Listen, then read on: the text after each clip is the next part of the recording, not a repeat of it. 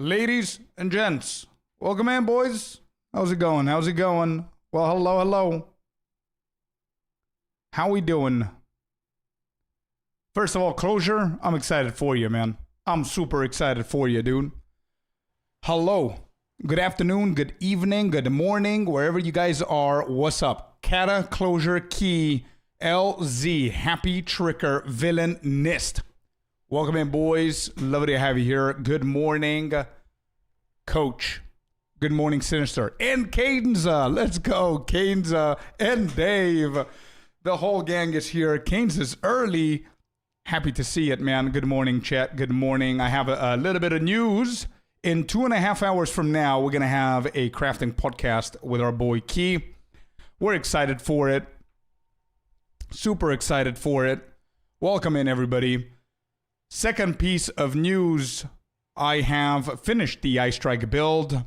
We posted the video. Anybody who's interested, go and check it out.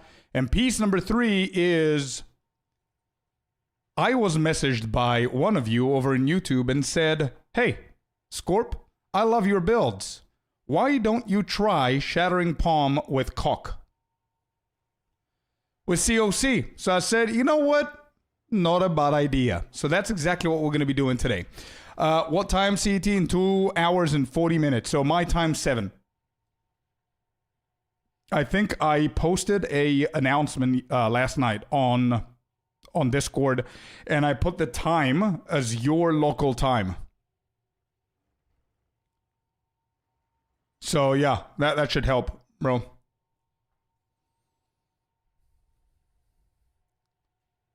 Yeah. We're doing that. All right. So.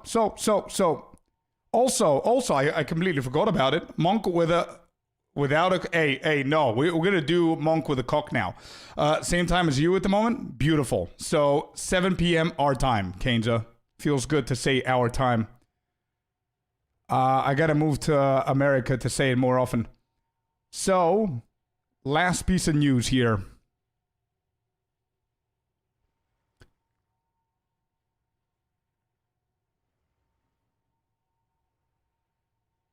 Boom. This is the last piece of news. Yesterday, we did 3 maps, and we didn't get absolutely anything on the middle section of the budget for Ritual. And actually 4 maps. The 4th one recovered a little bit with 4.4 Divines. I did 3 more maps, and it literally just caught up, man. We found 2 Kadiro Gambits, 1 Wrathpith, Sinistral, Annulment, and Whittling. So this is caught up, so we need to do a few more so we can finish this one. And this is ready for a nice little video. And that's it. So let's go and try our first map as a COC monk. Here we go. I'm actually going to go into a ritual. It has to be able to handle this. It just has to. Have they nerfed Abyss recently? Just run 10 juiced Abyss maps and did not even get a single Omen of Light? Nah, I don't think so. I don't think so. Alright, let's see what we have here. So we only have Shattering on our skills. Hey, let's go. Divine. Got him. Alrighty. Nice little div.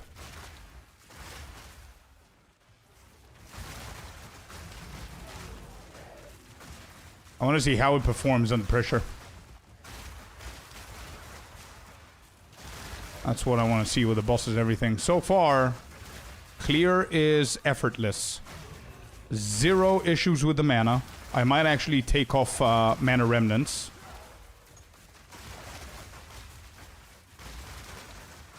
Nasty. Nah, I kept it fully white. I kept it fully frost. So it's frost wall.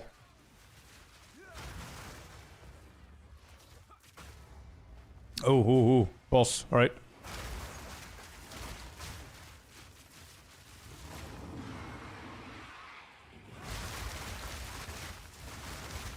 I need a little bit more on the boss damage. Okay, nice freeze. All right. Not bad. Not bad. We could definitely do that better. What happens if I take off mana remnants and I go for what? For Ash? No. Charge regulations?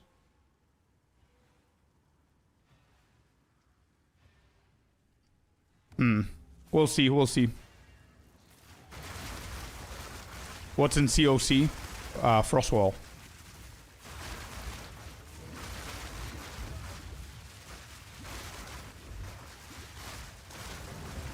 I need more crit. Herald of Ice. I have Herald of Ice. I have Herald of Thunder. I have Ghost Dance. I have Mana Remnants. These are all of the auras. So now the question is, if we don't have any mana issues, we don't need Mana Remnants. If we don't need Mana Remnants, we can replace it with something. That something could potentially be Herald of Ash or Wind Dancer.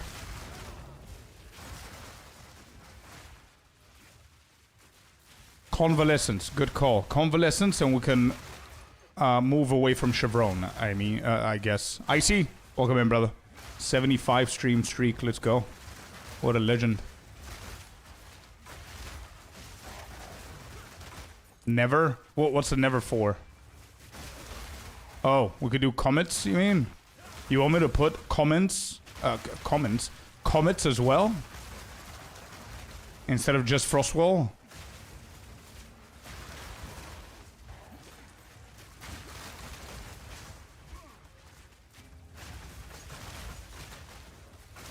Yes, I'm on it after this one. Frostwall is disgusting though. It's good, man. Look at that. Look at that. I can't see what's happening. What is the point of going dark mode on Google Sheets if this is the gameplay?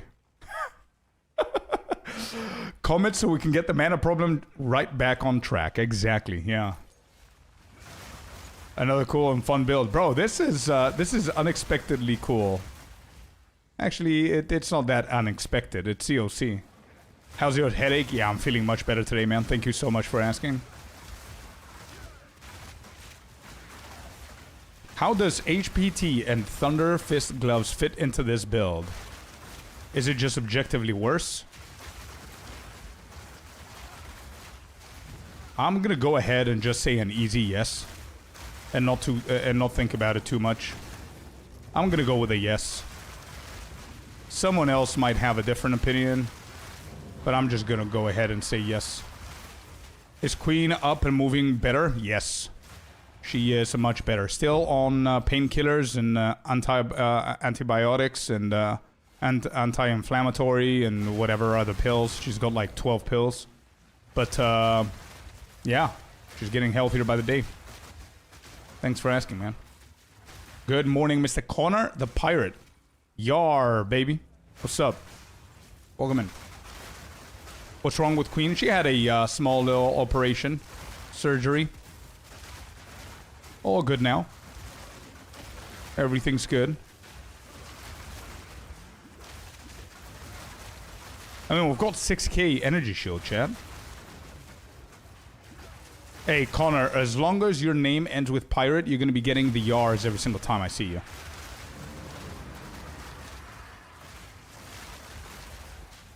You're not just a pirate. Your username is Connor the Pirate. So, you're getting those yars, man.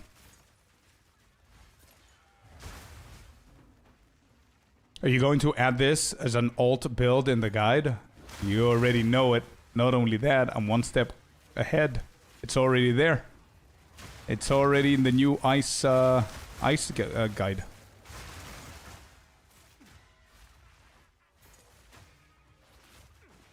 Good morning, Mr. Thalos and Christian. Welcome in, boys. Good timing, y'all. We are testing a brand new build that I was suggested. This is not my own creation or my own revelation. I mean, it's nothing new. It's cast on crit.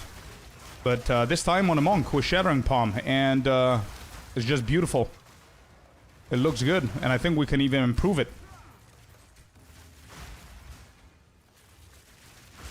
So crazy news, my uncle was in his house when it was hit by a tornado last night. Oh my god. He and his wife are safe and uninjured, but house, garage, truck, car, camper, boat dock, all destroyed.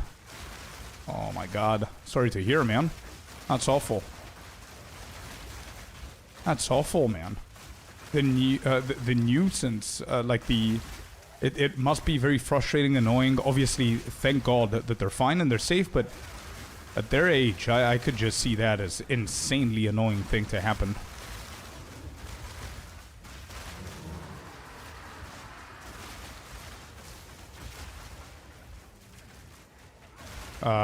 Why couldn't I move? That was weird. Hold up.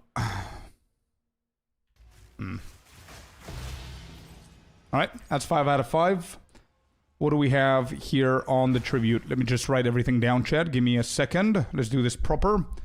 Pack size, we have 22, 23. Rarity is 12 and 15. We have a few more with these, and we're actually done with writing them down. 18,859. And rerolls, we have 12.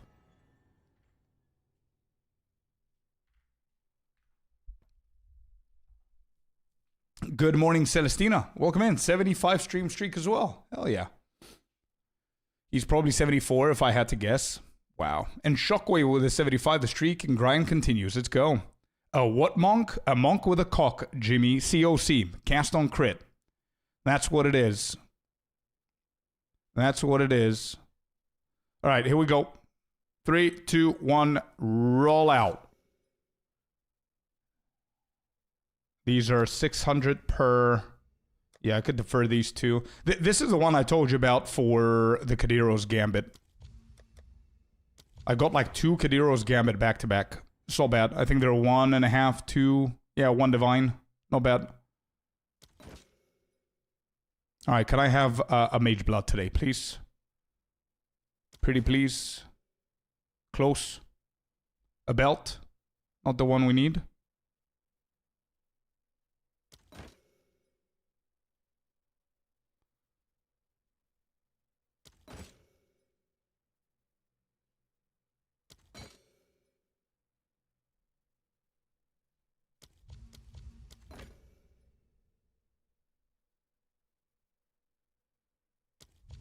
Alright, we're going to defer the Wrath. Hit it again. Ooh, I thought that was a Kadiro again. Nothing. We hit it again. Serpent's Lesson. Nope.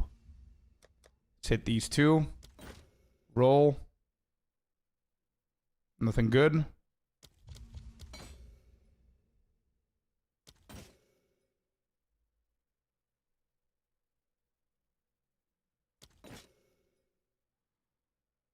Yo, Ritual, you gotta wake up, dude. Come on. Umbilious, new. We're gonna hit it again, and we got another.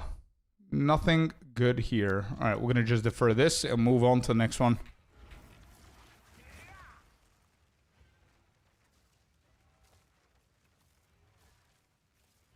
I do. Doesn't look like it. I do. 100% I do, Elsie.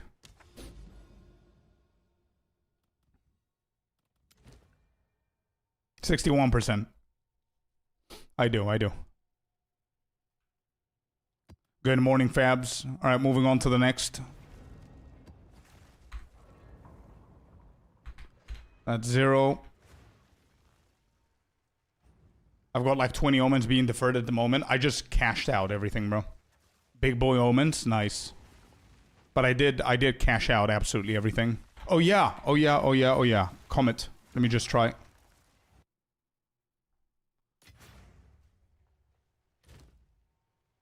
Let's see if we could do something here. If the mana's gonna get bricked. If the mana gets bricked with a comet, then that means we have a good build. If we're spamming abilities and we're constantly at 100%, there's something wrong with the build.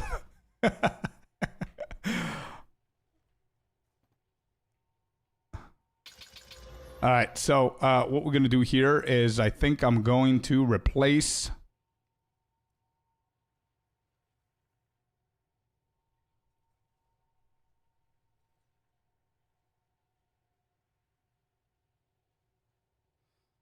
If you're going to add it as an option, it's already there, man. It's already there. If you click on the, you see the build that Joseph hit. If you click on the first one for MOBA, that should be the new Ice Strike Shattering build for the Monk. right here, there. And there it is. Shatter plus COC. It's already in. And Shatter, Ice Strike is here. Everything is here. 2 hours until podcast, correct. All right, I think I'm going to do the classical. Let me take these off, see if they're going to play better. And let's do energy retention instead.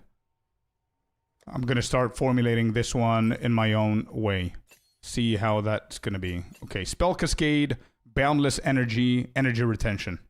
Watch the mana melt now. Yeah, exactly. If it does, we know that we did a good job. I think I found my new favorite build, says Fabs. Uh-oh. What is it? All right, here we go. Mana. Mana here, mana no here. That's what's going to happen.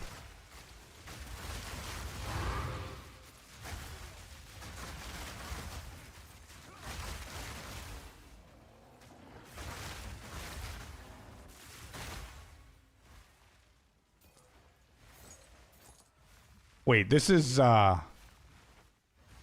need more. I need more.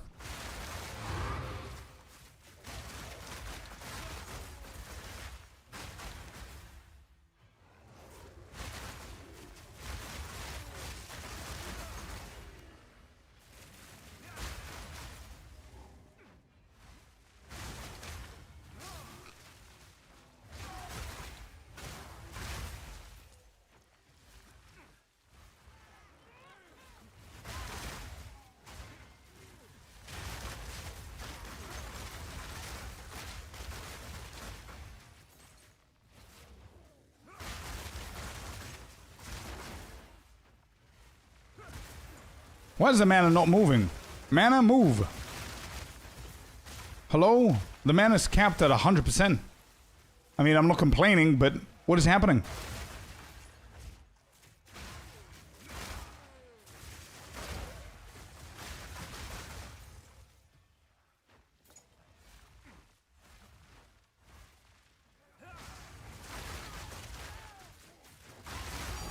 Hey, let's go. Divine. Got him.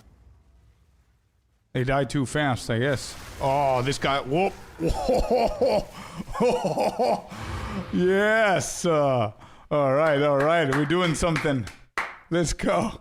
Is there a way to change Atlas points? Unfortunately, no. You can only change your decisions on the multi-choice. It's hard to scale COC if you're not a caster. I think we're doing good, man. Rituals. Yep. It's a queen. Here we go. Hello, Astra. Welcome in. Where is she?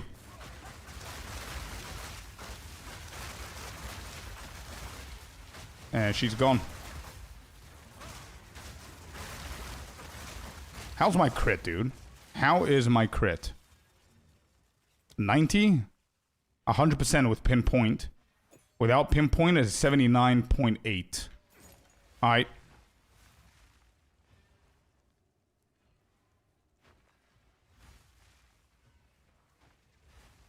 Good morning, Cynical. I'm starting to get bored of farming cleansed areas. Then stop. Why are you farming cleansed? For fractured? Move on to another mechanic, I would say.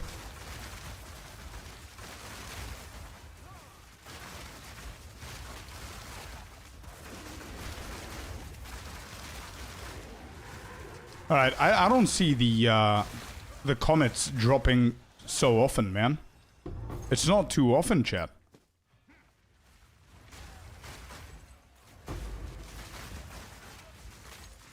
You're not getting any comets? Well, we are, some of them, but it's not very often.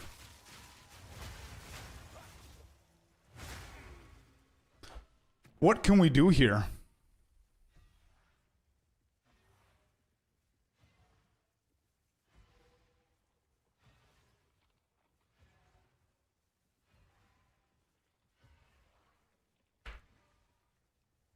I have Boundless, I have Spell Cascade, and I have Energy Retention. I have Pinpoint Critical. We're 100% critting, bro.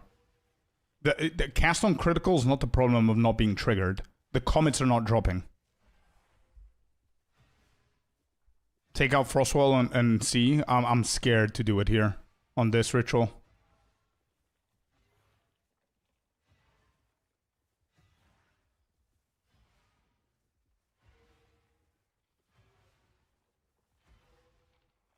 Need more meta energy gain because of power gain. I got a vocational practitioner. How much more do you want me to get?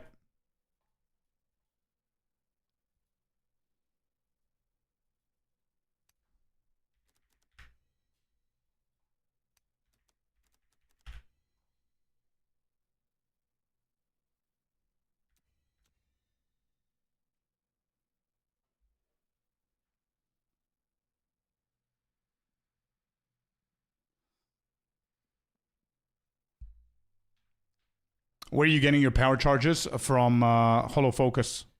Check the command charges and you'll see. If the order matters, I don't think so, no. Not much you can do. COC works better on rares and bosses. Against normal mobs, you won't see many comets. Yeah, I agree. So we need to do Divinity and see. Also, we need to take out Frostwall and see how that's going to work. Too much energy requirement. What can we do then? Yeah, big boss can tell more. Yeah, okay. Let's keep it there. I'm 100% critting. It's not an issue with crit. It's an issue with the comets, not even cast on crit. I mean, Frostwall is doing fine. Alright, the gorilla. There's gonna be a weird... I didn't even manage to finish my sentence. The area here is so bad, man. Jesus Christ. I didn't finish my sentence. I knew that that was gonna happen. That's stupid. Can I borrow you for a map? Yes. What map is it? Maybe I can test the build. Test the comets. Worst map for the boss? Yeah. Ritual and Gorilla? Scorp's dead. Yeah, my kryptonite.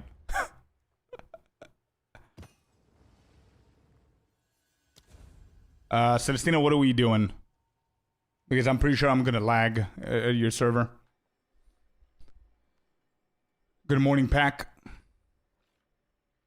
How much is your crit? 100% with pinpoint. 75% without. But that's because I dropped... what do you call it? I dropped the Careful Assassin, I think it's called. Hello, Fearless. How you doing, bud? Need to further test calling. I should have invited you instead. I don't even know if I'm going to be able to do anything here. Let's see. Nicolay, welcome in. What I don't get is how do you break the shards that you create? What do you mean?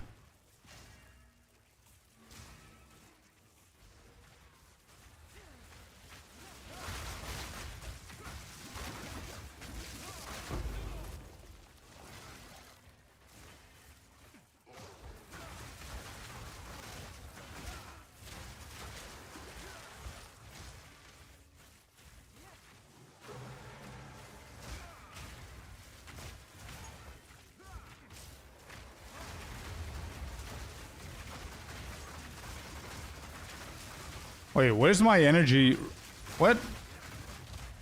Why am I not regenerating any energy? Hello? I'm dead. Why am I not regenerating any energy? Sorry, Celestina.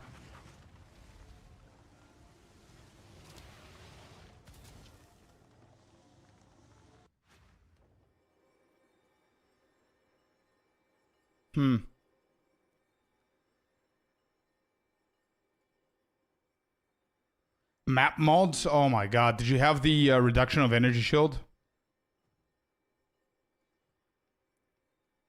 Because I have chevrons, Nikolai.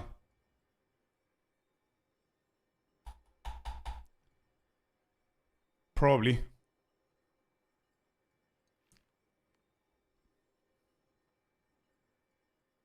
Okay, I'm gonna take off comment because clearly I'm not getting it.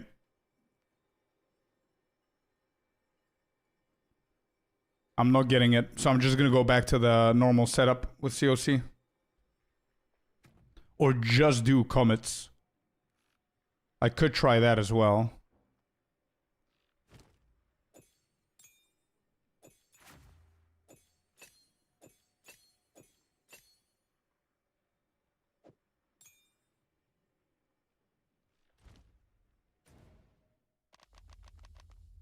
Quiet Storm, welcome in.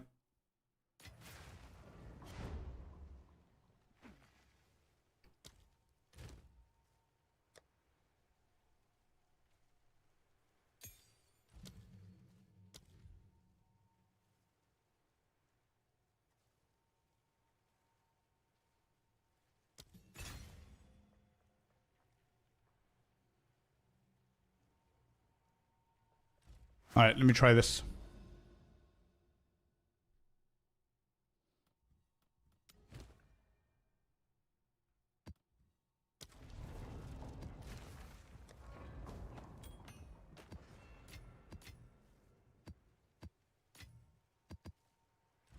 All right, so only comets.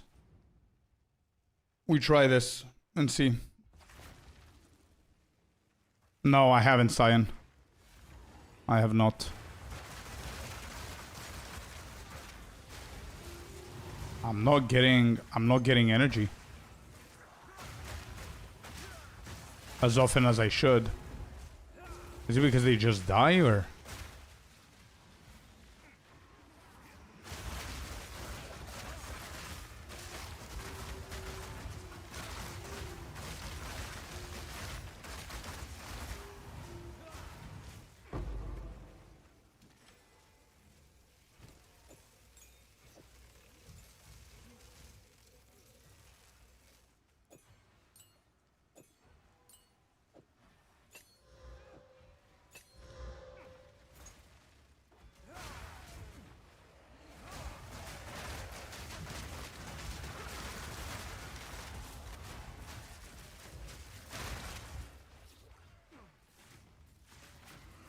Wait, did I not have it? Oh, now I didn't have it. Before it was. Okay. Yeah, there's a massive difference. Yeah, comments don't work with me right now. Yeah, this is perfect. Okay, we're staying with Frostwell, chat. There it is. It was a fun idea with the comets, but we stay with Frostwell. That works. So we're back to square one with the mana. I think the mana's not needed, and I'm gonna test it, removing mana remnants and seeing.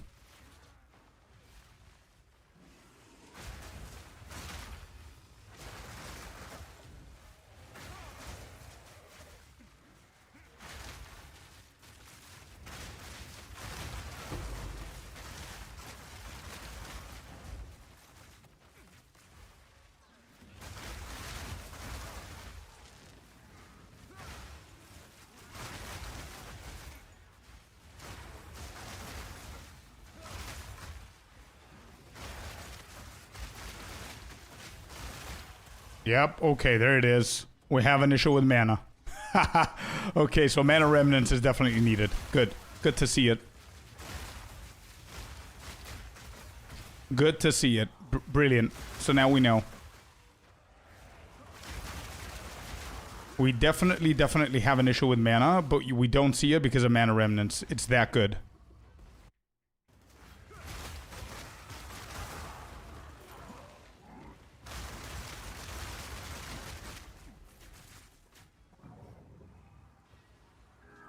Nice.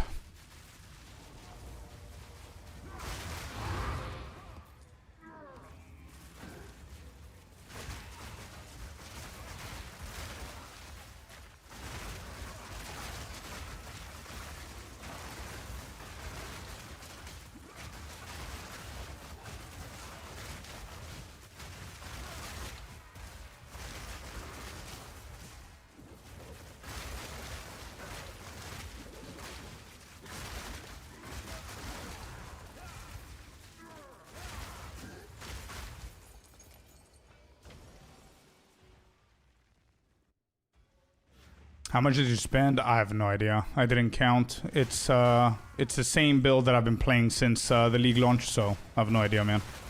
I've been building it since the start of the league. None of the builds so far. I've got 3 builds that I've featured and made guides for. The Spin to Win Falling Thunder, the Ice Strike Shattering, and now this one, Cast on Crit with Shattering. You can definitely get them going with fairly cheap. Currently, obviously, I have gear, because I've been playing every single day. But you don't need the same gear that I have. Do you know when the update for Path of Exile 2? What? Do you know the update of Path of Exile 2? What update are we talking about?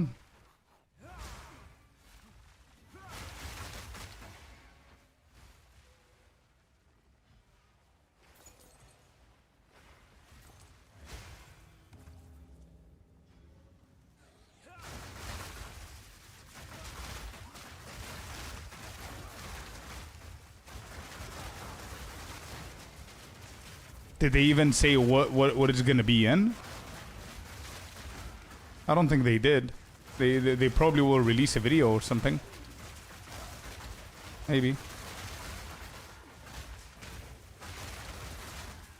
Probably today or tomorrow.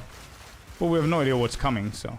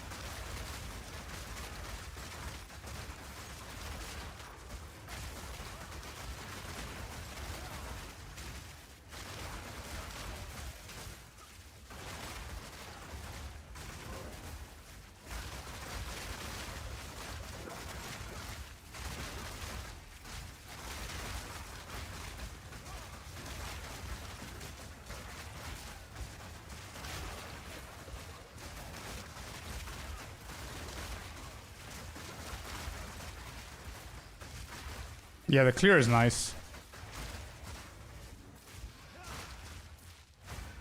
Clear is not bad. Where is the final one? Maybe down here?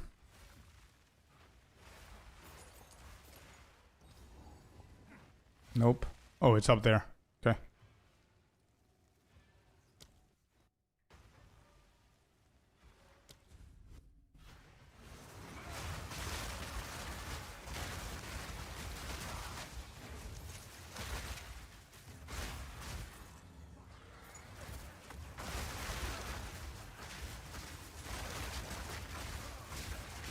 I feel this build with COC is so much more for mapping than bossing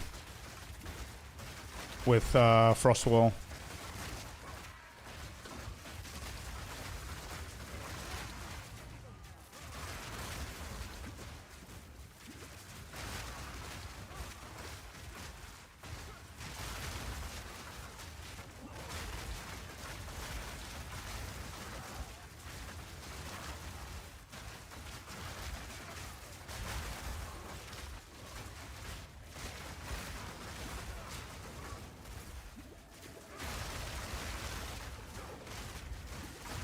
See how long it takes?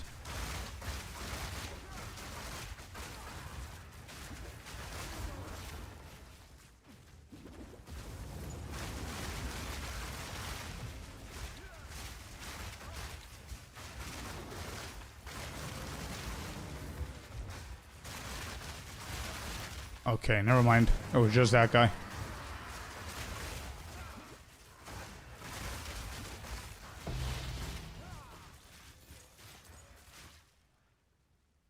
Low agents. Alrighty, so we got a map down. We have...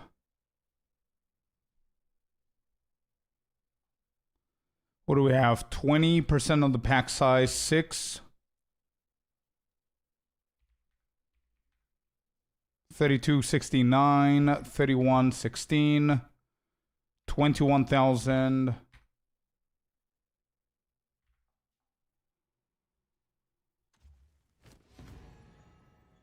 Okay. Oh, we've got 16 rolls. Hello, Anton and Table. Welcome in.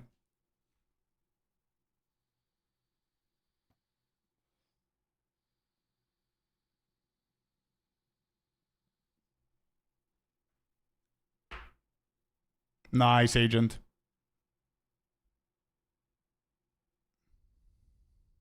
If you freeze a lot, you're gonna definitely get more energy. Yeah, frame. I might actually need to go into one with the river for the freeze. I got some freeze build up here for exactly that reason. I'm thinking of dropping here. That's one. Maybe dropping these. I'll see how I'm gonna do it. Yeah, I'll see how I'm gonna do it.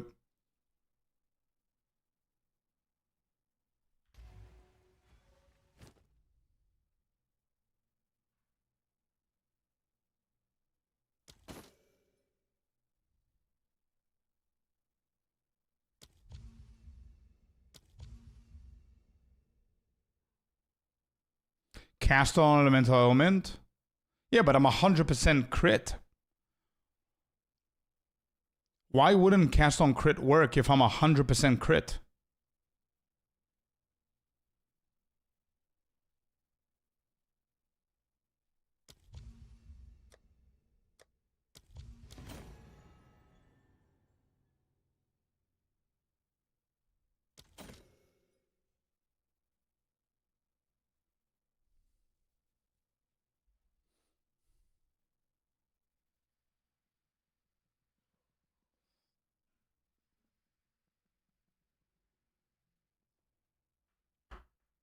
But you freeze more? I don't know if I freeze more.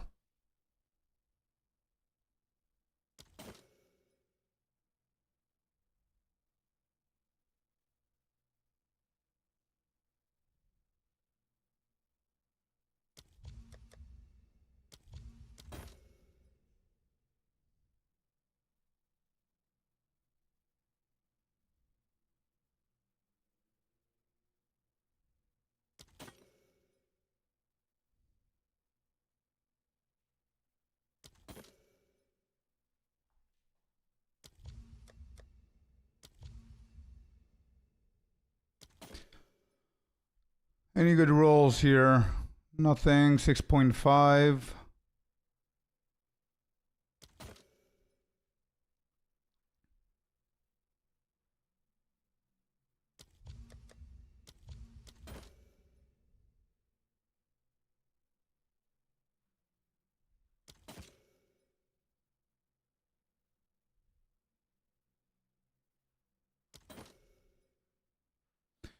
Just to answer to the question before, no, they don't reset in price.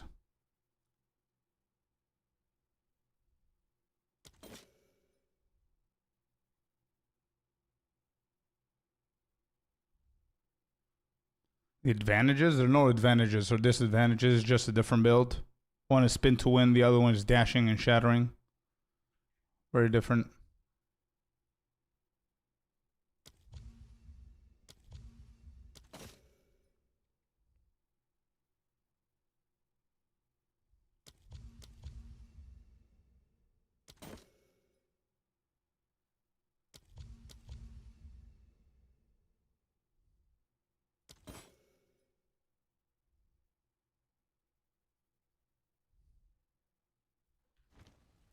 Wow.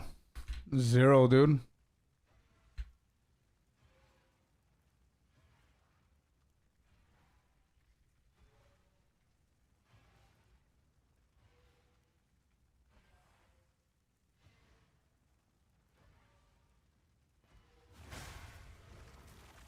No omens either, nope.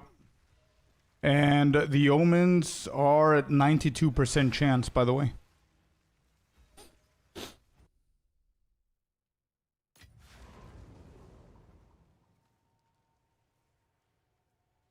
Might try it out. How many divines? I'm not 100% sure. You don't really need anything super special. I'm not running Headhunter or whatever. This is pretty cheap. This is cheap.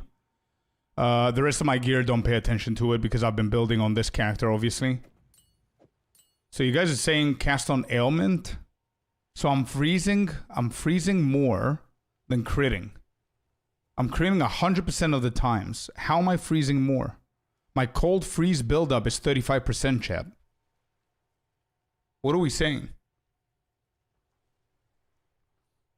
Is it going to be better for energy?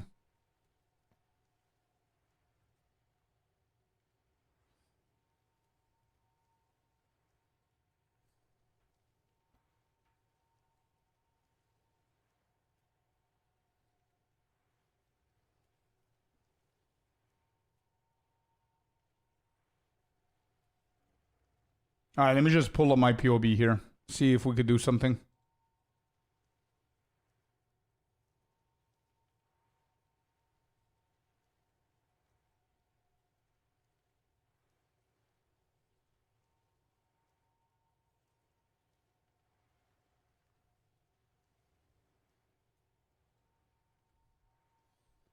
Cast on critical requires 10 maximum energy per 0.1 second of base cast time of the suckered spell. Because Comet has a very long cast time, it requires 300.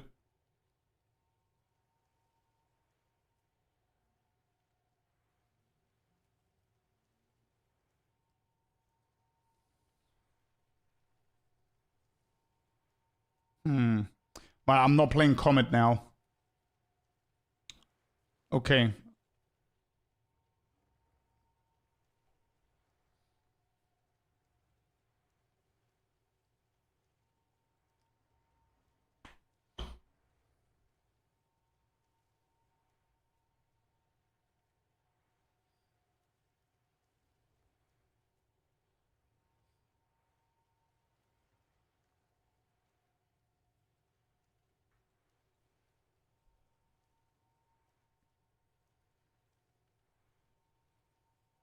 Monk turning into a caster, yeah.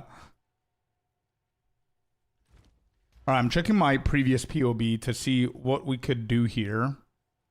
What if I drop the enhanced reflexes? Am I gonna have enough? I think I'm not gonna even have enough dexterity here. 8% dex. I'm gonna lose, what, 15? 152. We're 141 and we're still fine. No, we're not fine. 141, so we need a little bit more. Okay. And intelligence is 147, 187. Okay, so maybe I drop these. Hold up. We might actually do something here. These are fine, these three. I drop that.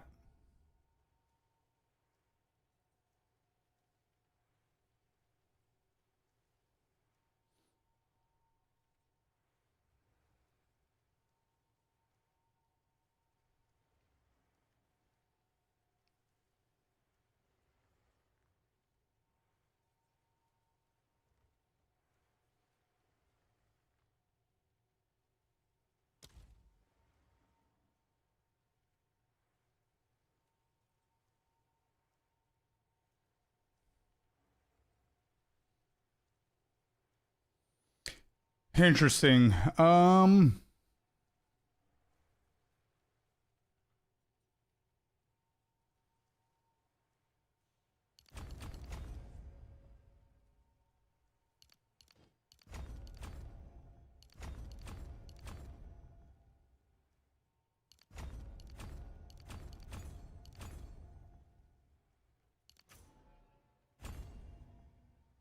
Body armor, Nikto, yeah.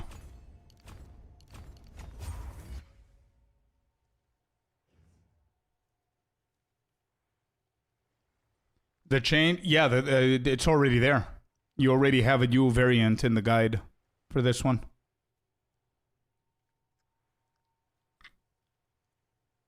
Body armor, yep.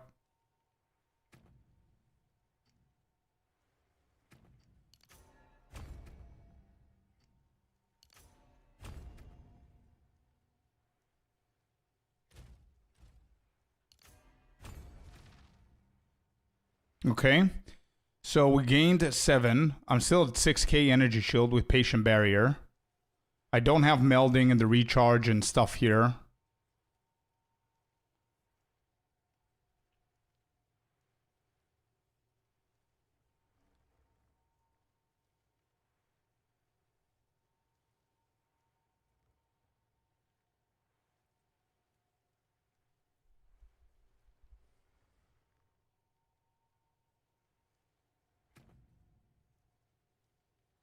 So hold up 1 second. What is my crit now? If I take that off, that's 79.8. It's pretty easy, Shabia. 79.8.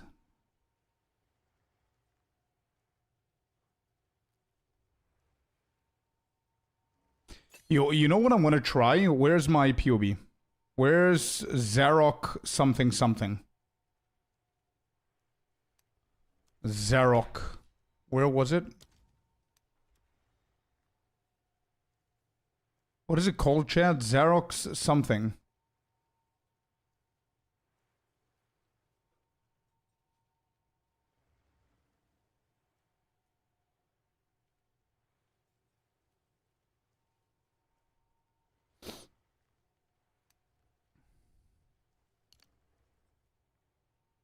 Am I gonna get stunned? Probably I'm gonna be getting stunned regularly. So we could do crit damage bonus, crit damage bonus.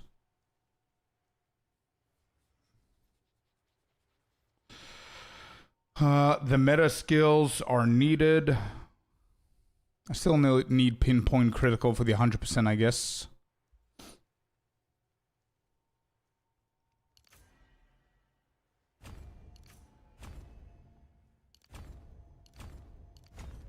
Coming Calamity, that's 22.3k. So Coming Calamity gave me 5k. 5k damage. I think it's worth. We can give this one a try. We're at 6k now. On the energy shield.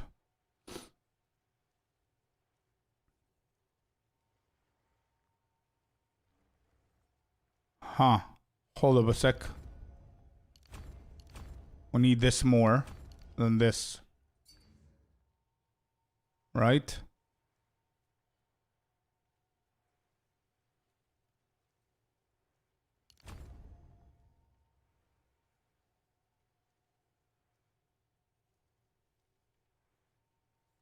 Oh, so it takes more.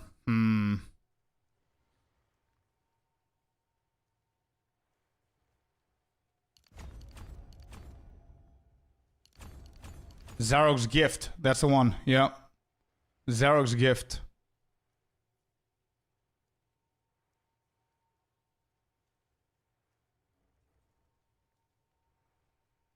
Reduce critical damage bonus, increase critical hit.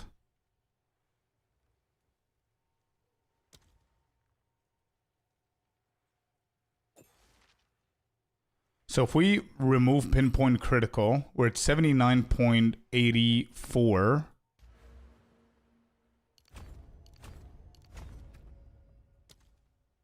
That's 98.65 without pinpoint critical. I think I prefer that without reducing our critical damage bonus.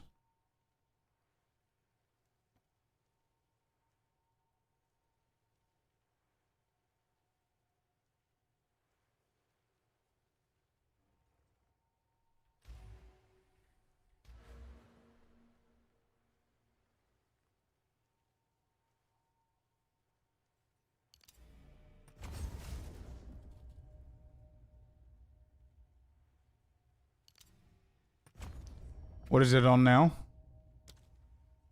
100%. There it is. 100% without pinpoint critical.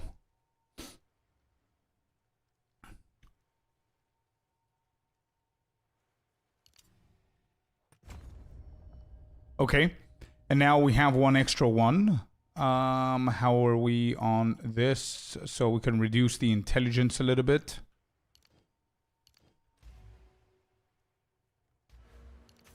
Strength. We need one more.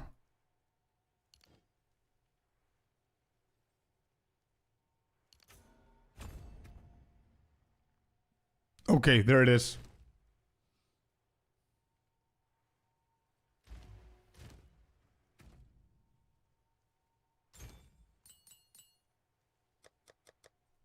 Alright, I need to find another gem for Shattering Palm. Elemental Focus could do the trick. Magnified Area, Elemental Focus, Close Combat could be good as well.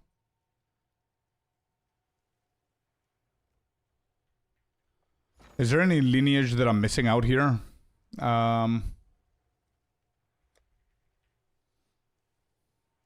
I know these, I know these. Is there any one that I don't know here, what they do?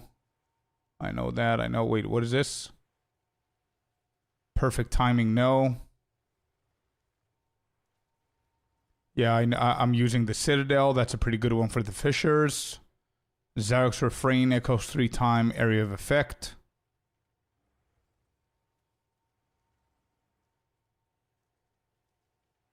Prototype 17, 20% increased critical hit chance per 5 rage.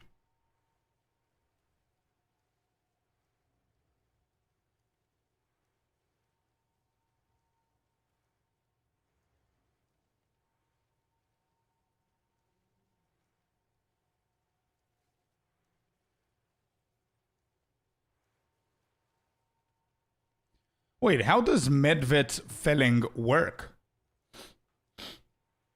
Lose 1% of maximum life. So I have 1 life. Am I gonna lose? What am I losing? Am I dying?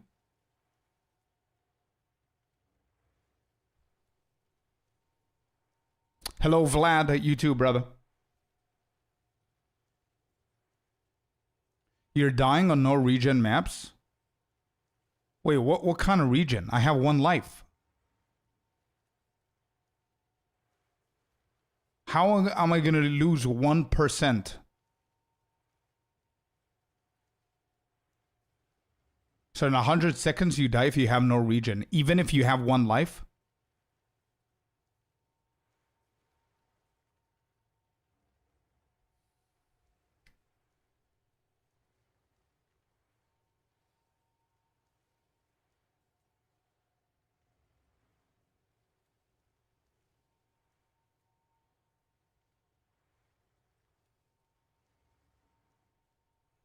Okay, that's a weird ass interaction.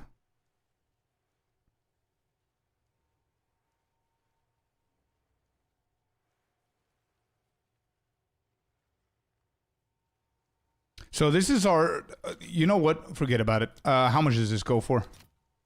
34. Wait, do I even have it? There's one way to find out. So this is my rage generator. So we don't need rage 3 here then. We go for Medved. Okay. Rakiatis Flow is an obvious thing here.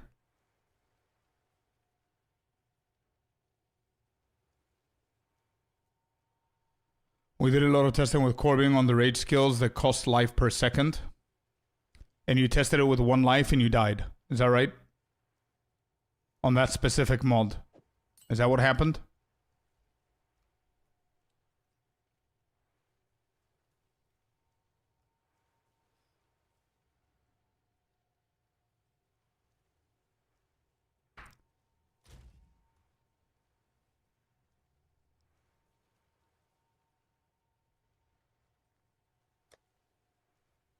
All right, no, okay, sure, whatever. So that mod is called what? No regen, is that it?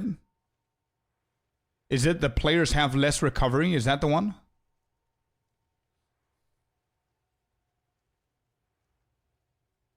That's the one? Yeah, this shit is too common. Yeah, no, I'm not doing that. Okay, I see what you mean.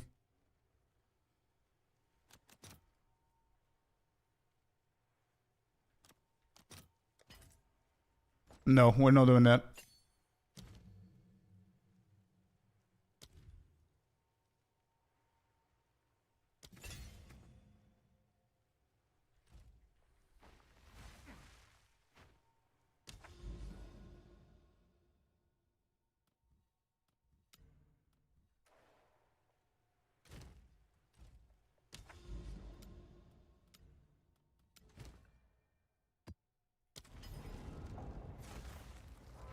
You can test it.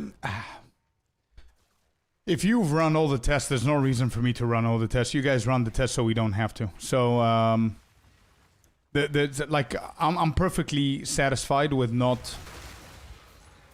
we're not having to give a shit about any mods of the maps. I'm not gonna start all of a sudden nitpicking the maps that I'm running just for that one mod. And that one mod is probably one of the most common mods and juiced up maps.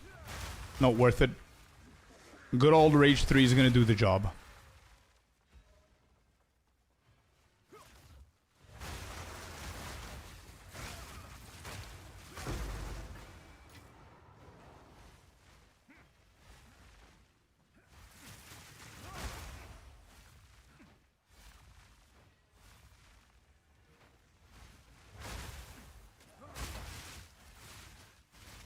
Yo, what's up, Ross? Do I need exactly 200? Yeah, you need 200 to run the 4 auras, right? So it's COC, Herald of Ice, Herald of Thunder, Ghost Dance, and Mana Remnants. You can skip one of the Thunders for now if you don't have a way to get your...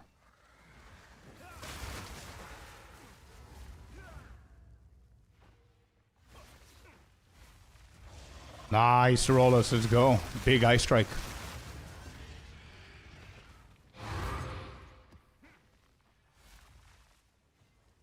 But check the guide, Nikto. Before I started streaming, I imported my my character into the Mobalytics guide. Just type build, and if you go onto the gear, I think I have a section on the gear, if I'm not mistaken, that says Spirit. And I list every single place that I get Spirit on. So you can check everything.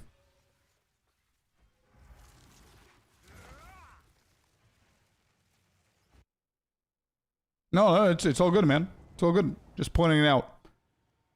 Is this much better than your Beyblade build? Not really. Beyblade build is just lazy, fun to play and all that shit. This is a more satisfactory kind of build. Very different to that one, bro. Very, very different. They're two very different builds. I'm not comparing them.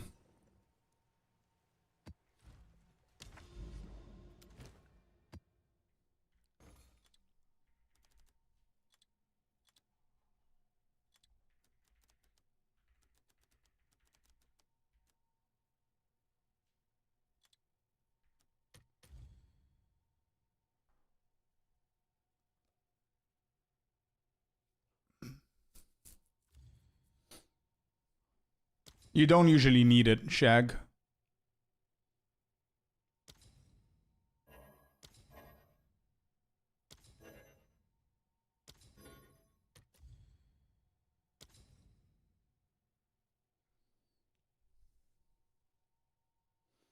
Yeah, if you have Rakkatus Flow, just take back your passives. It's going to be an overkill. Depends on the build, of course, but...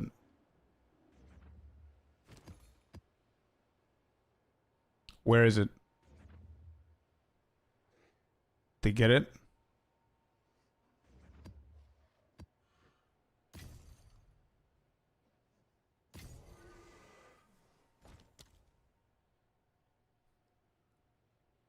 Nah, you're good with Rakkatus then.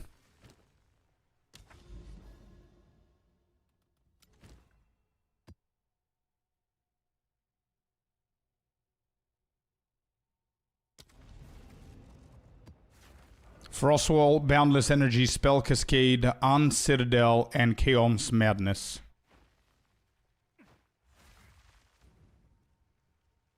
Hello, Eden. Yeah, no bell. No bell.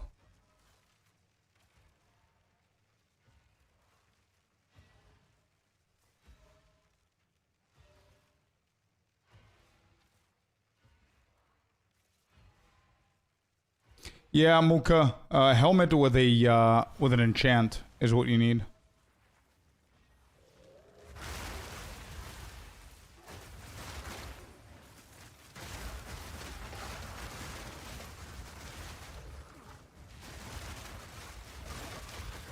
Much better on the damage department, chat. Holy shit.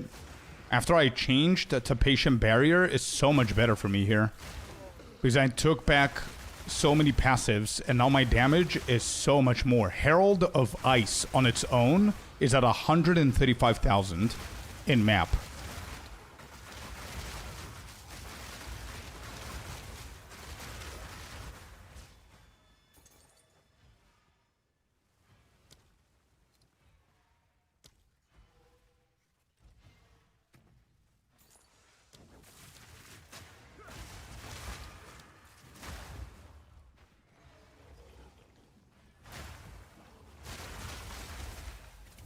Wait, who are these?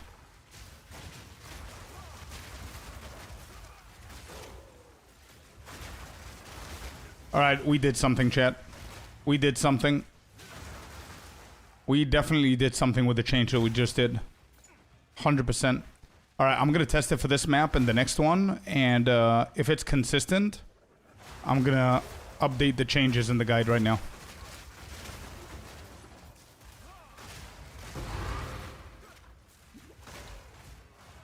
Why am I seeing names of bosses?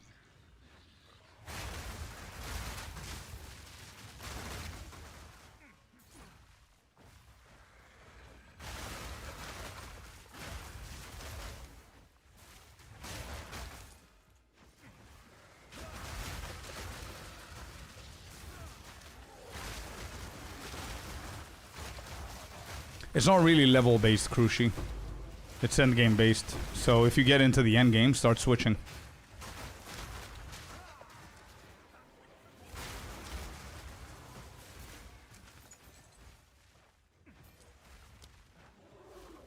Skipped one of the auras. Helmet with Spirit Enchant is so expensive. Is it? It all depends on what else you're gonna try and get there. It shouldn't be. But yet again, I don't know what very expensive for you is, but yeah. Skip an aura. Herald of Thunder should be a decent aura to skip in the beginning. Mana Remnants, you can't really because you might have issues with mana, and if you do, then you're not doing anything. Herald of Ice is just too strong in this build. 140k damage there, it's pretty nasty. Ghost Dance is literally your only defense on the auras. How expensive? Not that expensive to kickstart it. It depends on whether you have the crafting knowledge to craft the majority of them on your own, or how lucky you are. Where is this Rogue Exile? You went on a break as well. For the Spirit, it's not that expensive. But obviously this is my one character. I haven't moved from this character, so I have decent gear. Obviously. Alpha Howl pretty cheap now. Good. Good call, bro. That should work. Give Meteor. Hey, you can try it. Yeah, for sure. How much divines for this build? No idea. I didn't count.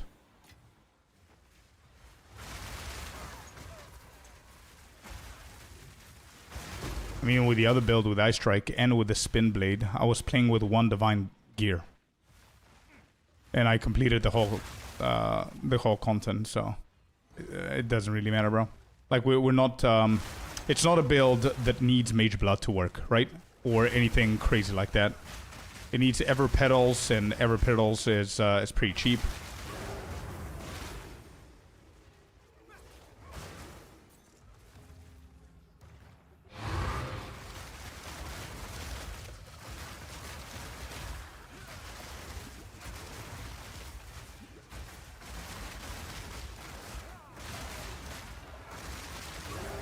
Wow, dude. Our damage has improved significantly. Yeah, I think this is it. I need to try this Deli as well. 200. And I think we just cooked, chat. Let's go. Spellcasting, Cock Monk. Melee, dude, with Shattering Palm. Let's go. Beautiful. So what changes did I do here? I got myself Coming Calamity. I got myself... I have this. Maybe I can make a better decision than here. I can go for physical damage instead of the defense. I think I'm good. Or we can get damage on critical. 10% damage if you dealt a crit. And we already have 100%, so... that could be a good decision there. Yeah, I'm going to try the Arbiter, for sure. And you know what we're going to do, chat? Get ready. I'm going to go and do one Arbiter.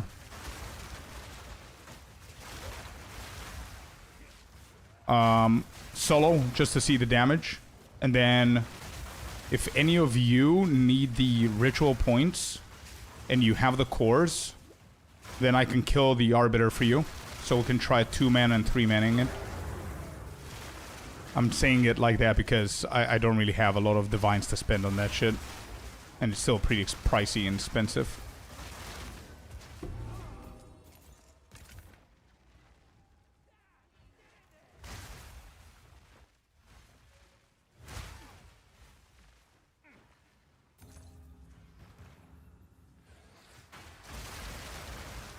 Daily 200%, yeah, we gotta do it, for sure.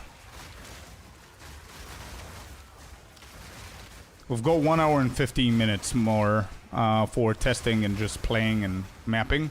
In an hour and 15 minutes, we're gonna start the crafting podcast. So that's gonna be fun. Holy shit, the boss just vanished.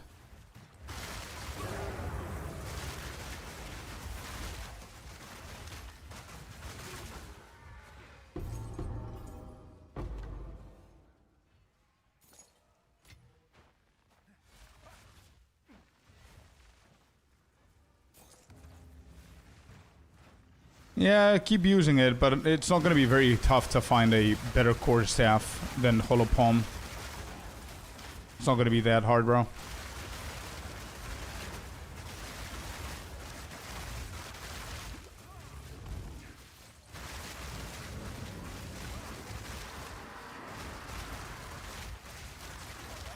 I can't see anything.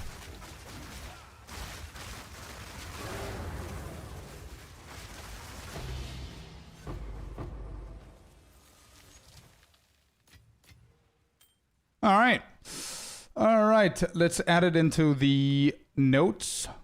This is the final one on the mid-budget version. We currently have what? We have 13 and 17 on the pack size. We have 12 and 15, 29 and 43, 26,942.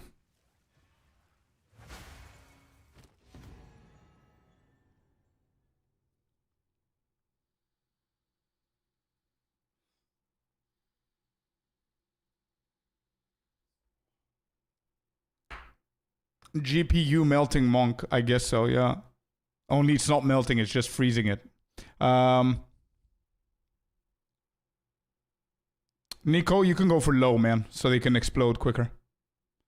Is this build controller friendly? Yeah, you just spam Shattering Palm. I don't know how easy or hard it is.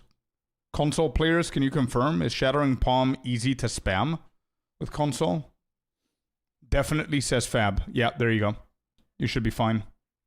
I use controller on PC. Yeah.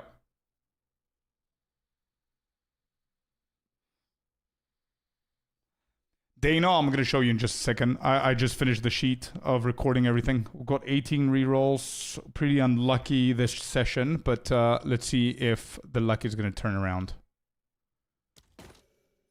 Kadiro's Gambit. All right.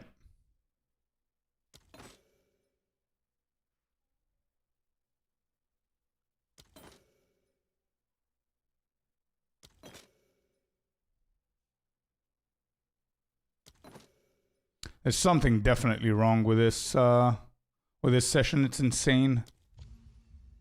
I haven't seen an omen in a while.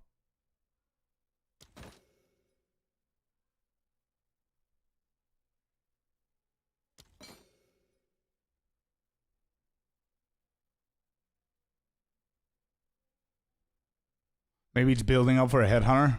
That would be awesome. Restarting the client.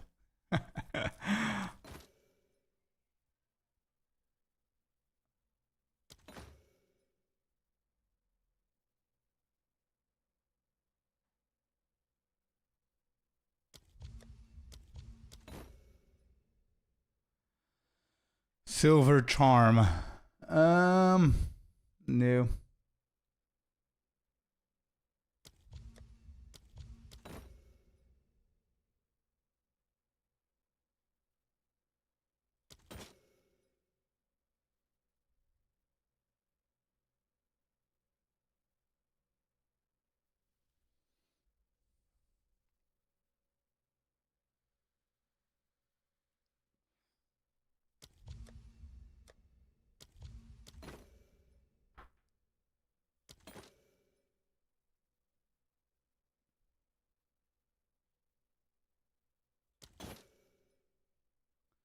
Thunderfist.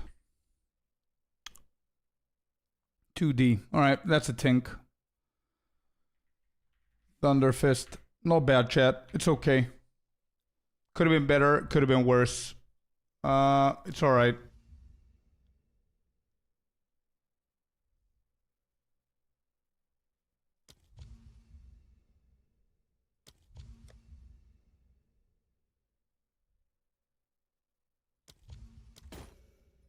Hey, there it is. Omen of Whittling. Jeez, you took your sweet time, Whittling. Alright, and we're back. Whittling. We are back. Okay, finally. Good. Oh, I don't really care if anything else comes in at this point. Don't really matter. The session is successful. I wouldn't say no to an Headhunter or Mageblood.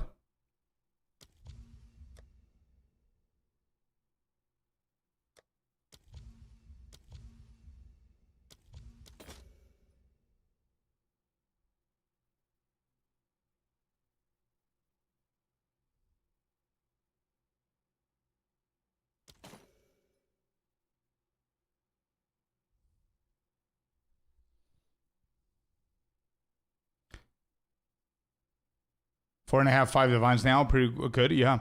No, Fab, it's 18. I wonder... What is that? Yeah, it's 18.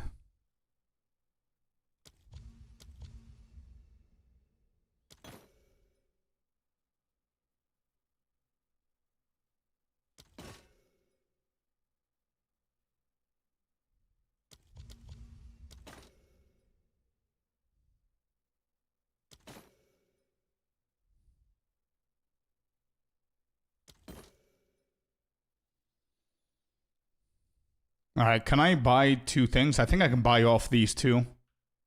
3.2, 2.4, that's 5.6. Yeah, I can. All right, bought everything, and then I'm even going to defer this. And that's a wrap. The session is now complete. And I have good news, chat. You're ready? Here we go. There it is. We are complete. And we're absolutely done. There it is. Now you guys can see. Let me just move over. Scooch. All right. So, the budget version, we paid 5.6 divines. We got back 29.8. Okay. Let me just correct this. This is the one right now. Then the one that we just finished now, the middle budget one, we paid 22. We got back 37.4 divines. And the expensive one, we paid 40 divines and we got 82.2 back. So, in a nutshell, what this means is that you can literally get yourself around 6 to 7 divines. So you can easily do this one. Hopefully you're as lucky as I was. Even if you aren't, you're going to get probably triple that. Raw divines? No, you don't get raw divines and rituals. No, here, these drops. Omens, items, and everything. Everything is written here and calculated for. I did not count. This does not count any kind of tink that we got during the map of the rituals. It only counts shit that we found in the ritual window. That's it. And I got, by the way, 2 or 3 divines dropping on each session. I'm pretty sure we got perfect chaos. We've got a lot of stuff, so that doesn't count that. Yeah, it's Abyss. There's no gain divines. What do you mean there's no gain divines, brother? If you get 6 whittling, you can convert them, and that's divines gained back in your pocket. What do you mean? But obviously, keeping on the omens is so much better because their price keeps going up. So by the time you guys do this, probably the omens are going to cost more. So you're going to get more. Yeah, of course.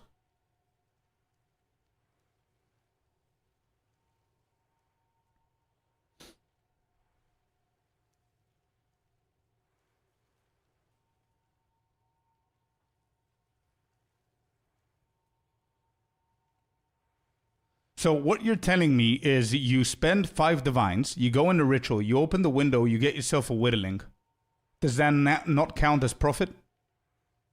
It doesn't count as you just got back your 5 divines? I mean, if you're SSF, fair enough. If you're SSF, okay, I understand it. But we're not SSF. Profit? Of course it is. Yeah, it was a sarcastic question. So yeah, the point is you get yourself, you invest 5.6 divines, around 6 divines. You run 10 maps with this strategy. So what this strategy is, you're running Jado right here. Jado, and I'm going to attach the pictures and everything. I'm going to make a video of this. We are running Jado 1313 is, I'm pretty sure what I'm running right now. Yep, 1313.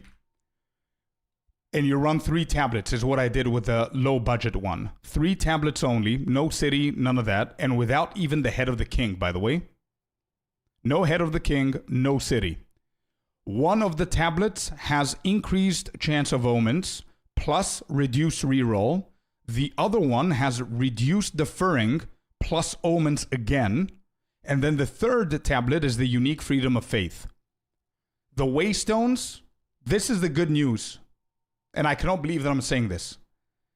Nothing, absolutely nothing matters on the waystones apart from one specific thing. Running tier 15 maps. Nothing else. If you want to run tier 16s, be my guest. Do not run tier 14s because that's a 78 zone. 79 is where the omens come in. You only give a shit about this. You're going to ask me, Scorp, why did you do all of this counting? Just in case. Yeah, corrupted. Yeah, sure. So the strategy of Waystone is alchemy, exalted, corrupted. That's it. Nothing else matters. Pack size, sure. The other thing that I've tested here, and we can see now the results, is monster rarity. Monster rarity, for anybody who doesn't know, gives you probably 8 different modifiers. It gives you, let me just go in so you can see it in the game, and they don't actually list everything here. Here. So monster rarity increases the chance for monsters to be rare and magic. So this gives you, first mod is increased magic monsters. Second modifier is 50% more magic monsters. These are 2 different separate. One is additive, the other one is multiplicative. It does the same thing for the rares. So now we have 4 modifiers. And it also does monster rarity, also increases monster modifier chance for rare monsters. And that has additive and multiplicative as well. So we've got 6 modifiers that we're getting from monster rarity if you hit it on your maps. So I decided to start testing it and see. So we run 5 maps with 63, 64, 67% rarity. And the other 5 was 0. Not even a little bit, just 0. Pack size matters. I don't know if I believe that, bro. I don't know if I believe that. Here's 30 maps. Where do we see the pack size matters? This is 17. I don't believe pack size matters.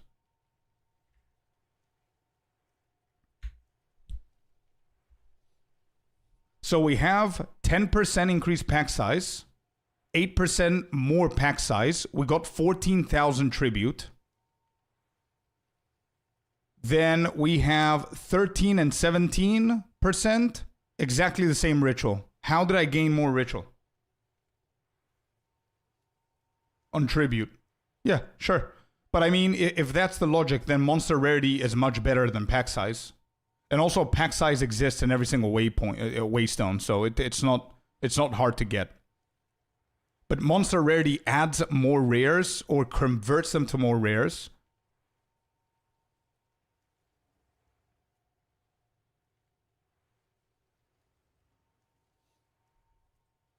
It's not the size of the pack, it's how you use it. Well, I have doubled and tripled the profit of every single session, and I didn't put any kind of effort going to get the packs and dragging them into the ritual with me. I haven't done a single move like that, so I don't think it really matters. Oh, I know the pack size gives more tribute. I know that since 0.1 it does that. But what I'm saying is that it doesn't matter. The extra tribute that it's going to give you, it's not going to do much.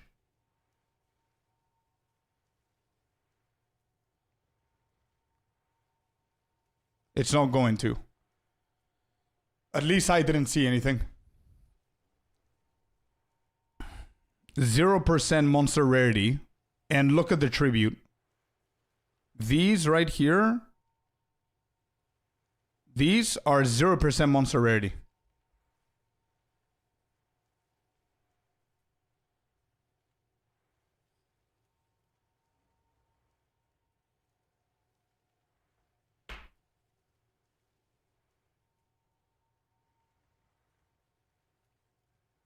Monster rarity didn't add more rerolls, didn't add more tribute, didn't do jack shit, actually. So I don't see it. I don't see it working or being needed.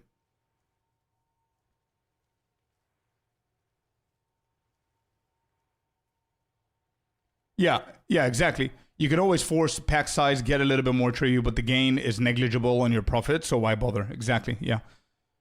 Personally, I didn't benefit from pack size. I didn't benefit from monster rarity, and that's 30 maps that I have here that show literally there's nothing here.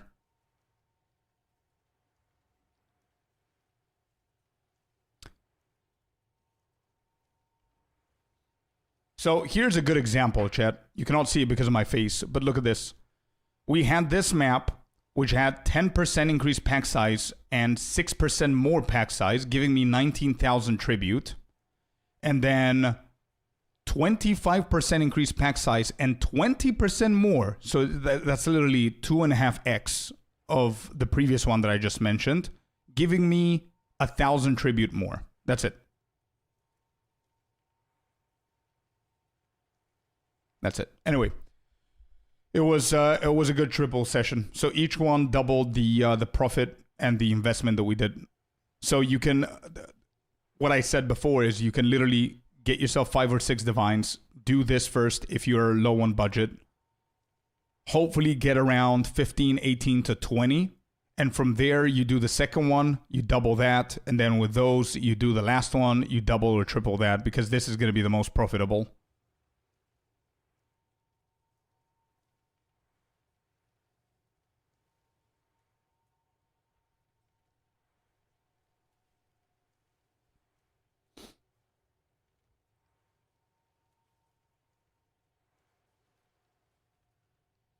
You cannot compare these things. Foretold grants permanent buffs and tribute. Yeah, but I didn't pay attention to anything. So I just randomly clicked on stuff. I randomly run around on maps and did all 30 maps were done equally. I didn't focus on one map versus the other one to get the foretold permanent buffs versus the other one. So whatever I missed on the one, I missed on the other one. So it kind of balances out. So what I see here are the stats that I've been given. And the things that I were with one extra reroll because of the foretold buff, I didn't add it in here.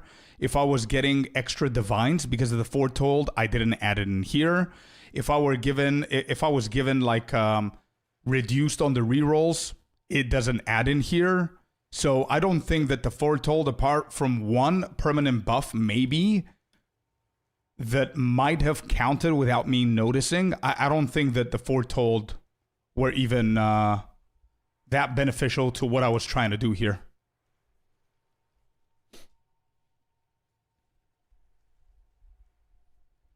Yeah, Zed, that's what I'm doing today. Anyway, that was good. That was a good session.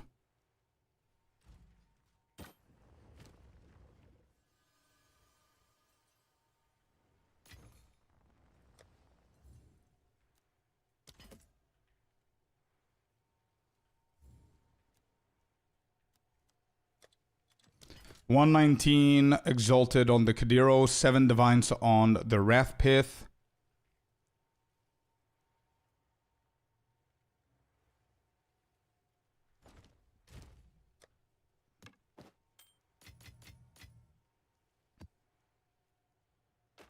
Like now, for example, I'm going to do a very different run with Ritual. I am going to be paying attention to the foretold, what do you call it? The foretold buffs. And that's going to make a difference for sure. But for my sheet, I didn't pay attention. I'm going to make sure that I say that. Are you able to share the spreadsheet? Yeah, I'm going to do it whenever I organize it a little bit. I'm going to release it with the video that I'm going to do. Because I already have like a few things that I haven't finished yet here, you see, for the Abyss. And I'm going to do one for Breach as well.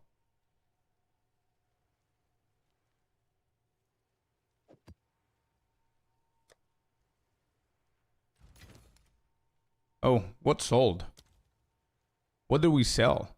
20 Divines, Jacket, and 12 Boots, and 4 Ring. Kadiro sold before, the 80, yeah, good.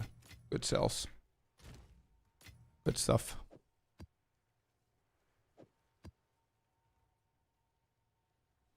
All right, so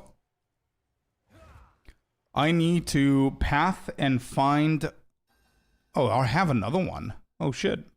I need to path and find city maps.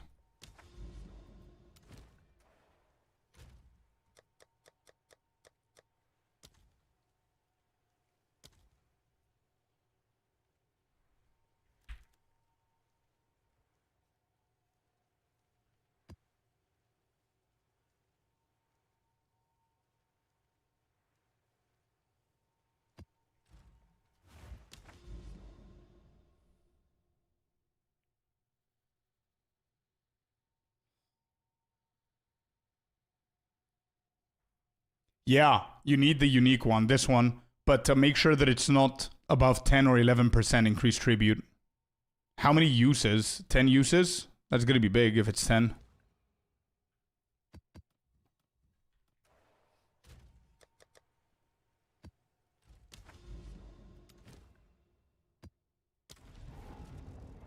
It's quite meh that 4 tablets are only city maps. Should have been on others as well. I know, it's a little bit frustrating. I know. A Wrath Pit just sold. There it is. The money conversion I was talking about before.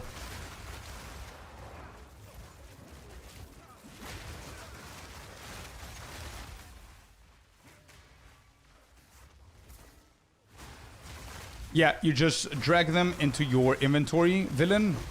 Just shift, click on one, take it out, and then put it back in. And that should convert it into a wound gift that you take to the Genesis tree.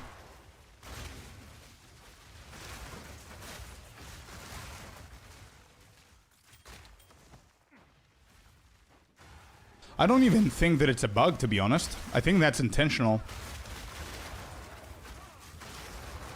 Because if they... It's kind of weird.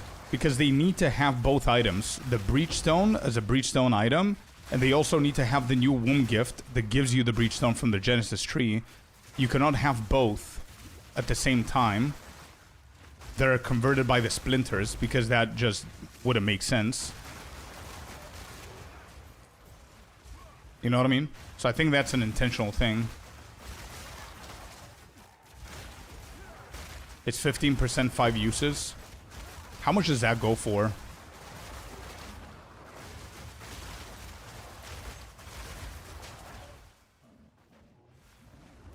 One tip I'm gonna give you guys if you're gonna run the ritual is never, ever, ever, ever buy the unique ritual tablet with more than 5 uses. If you go and filter the that mod and you type in 6 as minimum, you're gonna see the price, and then type 5 as minimum and see the price. It's just ridiculous how much it goes up. I'm talking about the uses, right? So 5 uses is the cheapest and the best one that you can get. After 6, it just becomes obnoxiously expensive. And you want to focus as low percentage of the increased tribute as you can. So 10% is the lowest.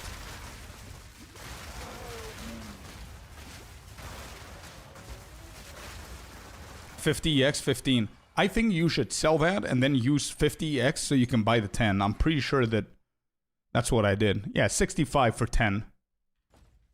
Much better. Just sell that shit. Don't increase your tribute cost by 5% for no reason.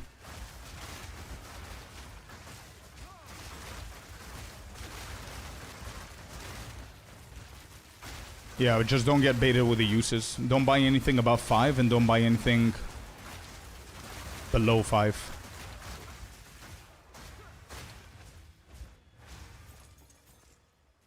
Hello, Scorpius. Something changed about the supports from the Killing Palm? This is a completely different build. I'm not sure if you're still playing the spin to win. We're not playing the spin to win anymore. But the build is the same as I left it.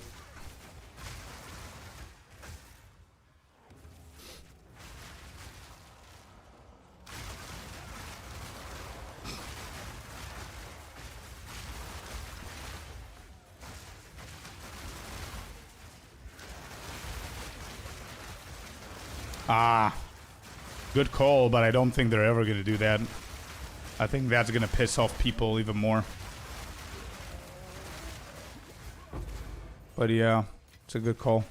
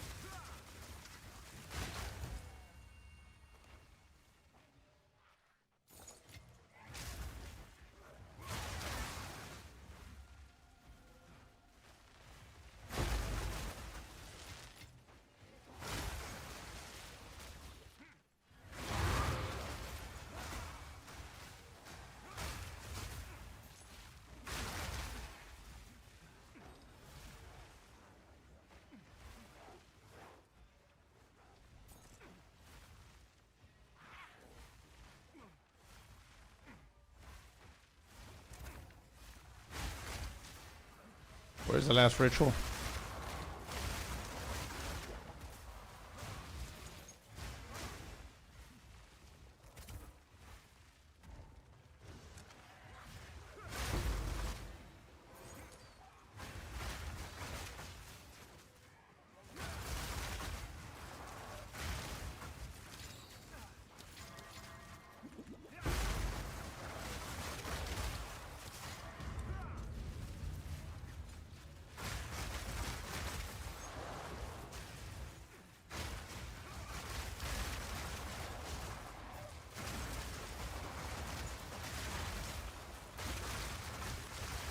Out of your builds, what feels the smoothest so far for you? Well, I think the smoothest is the spin to win, because you're literally just spamming spin to win. You're pretty far away from them, so it's not like full-on melee. And you're one-shotting everything with Falling Thunder. I think that's the safest out of the builds.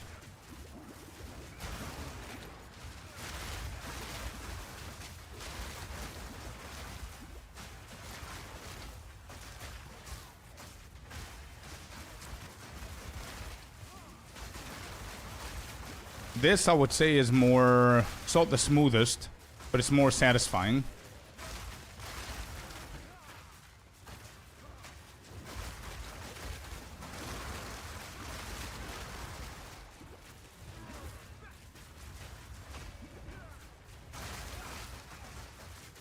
I don't know what's happening here. I cannot see half of the bosses and what they're doing.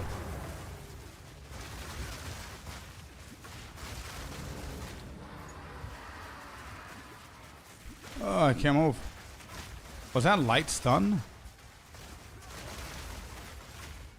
Interesting. Where am I on in the tree? I'm far away from that, so I guess... Yeah. I guess that needs to be my next move.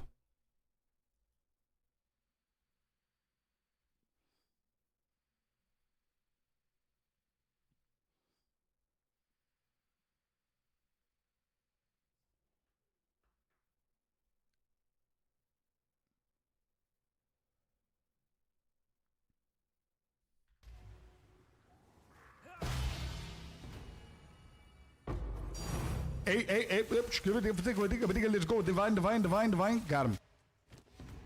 Alright, Ritual. 12 rerolls, 35k tribute. We don't have anything to record, so we're going to be a little bit quicker this time. Let's see what we get. There's a Thunder Fist, 12k. I think I have enough. I'm just going to buy this.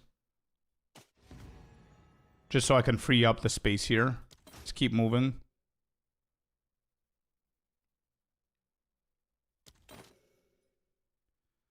There's a Whittling. I think we're going to defer that bad boy.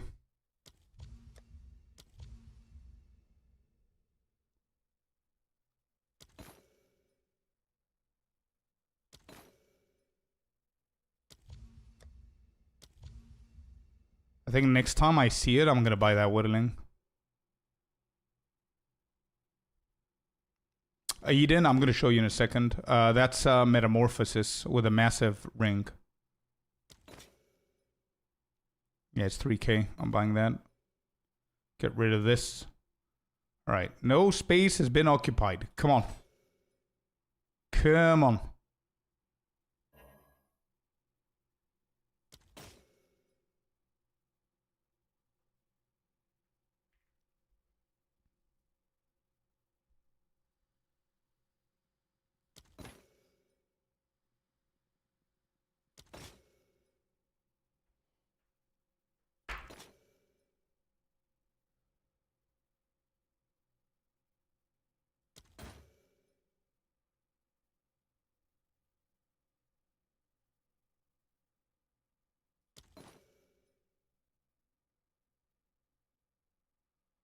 Celestina, I can give it a try.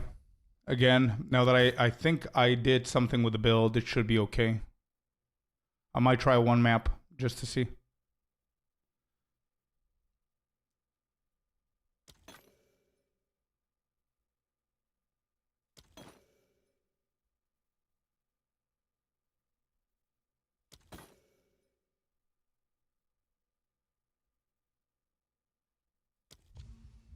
Sinister Erasure. Hello. I can join your maps if you like. Yeah. What maps do you want me to do?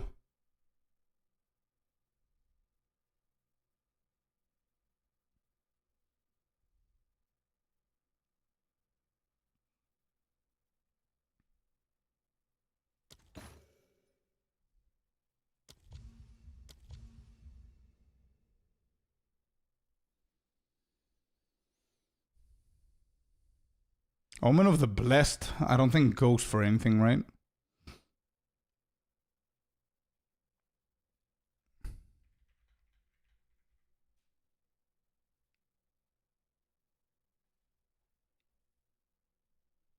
Not chance, blessed.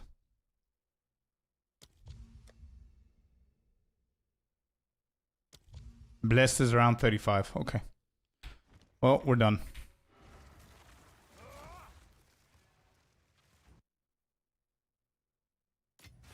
Blessed is a tribute killer. Wow.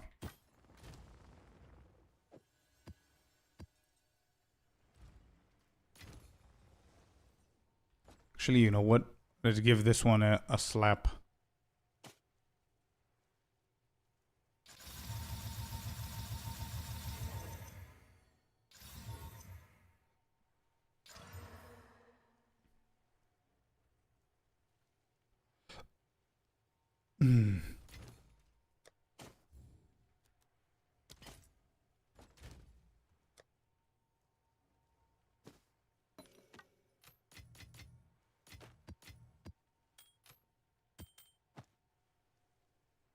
What are we on?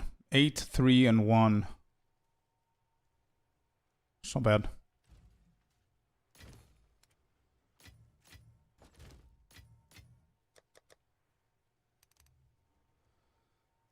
Okay, what did I want to do? I wanted to check these. I think there's a few corrections I could do here.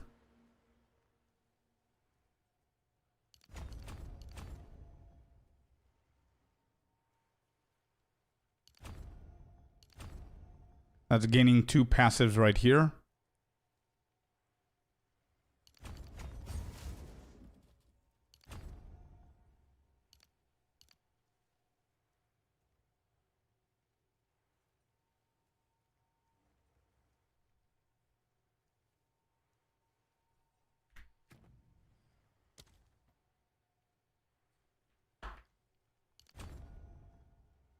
$98.65. I think with days we're at 100%, so I don't think I need that one. What we could do with these 3 is probably the stun.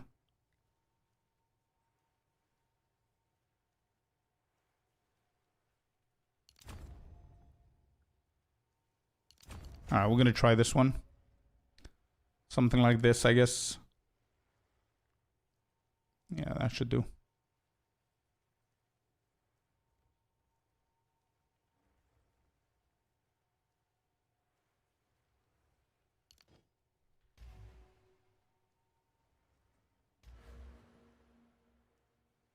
Hello, Blue. Yeah, I gotta use a stun. I need a stun charm. Do I have a good one? I replaced it before. I have more of these. Just use these, whatever. Life. That's bad. I have for slows. What could be a good stun charm? What is it called?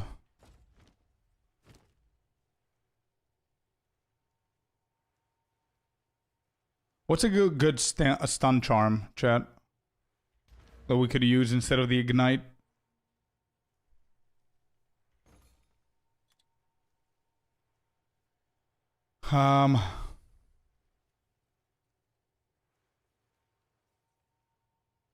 Was it thawing?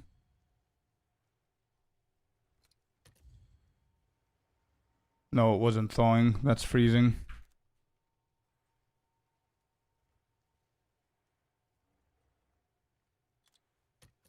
Stone. Okay.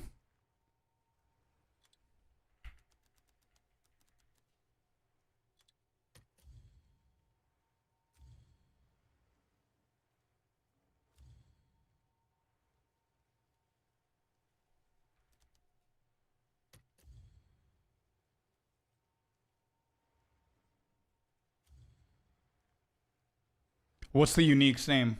I want to see the unique before I proceed. I think a magic one is fine, but what's the unique's name?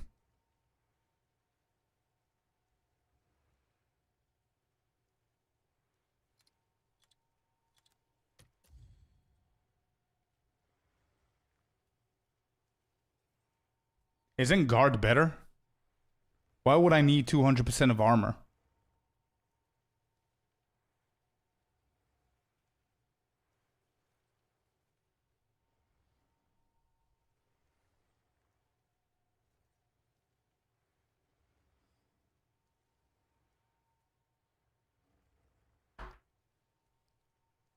Yeah, guard is really good.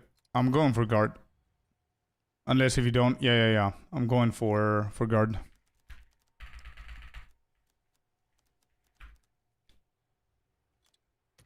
Utopia, yep.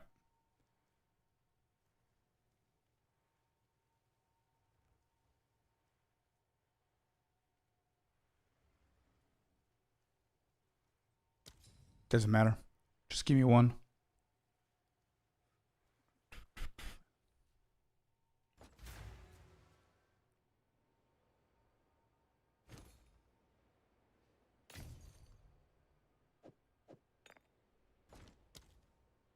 Alright, I'm gonna use the charm first. Which means I'll take these off for now. Use the charm first, see how it feels.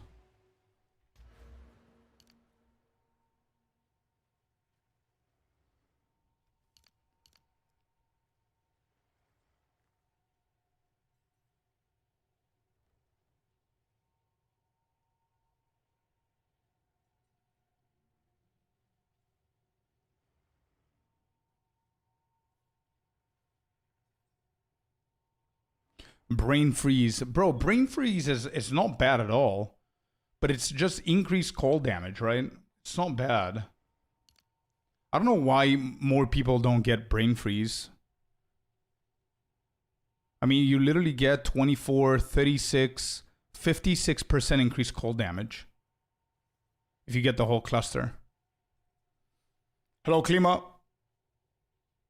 Yeah, if you have armor, it's probably good. Yeah, for sure.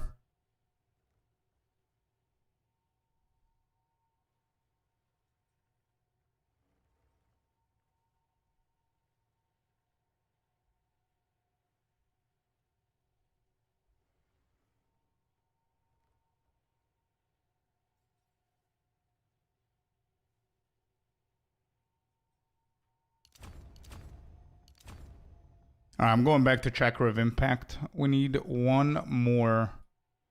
I guess it's going to be my level. Yeah, I'm going to level. I'm going to get Chakra of Impact since I have the time lost here. And that should be 100%.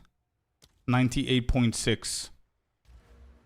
And then we're going to get another 8% increased critical hit. We're going to be fine. Alright, cool.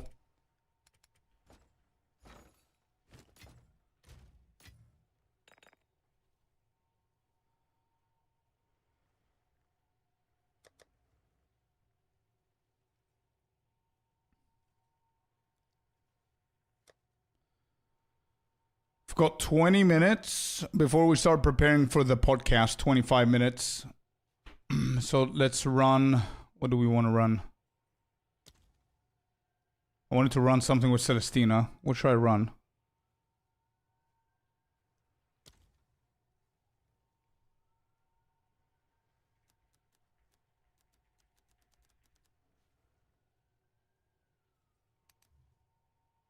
Ritual is fine. Okay.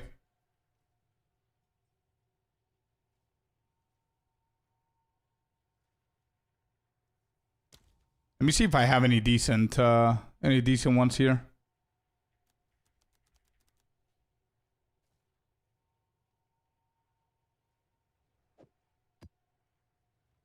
I am below, so yeah.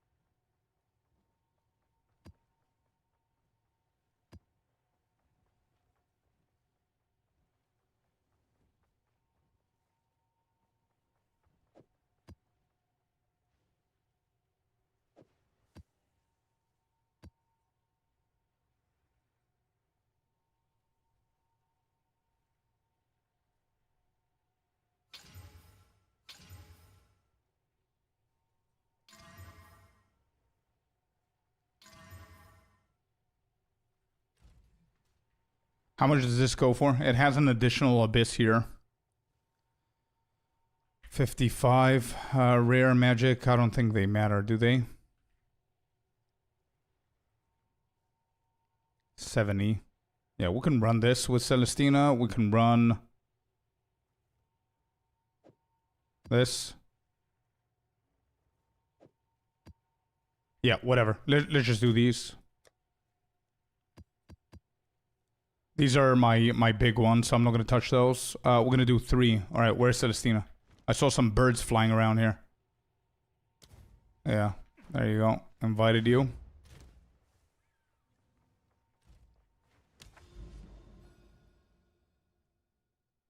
Ah, nice, Nikto. They do, Fab. Correct. They do. Where were they? I'm just gonna do 1, if that's okay, Celestina. Because I need these maps for the report. Alright, let's go. See what we got here.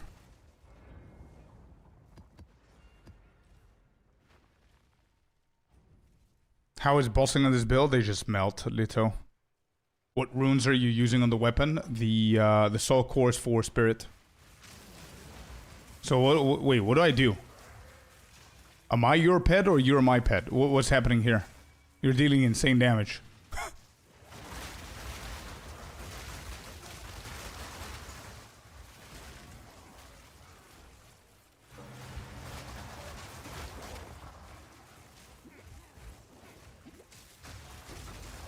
No, I'm serious. Like, I have no idea what you're doing.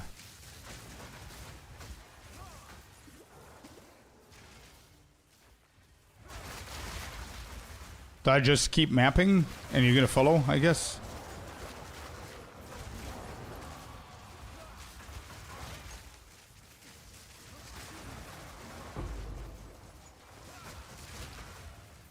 She's a rarity bot? I don't think she's a rarity bot. I think she's something calling something.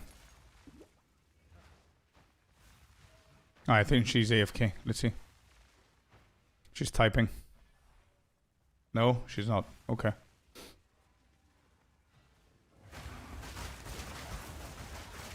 Probably she wanted to confirm, and then I said calling, and that's it. So I think we got it.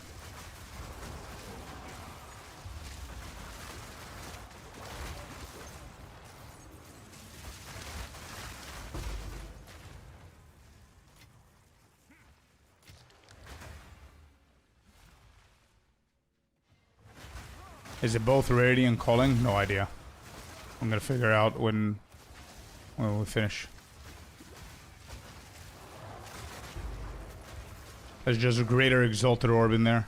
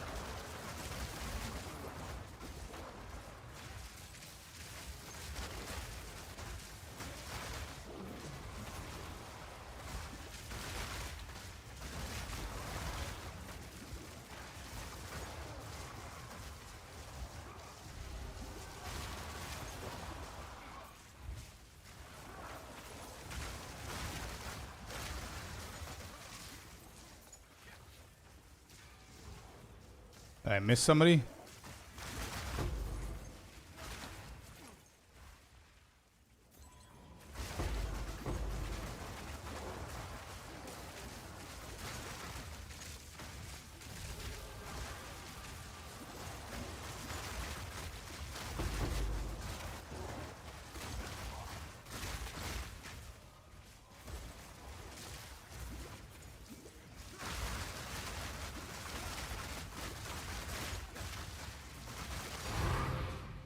Got a diamond.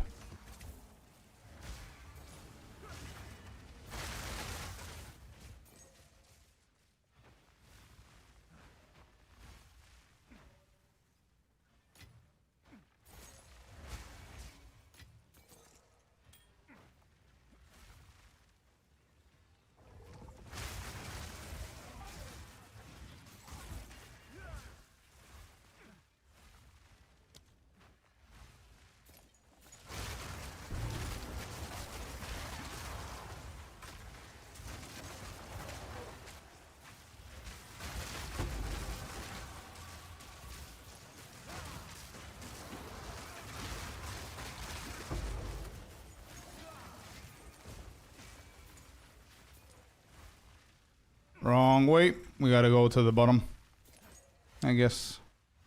Or at the top and we missed one of them. No, it's not here. Sorry.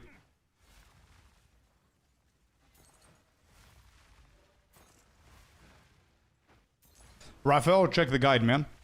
Just use the word build as a command and check the guide.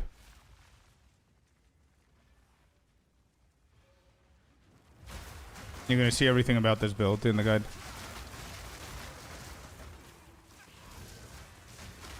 Pop, pop. Come on, Pit. There it is.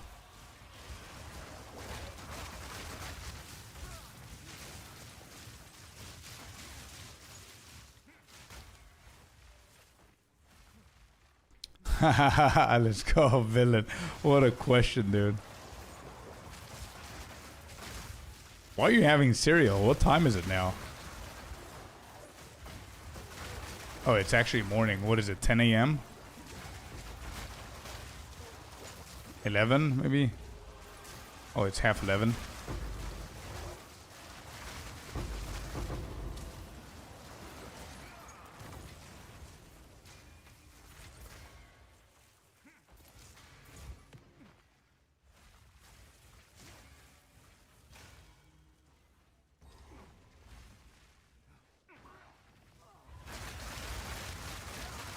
Absolutely not, dude.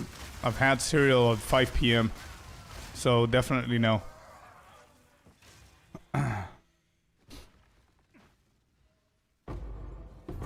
Isn't it a little bit underwhelming map, Celestina? What do you think? I think we have one pit that I need to open or close. Bro, I think I haven't had cereal in... I'm not even gonna... I'm not even kidding. I think I haven't had cereal in a year. Maybe over a year.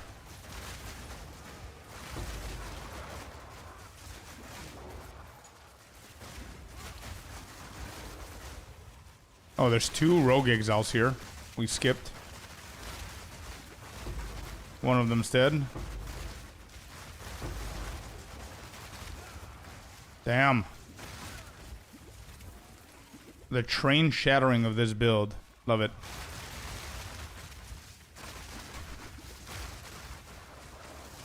No drop here as well. Let me just double check if there's anything here. Nope.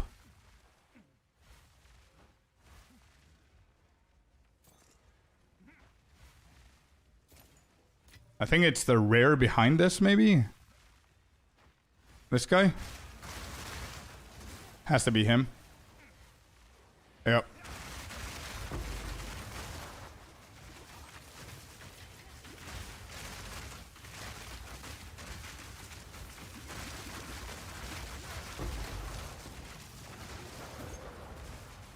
Would appreciate a tink on that one, but... Alright, GG's. That's it. 98% for the level. Anyway, a little bit underwhelming on this map, but good practice for the build. And the build definitely works with the new changes. So what I need to do is actually upgrade the build guide for y'all. Give me a second.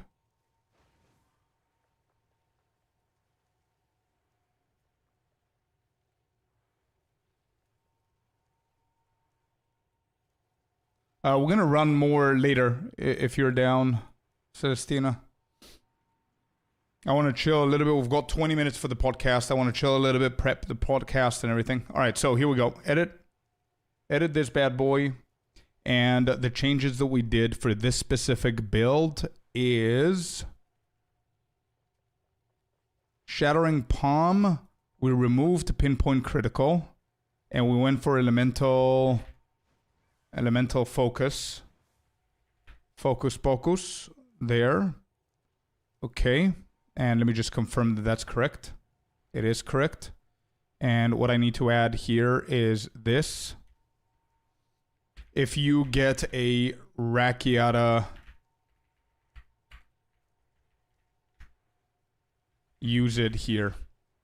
Use it here by replacing... What are we replacing? I think Elemental Focus. Yeah. Elemental Focus. Okay.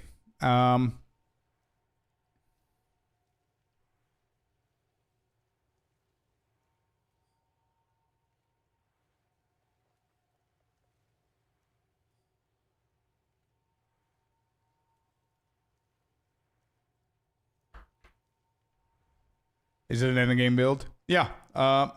G-Arc, if you go into my build, bro, go into this one. This is a Uber endgame arc. So if you go in here, you're going to notice that I'm explaining that. The leveling and early endgame variants can be found here. So just click on this one. Okay? And it's going to show you how to level with Ice Strike. So that's the first change that we did. Let me just write it in the change log.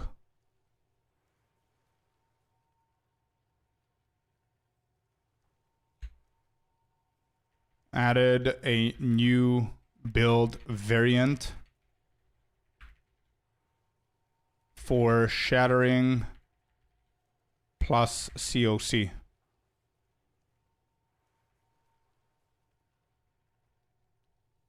Okay, the change we gotta make here, if I remember correctly, is we're killing off all of these. All of them. Correct. We're getting these. We're getting these two. We're getting this back. And we're getting Coming Calamity. Am I right? Coming Calamity is correct. This is missing correct. We need to get Checker of Impact correct. Nature's Bite. I forgot about Nature's Bite. Oh, I have it already. Never mind. This extends up and then lower. Correct. This is correct. Get the charges in the meta skills. 1, 2, 3, 4, 5. This doesn't show, but I wrote it down under. Then we have this. And that's that.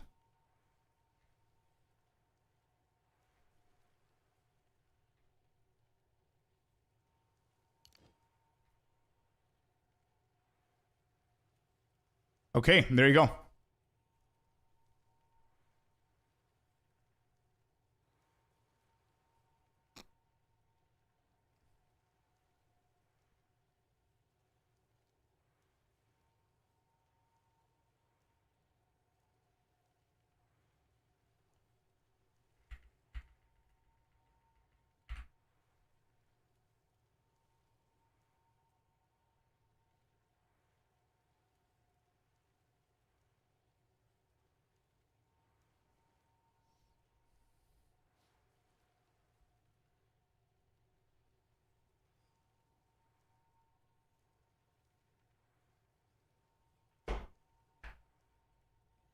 Okay, guide has been updated. Coolio. We have a few hearts, by the way, and I think Sinister has like 20 or 30 more, so we could just go and reveal them and see what we're gonna get.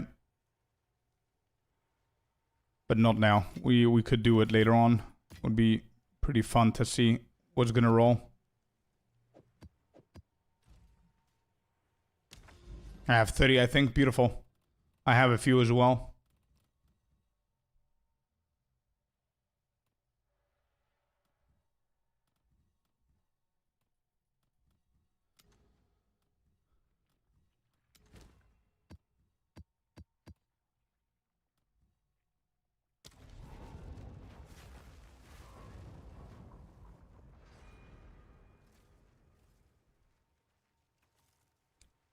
Both, Veskim. If you manage to get monster rarity and effectiveness, both of those combined should be an amazing combo, but it all depends on what mechanic you're going for. Like, for example, Ritual, I didn't see a big difference, especially with effectiveness. I don't think effectiveness does anything, apart from if you're going to be farming Fracturing Orbs, maybe, with a Ritual mechanic, but I think monster rarity and effectiveness is a superb combo to pair if you're doing something like Abyss or Breach, for example, on the Waystones.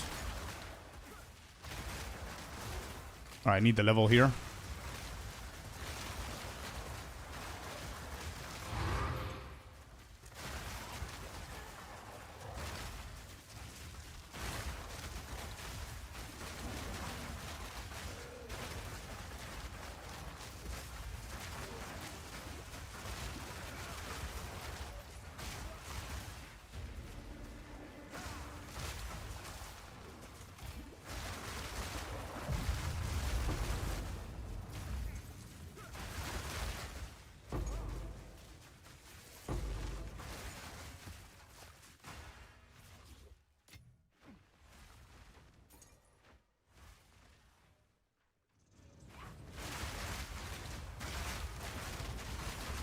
I didn't want to put any tablets in here, so I don't have more mechanics, but we got Ritual and Breach. So I'm just gonna do these quick. I don't remember if I have saved any deferred items. Nasty screen wipes, yeah, dude. Yeah, it's working nicely.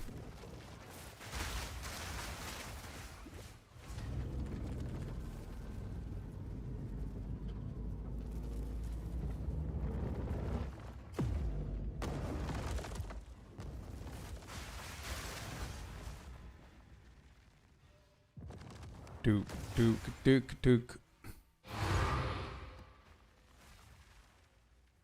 We will start the podcast in a couple of minutes, by the way. So I'm just going to run this map and possibly one more to get into Doriani's next point. I've been super lazy with Doriani. What are you guys using Doriani for?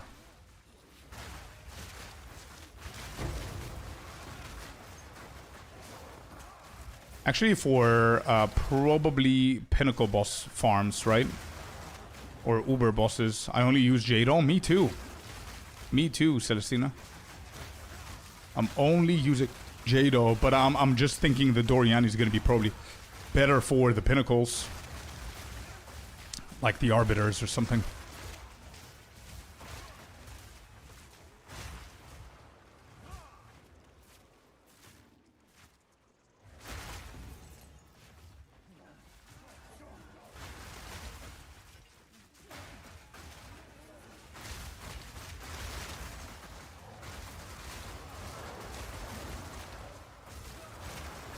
So Jado's taking the cake for 0.5. Is that it, Chad? Do you guys agree with that? Jado is the highlight of the altar, the Masters. Yeah, I agree with that. Jado is definitely the highlight. Hey, we got the level.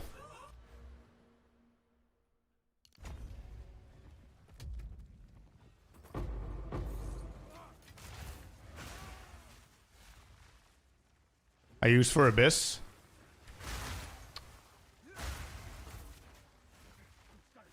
I would have said Dory, but I don't think I don't know if his irradiated has been fixed.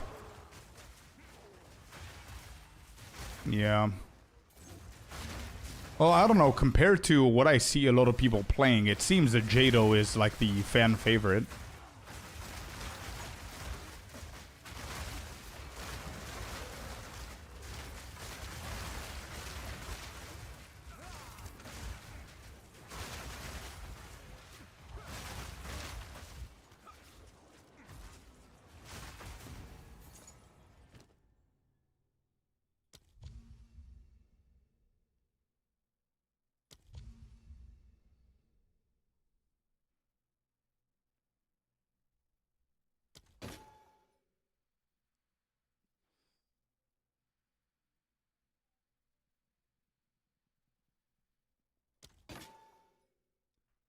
Wow.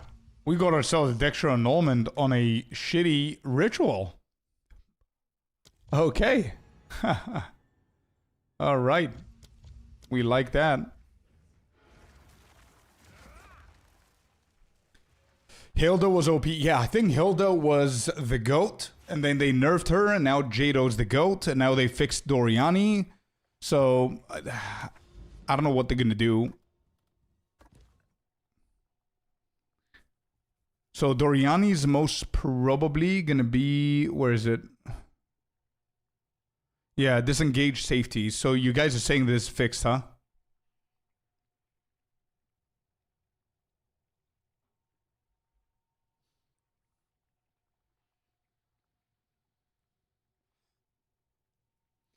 Question, can you migrate to normal? After you do SSF, you can come to the normal league, yes. What level are you right now? I just dinged 96.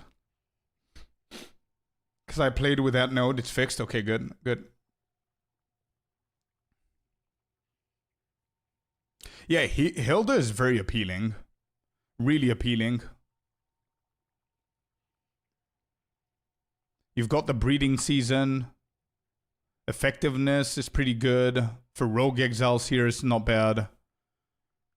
Effectiveness is nice. for the drops. Another effectiveness here. Yeah, she's nice. She's not bad. Just the 1-3-1-3 on Jado with the Corrupted is so good, man.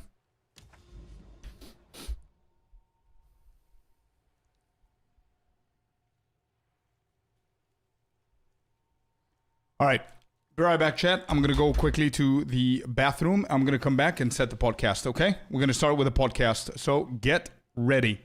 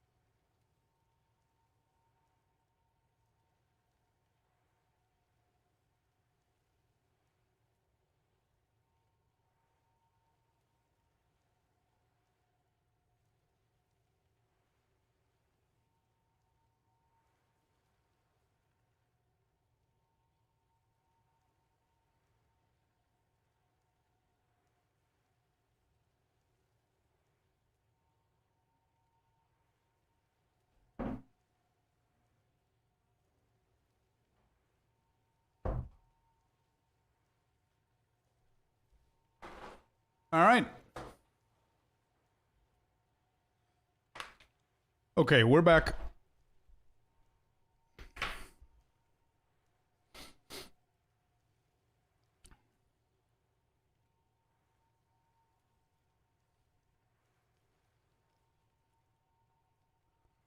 All right, here we go. So, let me set this up.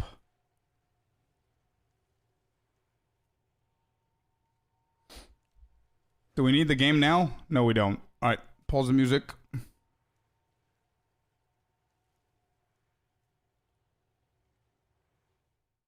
Boom. Here we go. Look at this fanciness. Scorpius School of Slamcraft is back, baby. Here we go. So, let's see if Mr. Keeson is ready.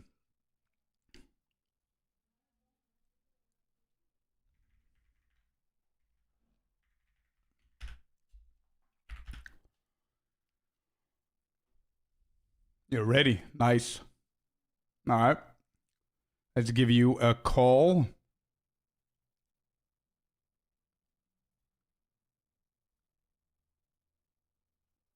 Actually, I'm going to call you like this.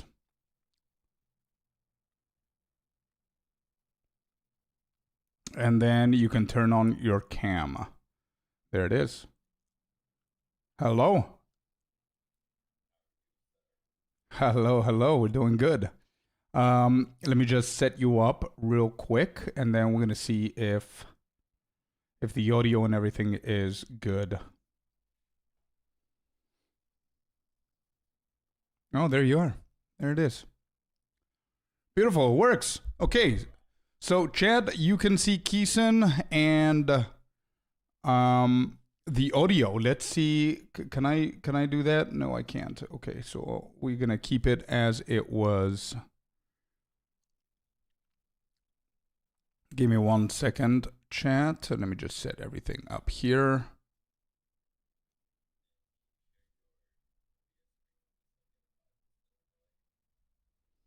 Let me see.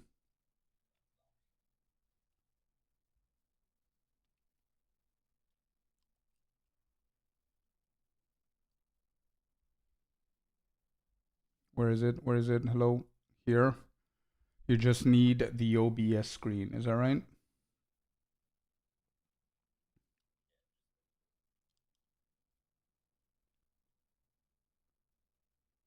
All right. Can you see that? Is it working? That works. Okay, good. So audio. Chad, how's the audio? How's Keeson's mic? Can you guys confirm it's good? Can we do a nice little audio check?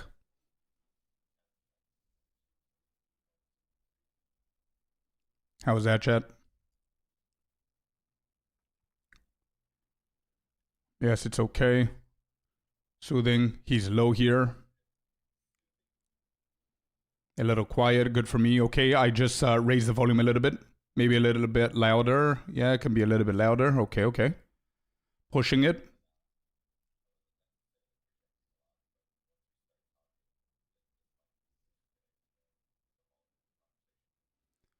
Yep. Is that a little bit better, chat?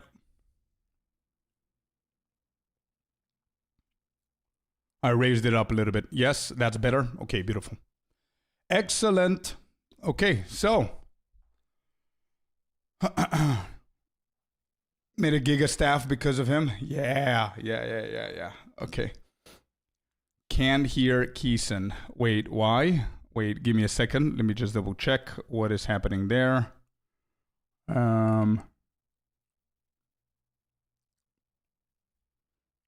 I see. Can you double check YouTube? We definitely want to make sure that YouTube is working as well. I hear both of you. Okay, Twitch is good. I want to confirm YouTube before we begin, because once we start, it's gonna be very hard for me to tune in stuff. So I see if you can go into YouTube. Let me know when you're ready, and we're gonna do an audio check there and see what's up.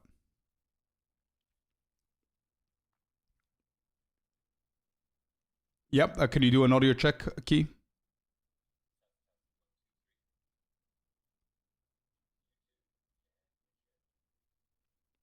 there's the check.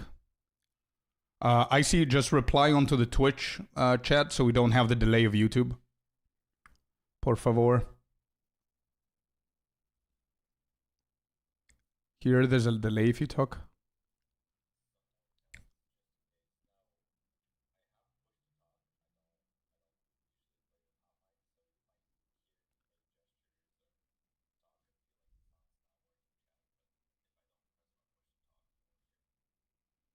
Okay.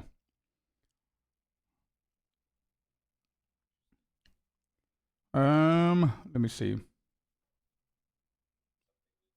YouTube streaming software Discord, I'm guessing.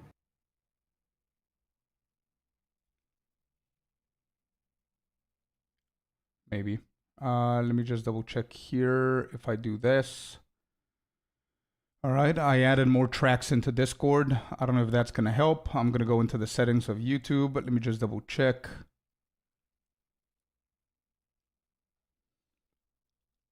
All clear here on Twitch, yep. Okay, very nice. Hearing now. There you go. Okay, we fixed it. Beautiful. That was easy. It was just the tracks, because obviously YouTube DMCA and all that stuff, you need to have separate tracks for YouTube and Twitch.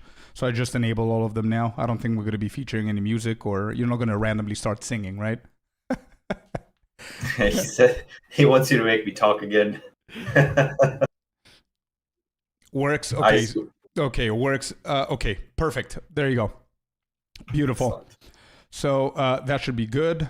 And we're all set to start. Okay, so we're going to start recording as well. I'm going to start recording this, and this will be uploaded to my YouTube channel later on, whenever I have the time. So you guys can go back and watch it and everything. So I'm going to start, and that's that. Okay, Key, you ready? We're ready? Sounds good. Excellent.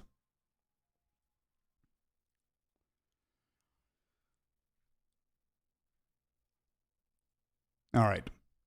Well, welcome back to the first episode of Scorpius School of Slam Crafts again. And my next guest is a speedrunner and a master crafter who's coaching players and streamers on both occasions. And today we will have a chat to understand crafting a little bit better from someone who is giga successful every single league. From crafting mirror tier items to flipping and finding crafts that dominate the market. Ladies and gentlemen, we have Keeson. Keeson, how you doing today, bud? Fantastic. I think chat is sending messages about lag has started, and I have the stream in the background. I can confirm the entire stream is lagging. So we may have to do a restart on this. Do we? It's the official so much fun. Scorpius is super laggy? Oh my god, really? How is it laggy? What do you mean? Okay, wait. Hold up. I don't see CPU dying. I don't see anything from my side. Okay, give me a second. We could restart. It's not a problem. Give me a second. Let's see what the problem is here. I wonder if it's you sharing the screen with me. Could be. I'm hoping that's not it. Maybe. Could be. It's okay. We're going to get it eventually. It's fine. Let me just stop the recording as well. That might be it. Is it laggy now? I'm going to move. See if it lags. Was as soon as you hit record lagging, like 1 frame every 4 or 5 seconds. Okay. How about now? Very laggy now? What do you mean? I see I'm not dropping frames. What?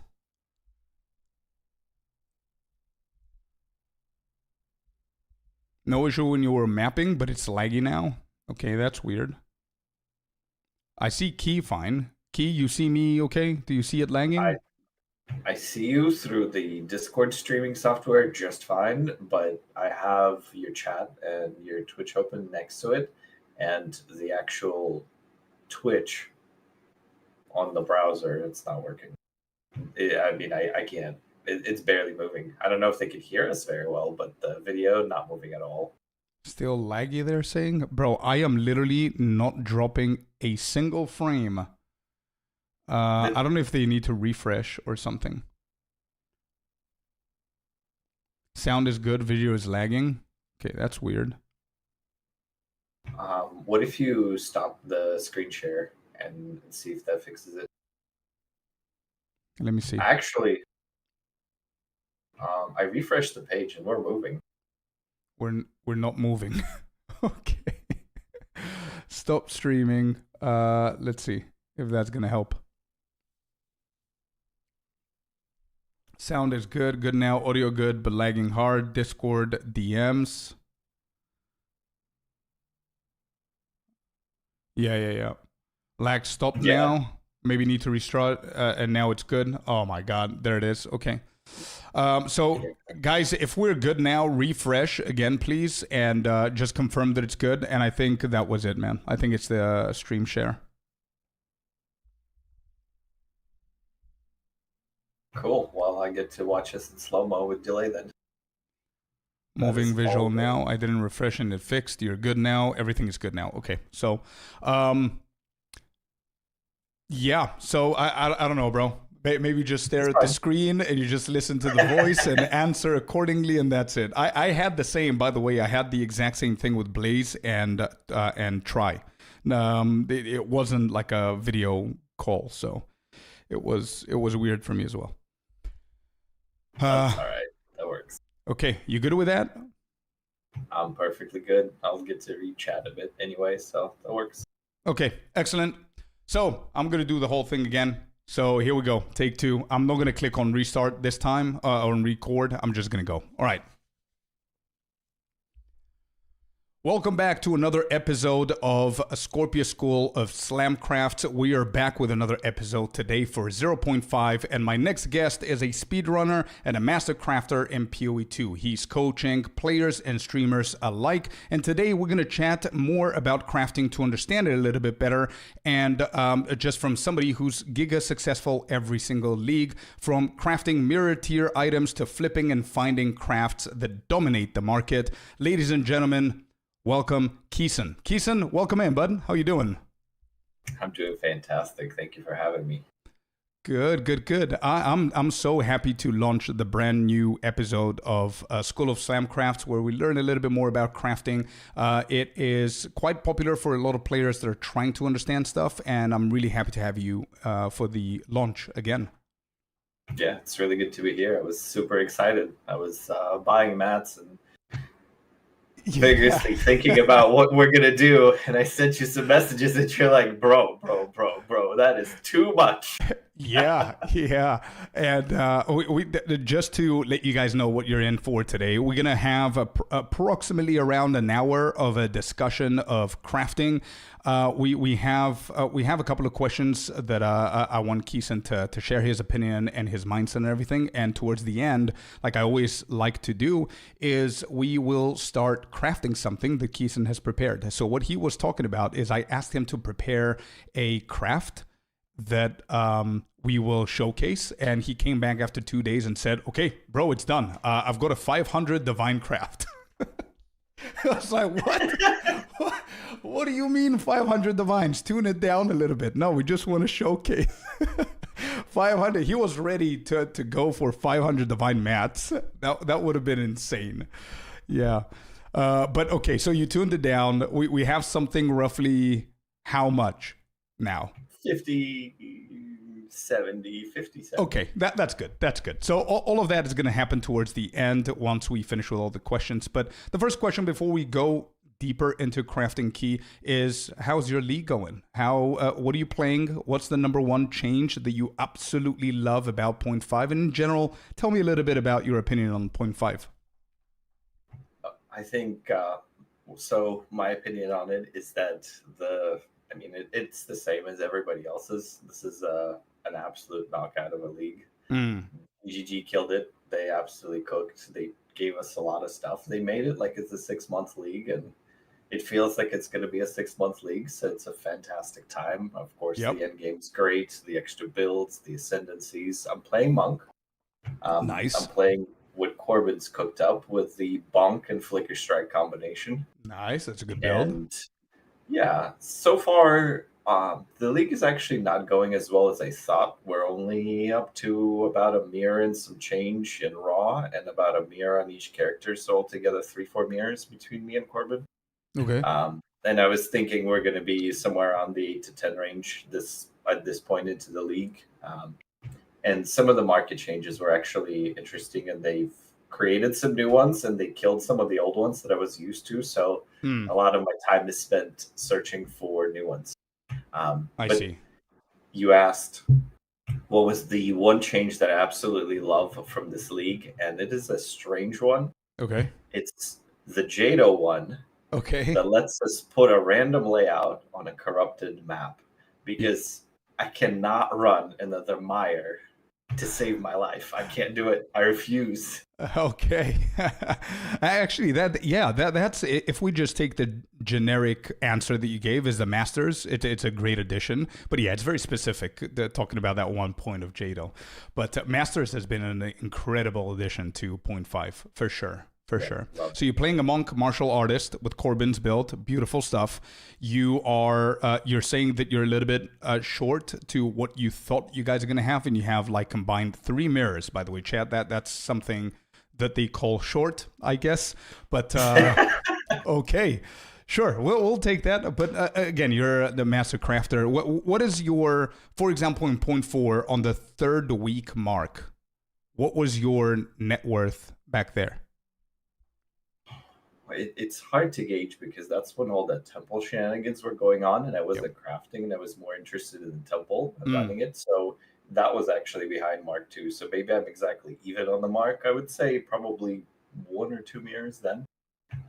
But it's also there's kind of a gradation to how the league plays out, because the first maybe week or so I carry almost nothing on my character and everything in investments, and then like week 2, week 3, I start to put stuff on the character. So now Mm. it's like a Mageblood and an expensive amulet and an expensive stick, and it just sort of adds up. And there's probably 500 to 700 divines in it, almost every slot.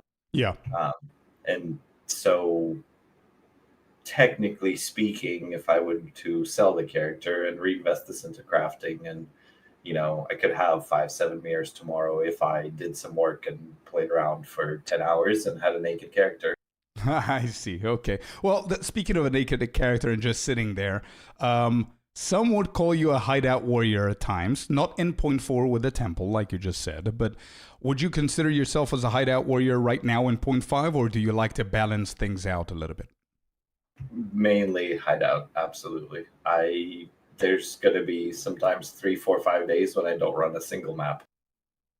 I mostly run them for gold at this point, Okay. and just when I feel like playing the character, playing the game, just it is a nice patch, and it is really fun to play it. So if I run maps at all, that's a really, really good indicator, because I cannot stand running maps. Okay, I see. So it was one of my next questions that somebody who is mostly interested in crafting amazing items and just perfecting them day by day and trying to kick the market's ass in a way and just get yourself as many mirrors as you possibly can within a league. What is my question would have been, what motivates you to map? But then you say that you don't really like mapping, which is, it makes sense based on what you said about point 4, that you were interested more about the temple because the temple was a little bit different. But And it's yeah, because of the layouts, but because by the time that we're, and it's a age-old deadbeat horse, so we might not go down that route of conversation. But it's the stun on sprint and the map layouts. If I could control and run like savannas and sand spits and even ravines, I would map all the time. But because I have to run just every single layout and I can't do it fast, I generally don't tend to map until the character has 2 mirrors, when I could just stick a bunch of stuff on a pathfinder and ignore the entirety of their vision. gotcha. So here's a follow-up question to that. A league drops, you start leveling, you hit the end game. What is a good indication for you to cross your arms from mapping, stop grinding, and just sitting in the hideout? When do you feel that you actually start doing that? 10 divines. 10 divines. Okay. 10 divines of raw drops or crafted? 10 divines accumulated all together. So if I have a character that can run a tier 1 map, and 10 divines, whether that would be through crafting, through flipping, through raw drops, however else, once I have a budget of 10 divines, it's usually very easy to have enough Believe it or not, the main holdback for the first 2 weeks is not currency; it's gold. Like getting enough gold to be able to sustain the flips and the crafts and the Sure. changes over from the currency is by far the hardest part. And just having 10 divines means on league start, that's 600 exalts. You can get bases for 2, 3, 4, 5 exalts, slam them with a bunch of essences, invest 50 to 60 exalts into a craft, and just start flipping them for a divine or two each for doubling the money. And eventually just starts the snowball where Sure. you throw 500 exalts into something, you get back 1,000. You throw in 1,000, you get back 2,000. It's just compounding interest as fast as you can do it, and as good of quality decisions as you can make on the actual crafts themselves. Mm. And it just makes it so you can snowball your money very fast. But the divine to exalt conversion is so insane early on. It's like 100,000 Yeah. per, I don't know, 10 divs or something, or 5 divs. You just blow through that, I mean, in 20 minutes easily. Right. So, following that as well, apart from gold, whenever you get to the end game on a new league, for example, is there a mechanic that you tend to focus on before you actually start creating that snowball effect of chain flips and profit crafting and everything? Is there something specific, for example, like fracturing orb, that you will target, or essences that you will target a specific mechanic? Always essences for the first 3 days, and then abyss and ritual afterwards. Right. Okay. So and I just every single league start, it's always essences because it just early on, um, and this is this might come up in the further questions. I actually got into speedrunning for the purposes of crafting. I don't actually play races. The reason that I'm fast is because I want to get to the market first, Yep. have access to everything, and essentially, if I'm 3 hours faster by the time that I have my divines, I can have snipes ready, and people that are desperate for money are willing to part with their items that are going to be 10 divs in a day or two. They're willing to part with them for a single div. And if I have 10, well, then I can 10x my money just off of knowing what to snipe in the market. Absolutely. Okay, so just a quick recap TLDR for people to understand it. A new league drops. You create your character. You try to zoom to the end game as fast as you possibly can, which is why we met, by the way, with the speedrunning events and everything. So you learned how to speedrun, you learned layouts and all that stuff, so you can get to the end game as quickly as you possibly can, so you can have the first couple of hands within the market and be able to control it a little bit better for your own benefit, profit crafting and all that stuff. Right. Once you get to the end game, you're going to start target farming essences mostly for the first 2-3 days, as you said. Once you hit your 10-12 divine mark, you might actually start slowing down on the maps and start flipping, buying bases, crafting with those essences and all that stuff. Around day 3, 4, 5, depending on how slow or fast the market moves for you, whether you started flipping well and the snowball has increased exponentially, you might sit in the hideout, or you might actually go out there and start farming abyss and rituals for omens and obviously desecration ribs and all that stuff. Am I correct so far? Yep, that's 100% right. The ribs are expensive at the start, and some of the balancing plays into locks are incredibly cheap early on. The first lock we bought on, I think, 5 p.m. Eastern time, so 25 hours into the league, we got the first lock, and that was at around 40, and we're kind of slow to it because this league mechanic, I actually did like an 8 or 7 hour campaign, Okay. and that was like incredibly slow. I think that was 2, 3 hours behind what the normal time would be, and that's doing a bunch of things. The monk build itself instead of playing bows, so it it's balancing holding the locks versus turning them into money and then renewing on the money. I see. Okay. So, well, speaking about money, here's a question. How do you find the economy in point 5 so far compared? Let's do first compared to point 4. We obviously had an issue there with Holton Tech and Yeah. Temple. But then, once you're done with that question, then how is it compared to point 3, which things were a little bit more normal? So compared to point 4, I actually find this because the divine rates are higher. I find it worse for the first week to two until that Holton stuff got discovered, and it will be better. I feel like it'll be better, but like the first early ons, the inflation just sort of got out of control, and we had an exploit with Hinakora's locks, which slowed down the lock appreciation for a good 3 days into like the first week, and made me miss the first mirror. We had the mirror lined up for day 3 or 4, and because of the lock exploit with Expedition, the mirrors just outpaced locks so fast. I couldn't far more flip fast enough, so the mirror ended up getting acquired like day 8 or something, or day 9. So that about ruined a lot of the progression. So Right. the early economy between the divines dropping and what was happening, I find it worse. But now it's starting to stabilize and be a little bit better. And I don't love inflation. Now, to me, inflation doesn't functionally matter really very much at all, because if the craft is 10 divines or 100 divines and I have it, Yep. the return is double either way. So I'm Sure. just doubling money no matter what.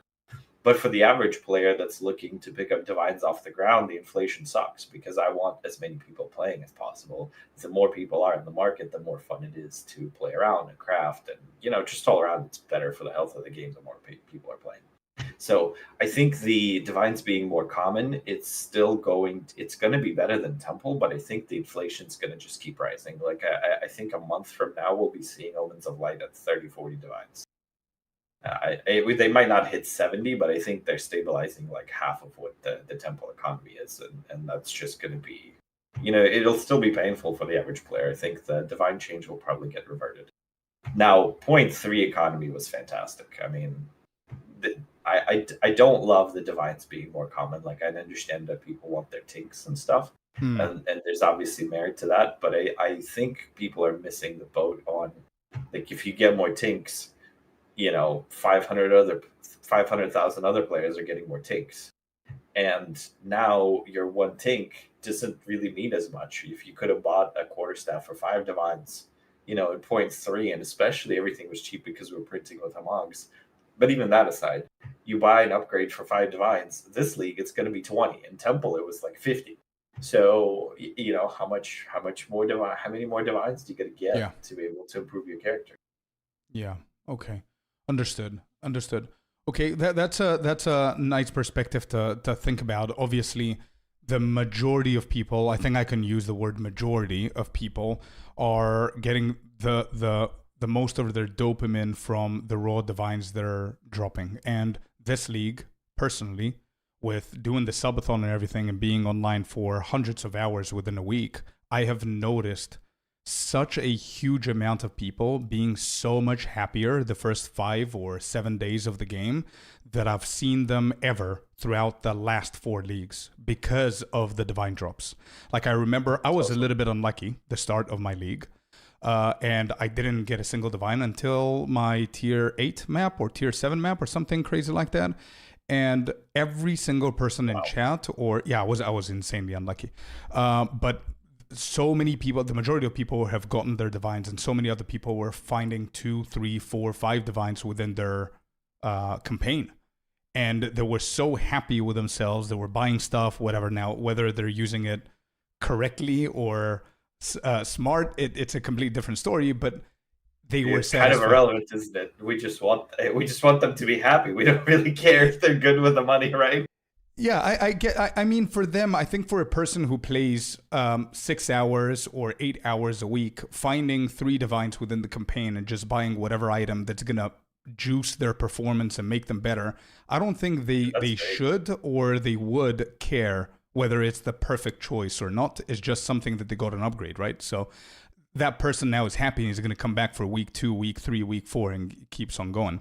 So I see what you mean from a crafter's perspective, but how would you said something about them reverting the change? Do you mean the change of divines being more common? Yeah, I think I see that going through. I think they're going to look at end league economy, and between Chris's talks and Mark's talks and kind of a lot of reading in between the lines in the interviews, I don't think they're going to keep the divine as common. What I think they're going to arrive at over time is keeping the rate compared to what it was, keeping the rate higher throughout the campaign and early maps, but make it not as common in the end game, to where when you get to like tier 10 plus maps, I mean, I could be wrong, and I've been known to be wrong, but I think that they'll tune down the divine drop rate in the end game and keep it up in the early portions. And I think that'll actually be a good change, because it'll affect the economy positively and give players a reason to come back. If somebody gets like a head start into the league, it's really good. But you also don't want people to have too much of a head start. Like if Mageblood start dropping in the campaign and people can sell them for 500 divs, I haven't seen people quit faster than when they get like an early 500 div infusion and they're not used to the money and they don't know what to do with it. They're like, well, all my farming for the league is done, and now I'm screwed. Yep. So it kind of ruins some of the fun to get too much money. For sure. No, I agree. I've had leagues where getting a mirror, like either crafted or accumulated, kind of burned me out. I do understand what you're saying. So here's an alternative question to that. So would you prefer, and would you agree with my take here, that I think what needs to happen early campaign, just before the end game starts, I think players need to start finding more crafting material, not necessarily divines. But what I would love to see, which I don't think is going to happen again, but what I love to see is GG pushing players to do more crafting during the campaign. And this, I think now, is going to be very important for 1.0 release and everything. We're going to get so many new players. I don't want 40% of those new players to absolutely hate crafting because there's nothing dropping, or the sole purpose of playing PoE2 is divines, and that's it. You know what I mean? I agree. Crafting, I mean, especially for me, of course, like that's, if crafting didn't exist, I wouldn't play the game. You know what I mean? So for me, of course, I really want it to be good, and I want people to be pushed for crafting, because the more people are doing it, the better it is for everybody, because then the competition's better, the prices are cheaper, the players stay around. Because a lot of what you pay for in the crafting is the crafter's time and knowledge, not so much the raw cost of the materials. And the more people are doing it, the more fun sort of the competition is. And don't get me wrong, crafting is not easy, even for me, even having done it for a long time and having played PoE 1 for 10 years before this. It's still like every day is like trying to scrounge around like a crackhead, trying to find a new craft or a new something else, just hunting for ways to make money. It can be stressful, but some people really enjoy it. I agree with you. I would rather have the developers give people more tools to craft, like guarantee some rituals or something, and guarantee some like basic omens, maybe not the expensive ones, but I don't know, have like a ritual drop 5 of them things for somebody. They're not really worth that much anyway, or like just force them through like 2 essence maps early on, or some kind of something to where people get an infusion of like, I got 5 of these essences and 5 of those, and I got some omens, and what is all this like? And then they just start messing around with it, and they might screw around and hit something good, and then it'll set them up. It'll be like the dopamine hit. I find that better than a divine. I make an item, I'm like, 10 divs could drop on the ground, and that's whatever. Yeah. When I finish a really good item, it's like, it's so good. Yeah, it would be really, like, again, I don't think this is ever going to happen in a game like PoE2. You guys, you definitely have more experience than I do in ARPGs, but something that I'm visualizing that I think might work, obviously not for a lot of players, but I do believe it's going to work for the majority of the new, returning, casual, whatever you want to call them, is imagine a world where you're playing PoE2 and then you're leveling up and the game motivates you to craft in a way that what you're finding is bases that are specific to whatever you set up. Like, for example, in the game, or you're playing a monk, you care about EVES, so you're not going to... I'm just painting a picture. Obviously, I know that armor is pretty good for the campaign, but let's just think about it like this.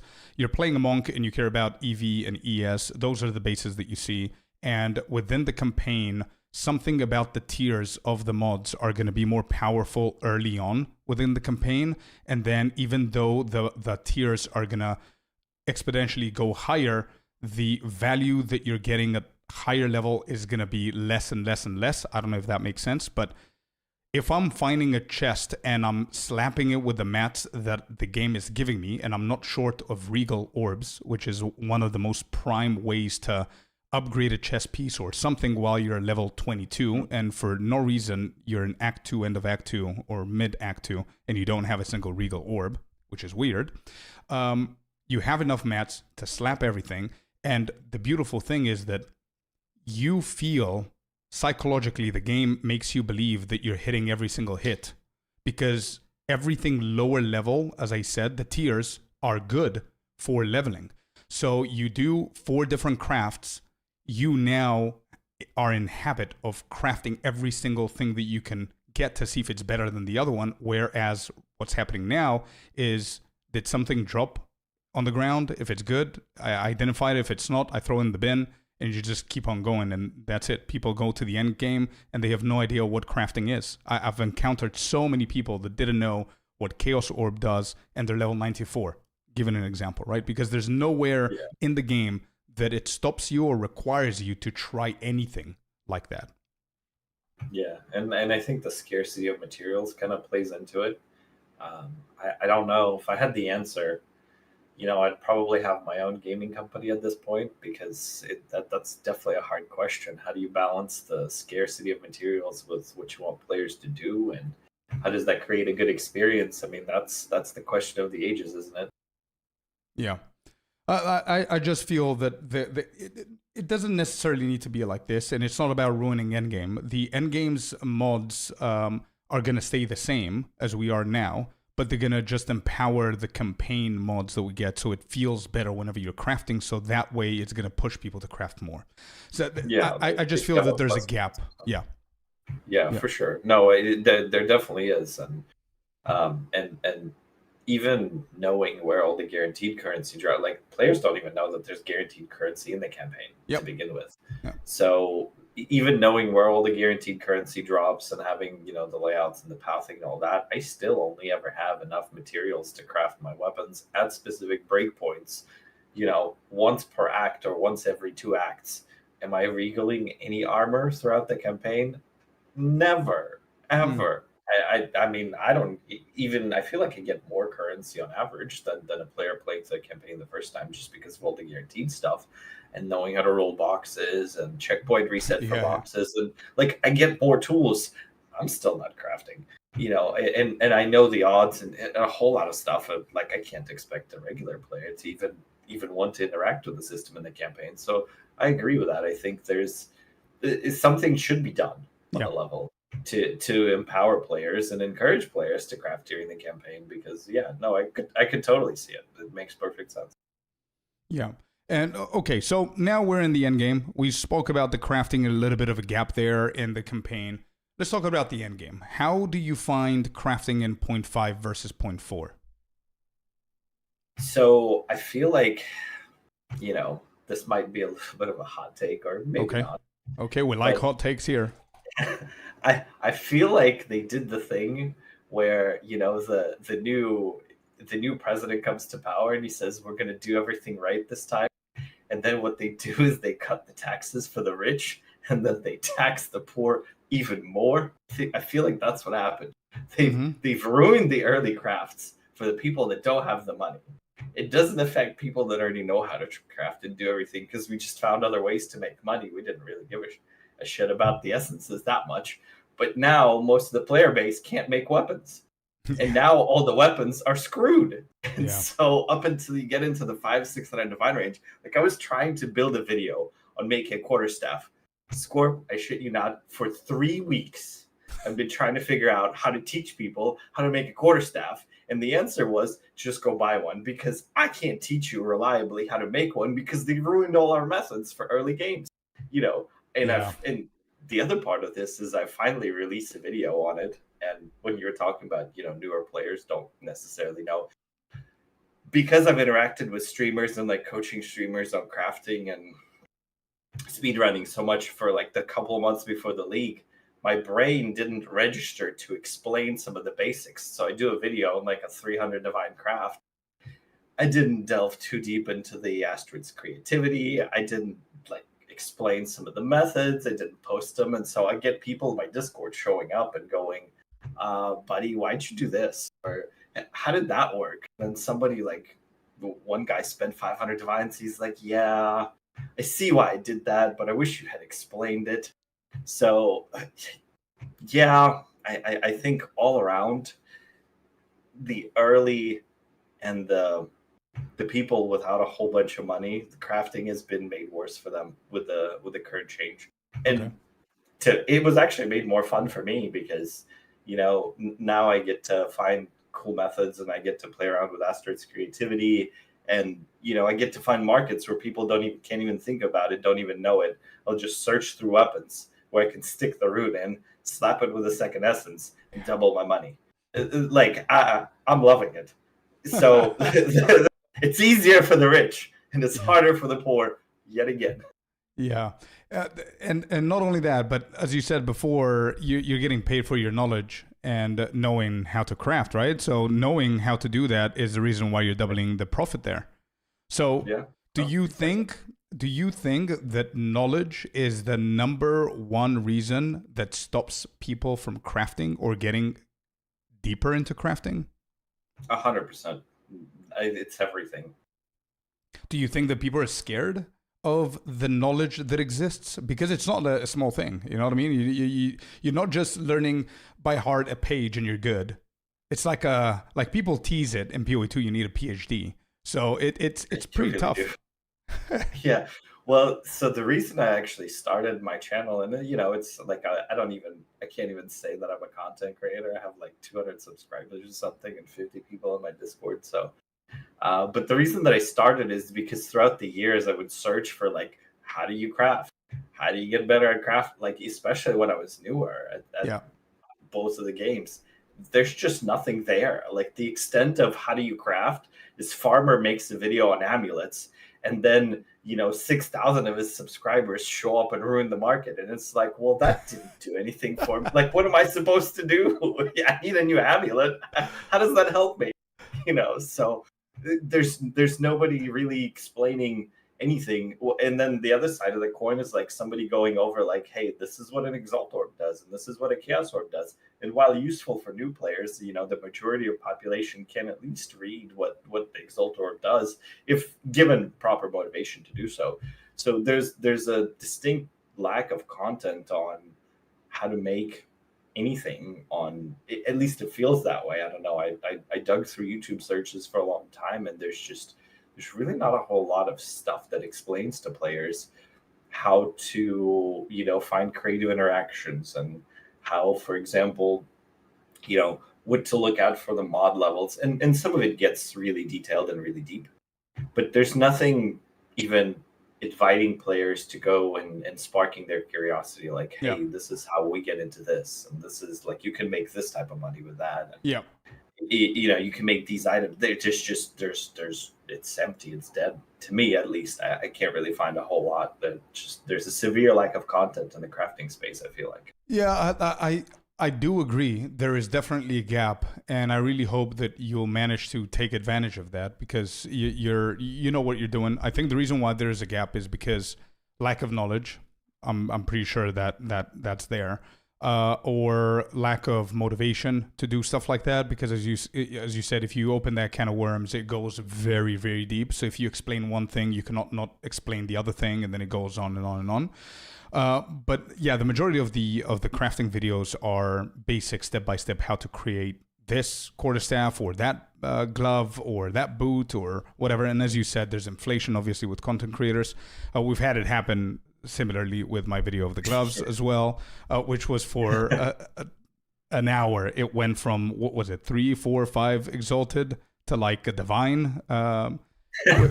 So yeah, it's insane. But it's really good for people that are actually who want to learn how to craft to have things like this, because I also agree with you. I don't think I'm ever going to do videos because I just don't have the knowledge that you do. But what I could do is host this podcast, for example, which is dedicated for crafting, and have people like you come in and share some of the knowledge that you want to share with people. So I definitely agree with you. Another question is about crafting. I am personally very interested with this. Is do you prepare yourself mentally in some way, shape, or form whenever a new league is announced? So let's say point 0.5 got announced. What do you do mentally or whatever to prepare yourself for the next crafting project, or how you're going to tackle the league or whatever? I think that's the creativity part of it. I don't know that there's anything. I find that I do the best projects very randomly. I'll be smoking a cigarette outside and looking at the sunset, and then just something will click, and then and I'm thinking about like work or cars or something, and something will click, and just it'll go okay. But all that aside, what if you apply this currency to this item and it's usually cheap at this point of the league, and then you do this and then you do this and then you flip it and then you got like 200 divines, and I'm like, oh, that's interesting. So it's very random. It's like thoughts in the shower almost. Okay. For coming up with project. As far as preparation, most of my preparation is actually knowledge based, not so much not really necessarily emotional based. Most of the preparation comes from, okay, what are the builds that are going to be worse and better? So how do I get to access the market the fastest? And how do I stay relevant? Like I could have played grenades all the way through, but I hate grenades in the end game. They're fantastic for the campaign, but I find them absolutely unplayable in maps. So, I could have gotten through the campaign a lot faster, and if I was a lot more efficient, I probably could have had the mirror by day 3 instead of day 8. But at the same time, it's balancing the fun. So searching for what's faster and how to get there, and then searching for what methods are active and what methods are not active. And then the very last part, and that's probably the most important one, is what is Fabagan playing? Because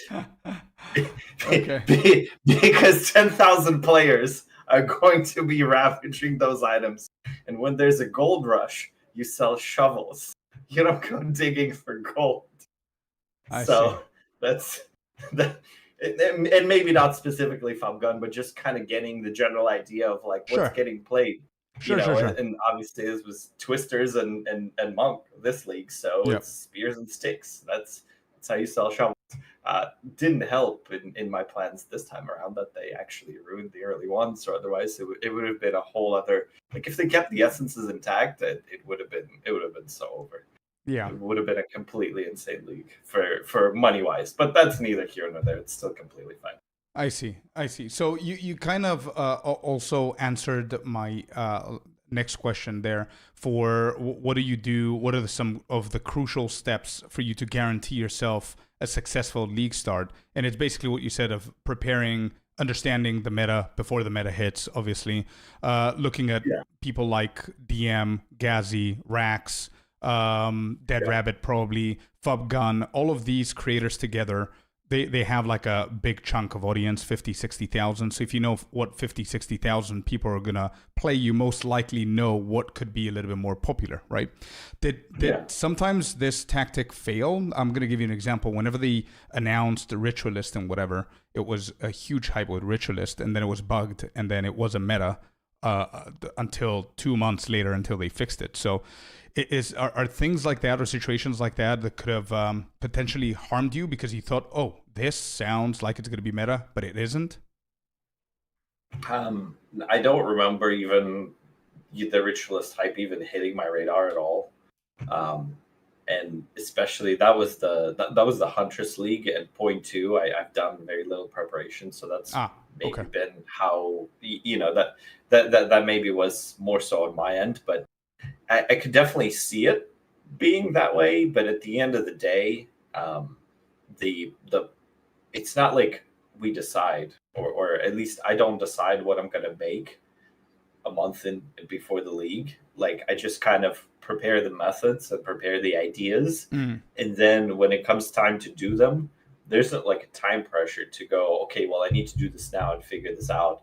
I get to price the materials and see what people are playing. Like when day 1, day 2 is happening and I'm seeing what the streamers are playing, if everybody's on spears, it doesn't matter if the build's good or not, because they're going to want spears for Sure. their upgrades. Sure. So then I know, okay, this is the market that we go into, and then I research spears. So it's more of a, where do I target my research is based on what the streamers are playing, more so than like committing to a craft. Because if I research, like what happens with the fob gun market a lot is people think, oh, bows are incredibly good. You know, I haven't crafted a bow in like, I don't know, 3 leagues or something. And it's because the market is incredibly oversaturated. Everybody Yep. wants to make bows, and everybody, and the odds are really bad, and they all need to be physical. And that weapon's super hard to craft, and it's like, the money that I make on bows is either sniping blue bases, and I'm giving some markets away, but good luck to you guys trying to snipe blue bows against bots. That's all neither here nor there. But like selling bases, sniping bases, and transogging bows, like you sell them the shovels and you let them lose the money on the bow itself. Sure. That's more or less the idea. So that's kind of the preparation, the research that I'm looking for is what are they playing? So let's give them some shovels. Sure. That's a great way of putting it, because I want people to understand a few things out of our conversation and what you said here, and I absolutely love that. And I think I'm doing that more than anything else.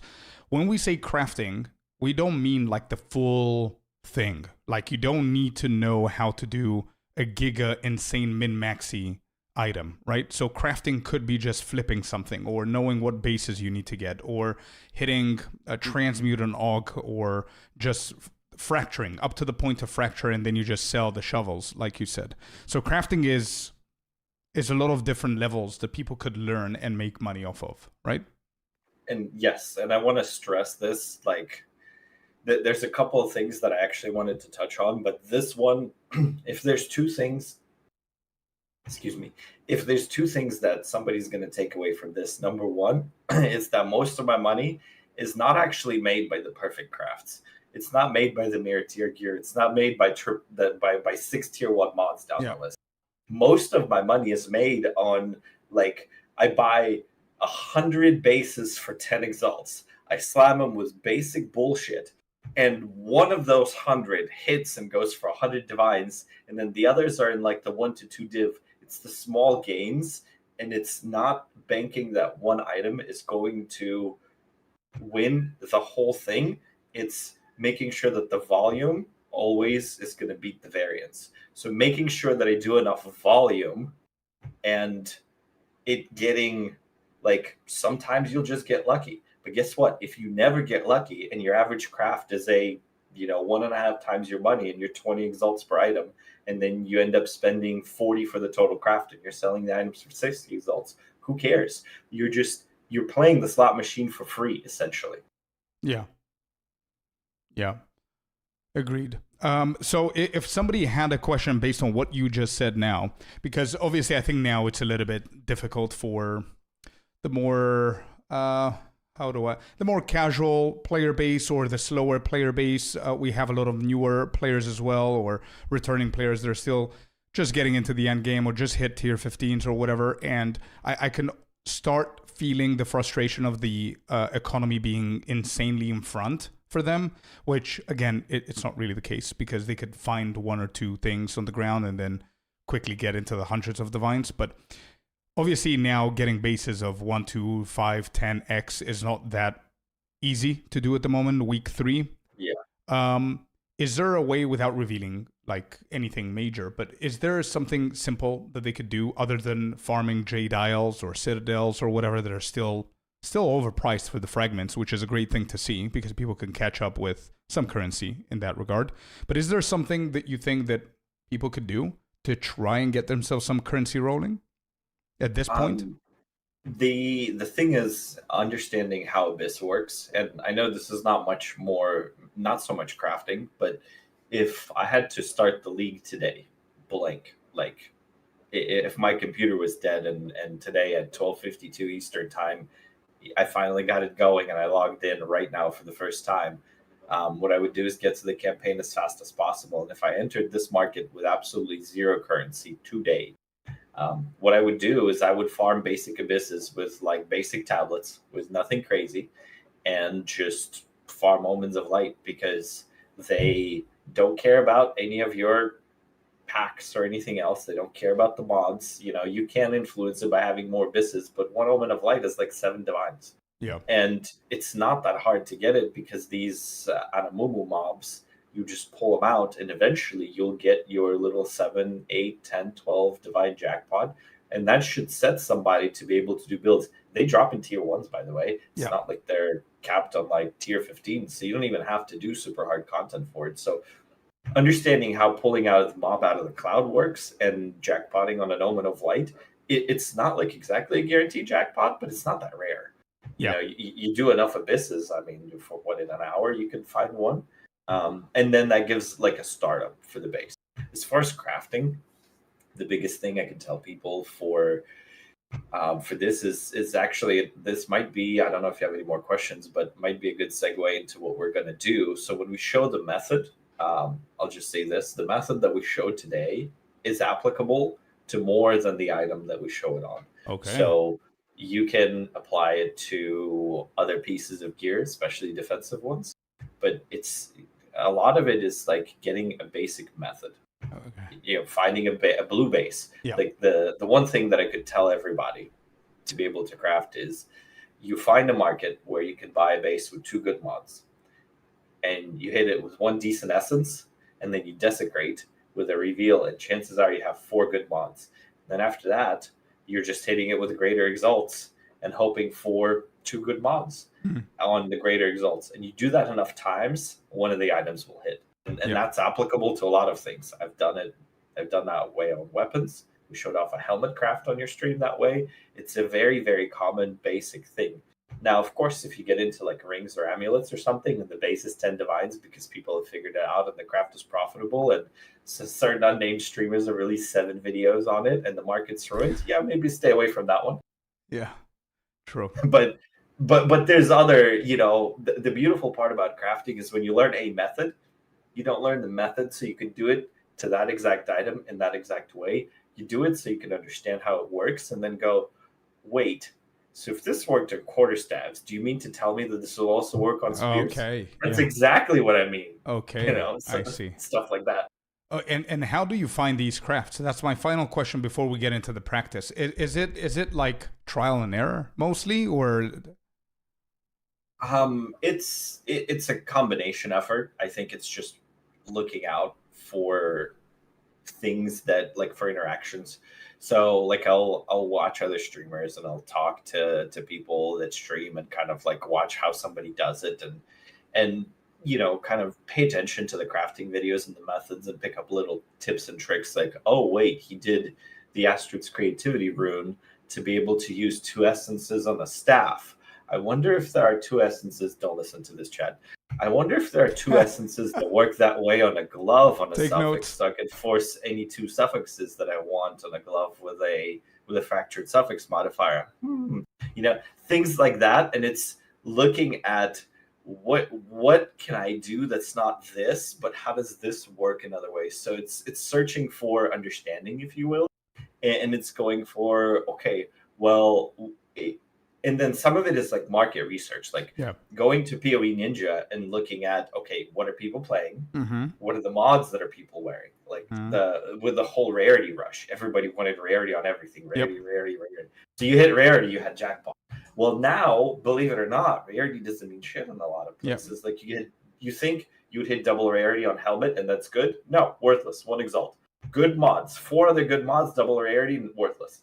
Yeah. So it just looking at the market and researching, okay, what mods do people want? Because ultimately the price is dictated by supply and demand. If there's demand for something, then we get to inflate the price. And that's really what it comes down to, is figuring out what do people want. And you could see that based on streamers. What are streamers playing? Because people want to copy streamers. Based on PoE Ninja, what's the general population doing? And based on, of course, like the meta and the content that's getting released. But just all around search. Yeah, I guess the short answer is we kind of search. Yeah. Beautiful. Okay. Well, for anybody watching and listening, this is probably my favorite part. We will actually just like any other school, we go through the theory, and then we need to do the practice. So now we're going to do the practice. My friend here, Keeson, has prepared something worth 50, 60 divines. We're going to log into the game. He's going to give me the craft, the mats and the base, I guess. I have no idea what is going to happen. This was almost a 500 divine craft if I didn't stop it. But now it's going to be a 50. So let me just switch over to the scene. There you go. We have a brand new scene. You guys should be able to see the game. Let me just confirm that everybody's doing okay over on YouTube and Twitch. Do you guys see the gameplay? Both Keeson, myself, and the audio. Everything working? So we can start the... Yes, we see. Beautiful. Okay. Very nice seed. Okay, beautiful. There you go. So let's see what we have here, Mr. Keeson. What are we doing? All right, we're getting traded. Oh, wait. Oh, we're doing boots. Okay, I wasn't prepared. Give me 1 second. I need to put all of this in the inventory. Give me 1 second. There you go. Okay. All right, boots crafting it is. Cool, I'm ready. Boots crafting.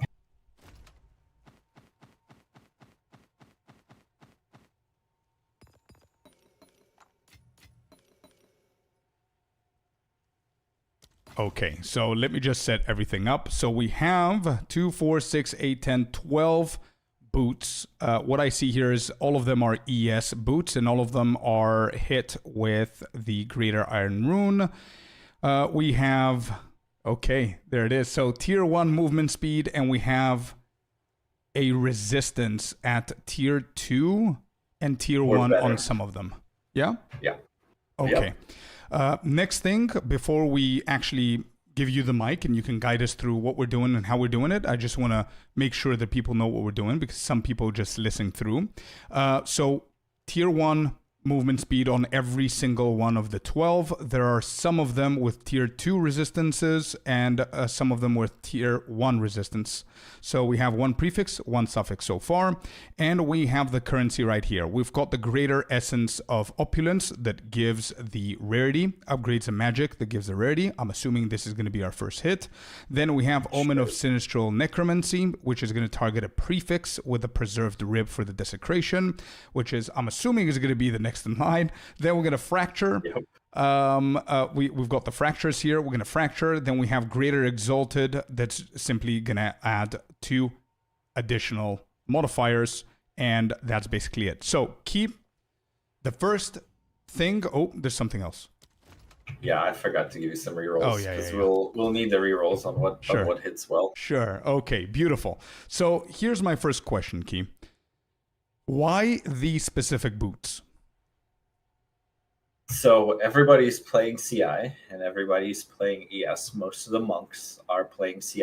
As you can tell, we have 2 monks with both on CI, and all the casters end up playing CI.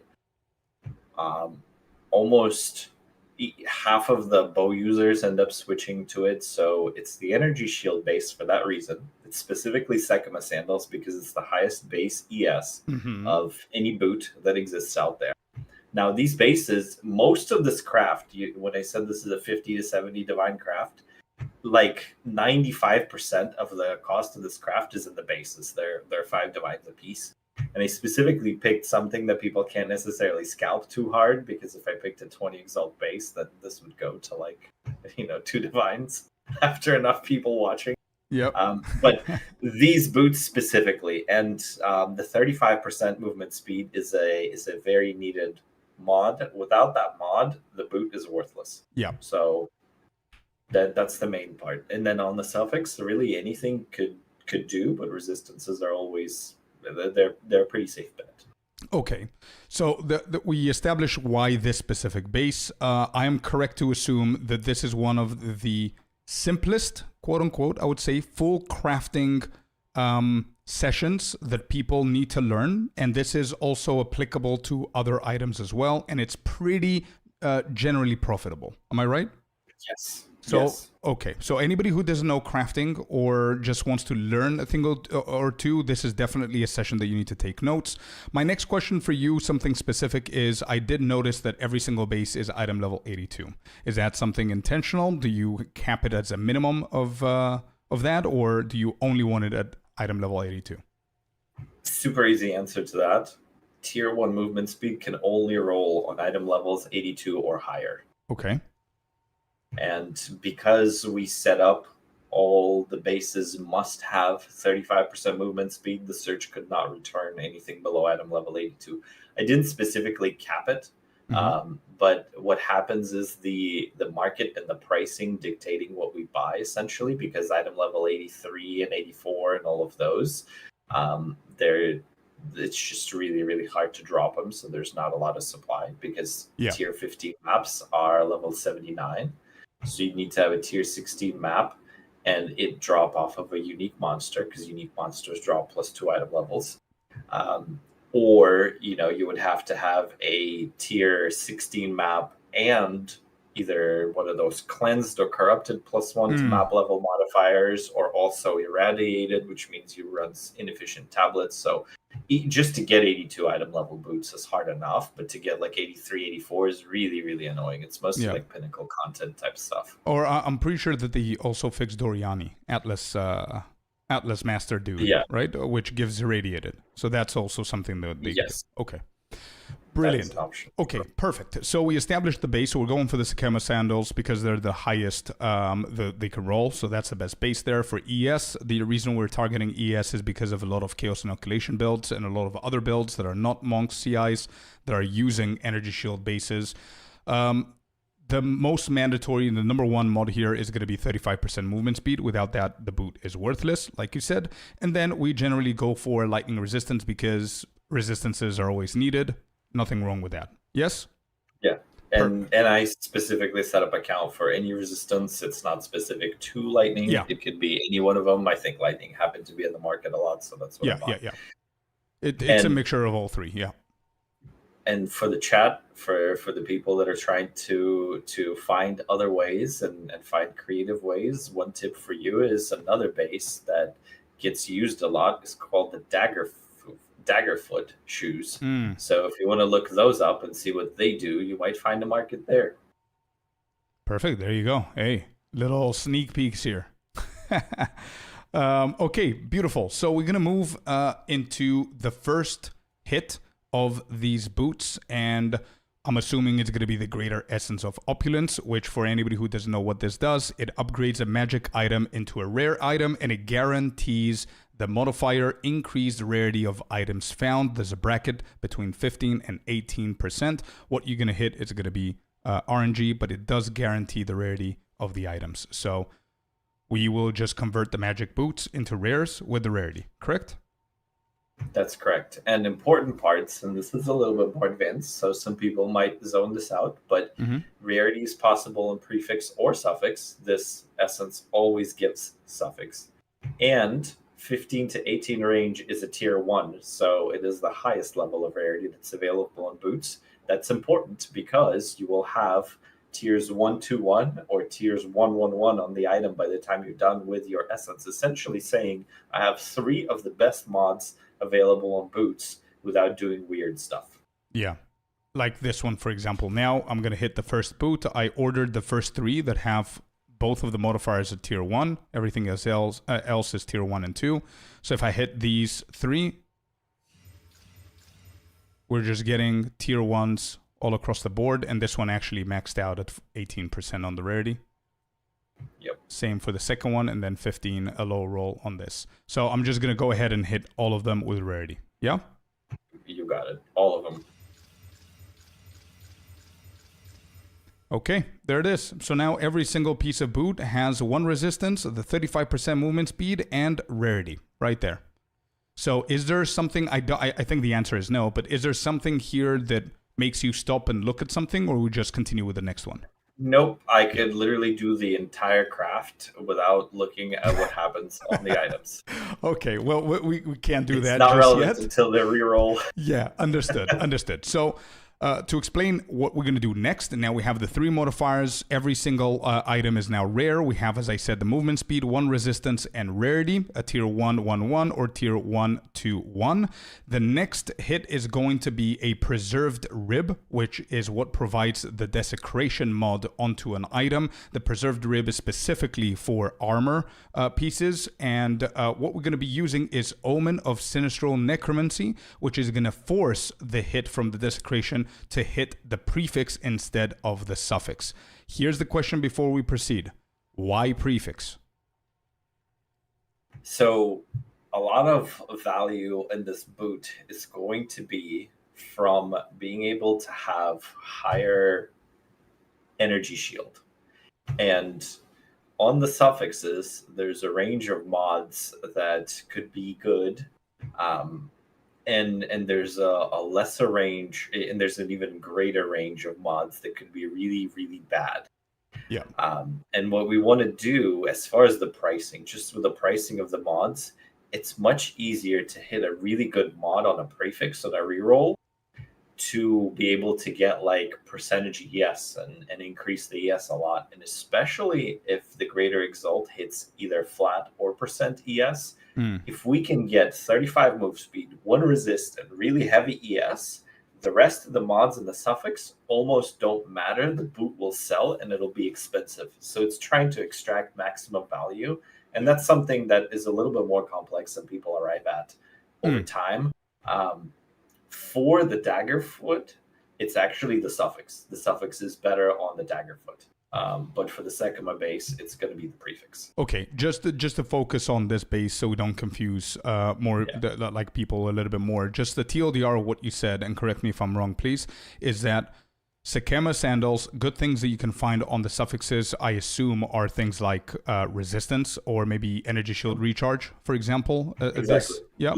And then int for some players, and that's it. Sure. Yeah, there's some kind of an attribute like int, of course, because it's an int base. But there's also a lot of other mods that are terrible. That if one of those hits, then it's game over, I guess. And then prefix, it has a higher chance of giving you something good. And here's my question. Would you be satisfied with hybrid on the energy shield?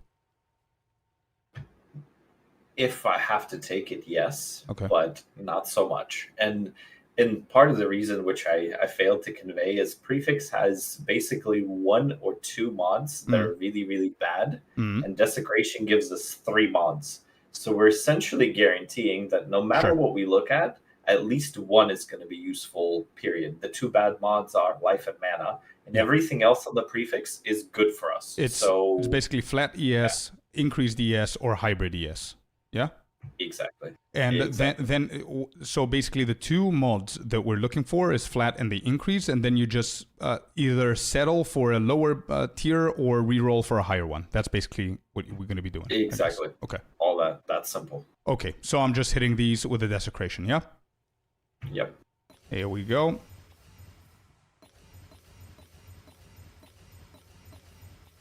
There it is. So every single item now has 4 modifiers, 3 normal ones, like we said before, movement speed, a resistance, rarity, and the desecration. And that's basically it. Now, moving forward, this is going to be the chaotic part of the craft. Yes. So I'm assuming that Fracturing Orb is going to be the next one. Yeah. This is for us to have fun. For the most part, we will probably, for the purposes of the podcast, we will ignore what the Fracturing Orb hits. So you can apply it on the first 3 in a boot of your choice, though the tier 1s, of course. And then any one of the tier 2s, doesn't matter which one. And we are looking to fracture the movement speed. But no matter what it fractures, we can proceed with our craft as it stands, and we can finish it completely.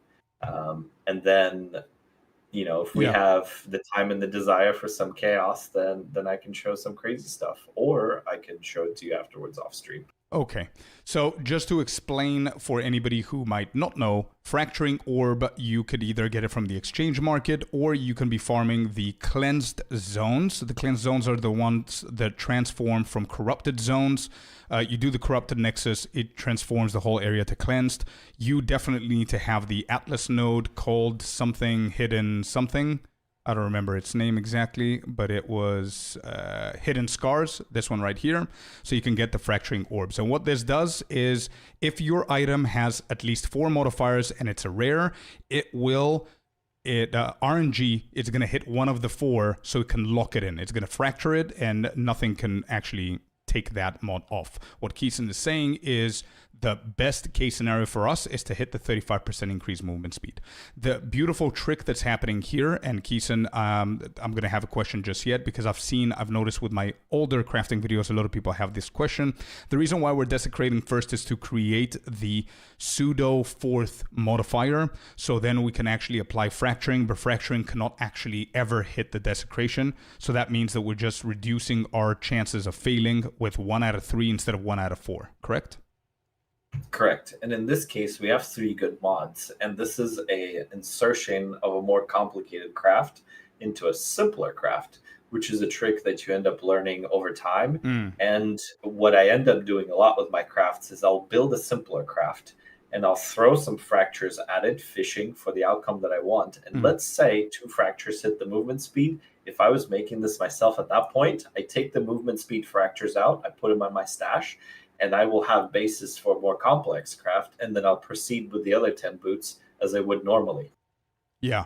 Okay. Beautiful. Okay. So what you said for the sake of doing it right now, Jim, give me 1 second because I think my game is being weird. Okay.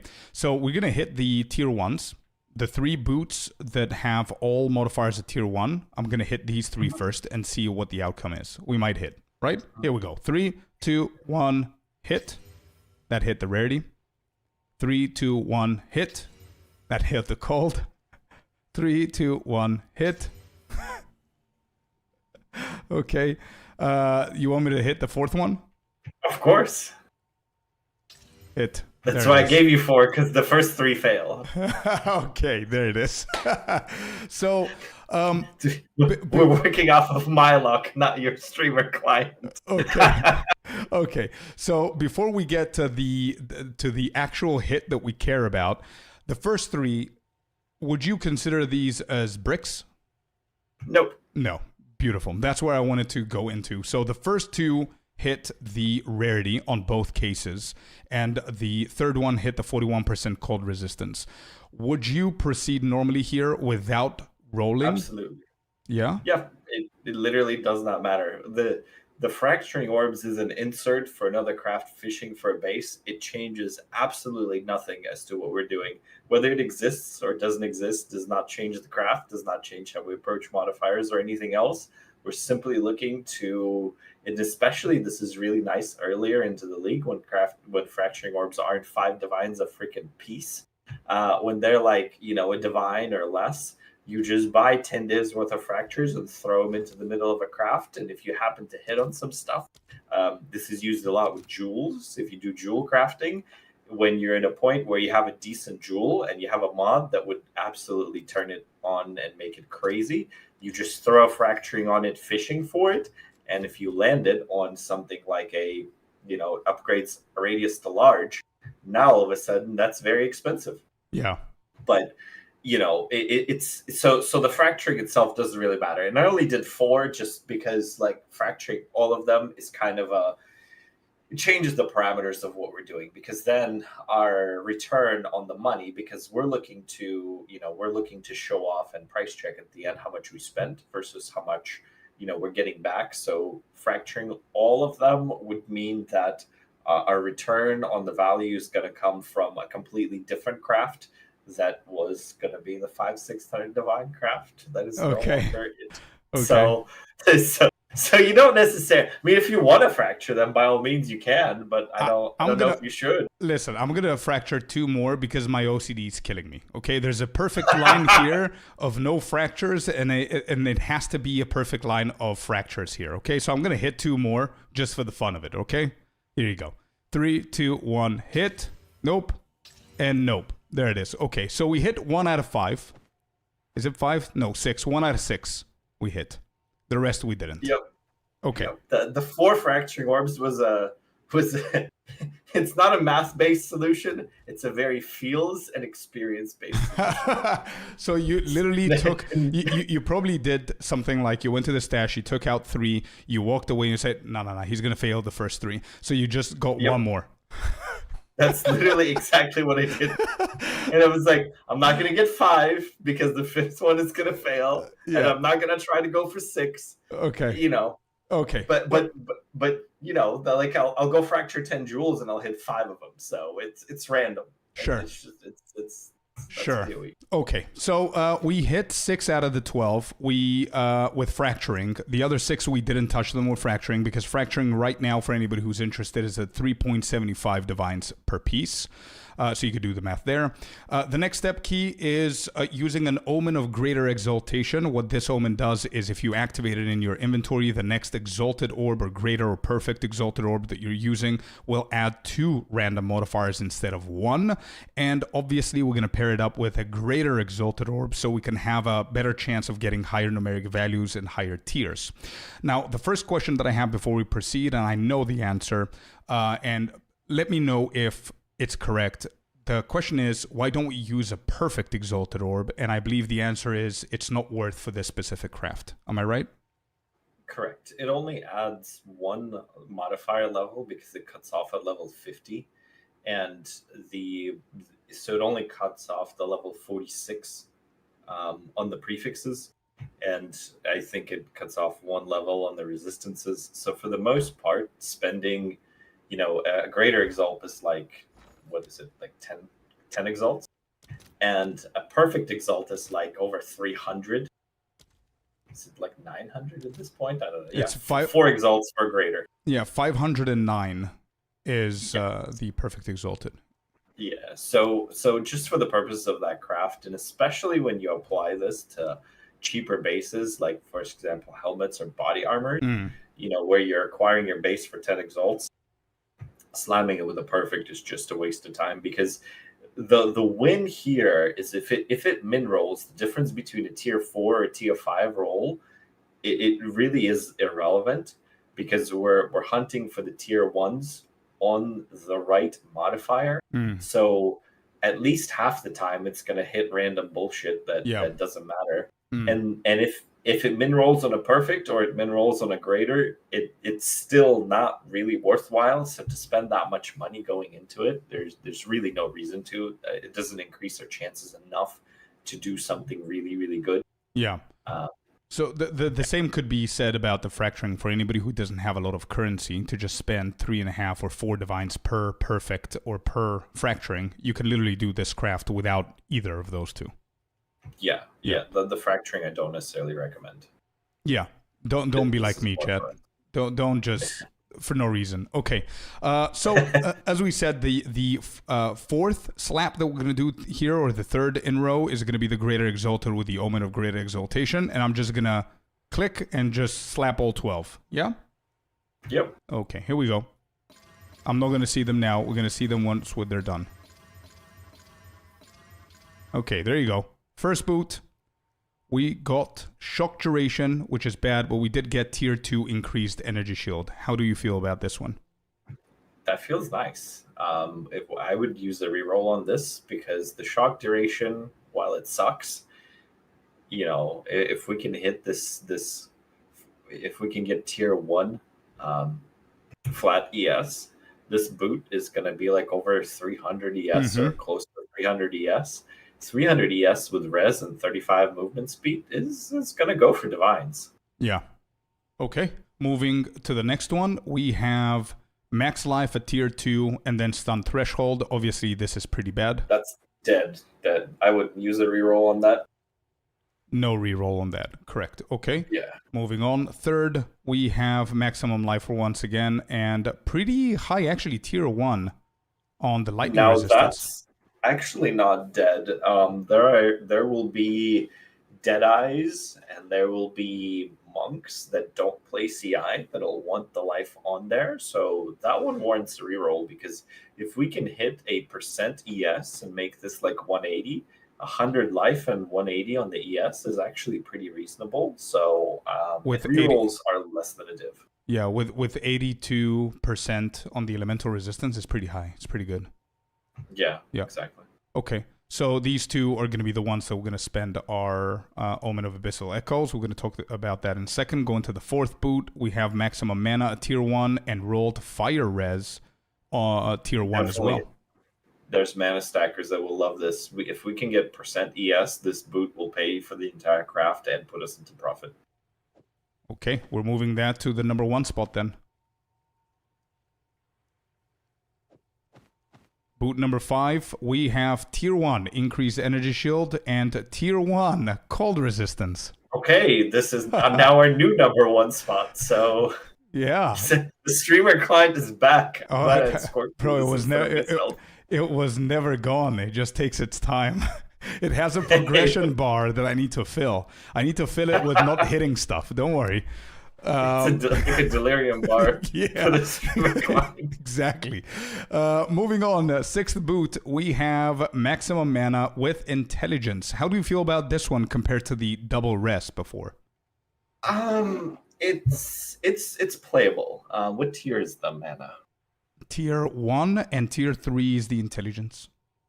I think it warrants a reroll. It's not bad. Okay. This could be good. I don't know if the imp builds are. I don't know their pressure for resistances. I don't know their suffix pressure. I think with the new rings, they might have more pressure for resistance. This is more of like a build conversation, so maybe don't listen too heavy to it.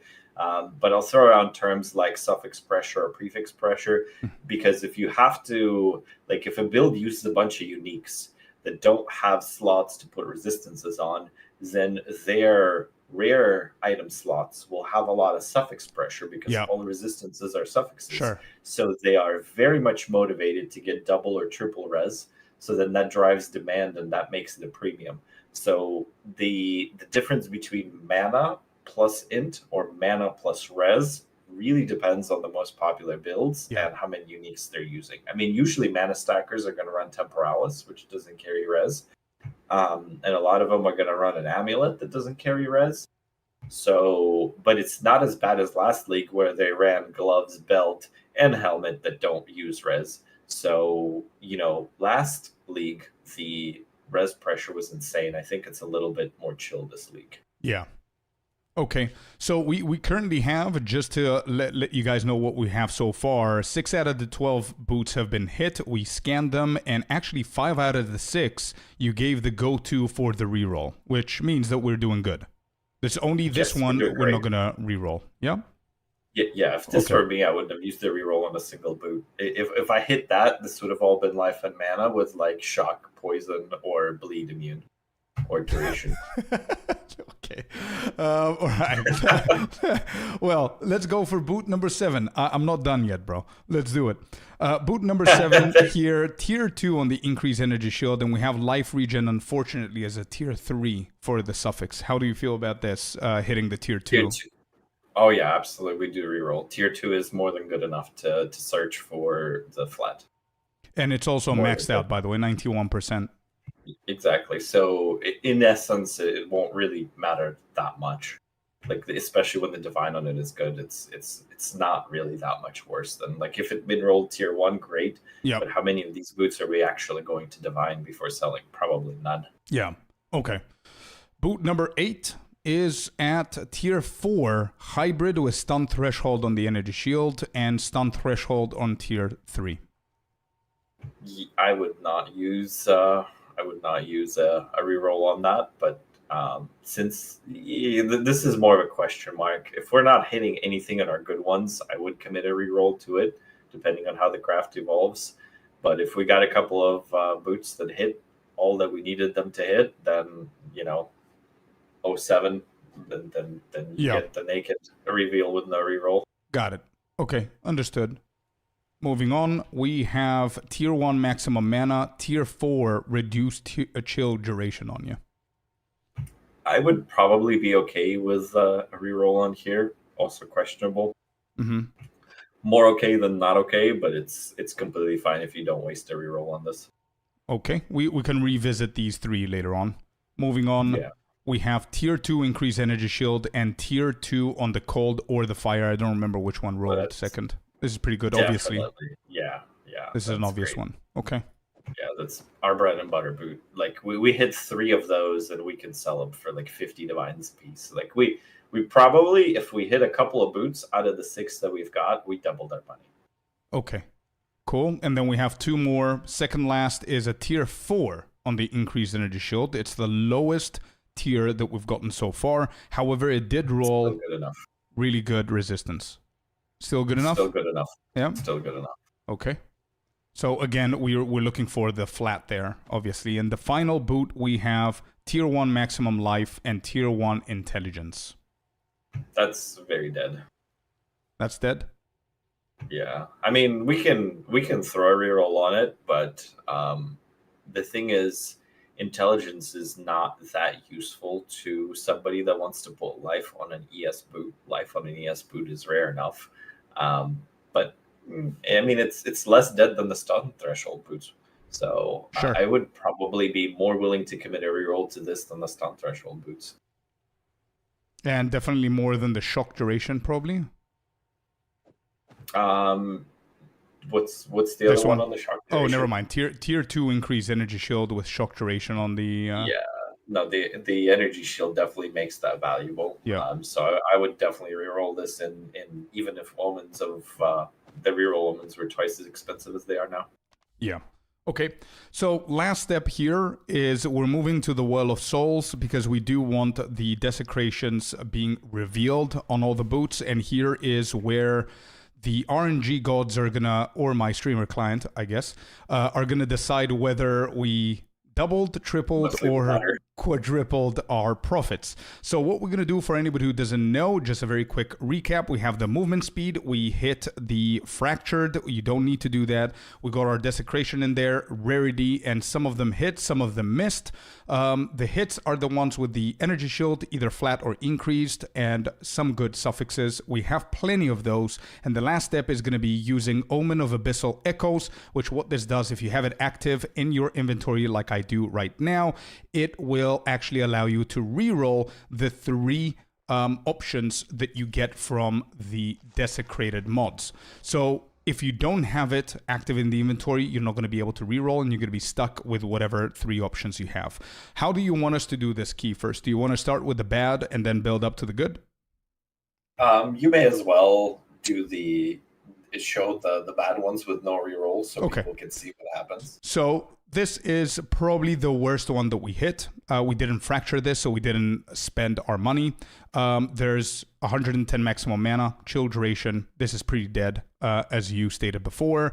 We will hit the reveal and see what we're going to get. If this gets increased energy shield or flat energy shield, we're going to hit the price check and see what that goes for. It might be a little bit valuable, right?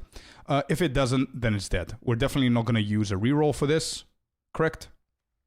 Correct. And this is a good time to tell people about the PoEDB website that gives you the modifier ranges. I have it ready. If you hover Alt, it won't tell you. So I guess let's see the boot, and then you can demo off the website. Okay, let me just prep this to have it for later because I do have it ready here. And let me just set it up to the boots first. So for anybody who doesn't know, go to PoE2DB, and then when you click on modifiers, you can find all the items here. We click on boots int because those are the pairs that we're working with, and then that's going to present you with the modifiers. And if we scroll down, this is what we're looking for, the desecration ones. Basically, we're looking for the prefix, so this is what it could roll.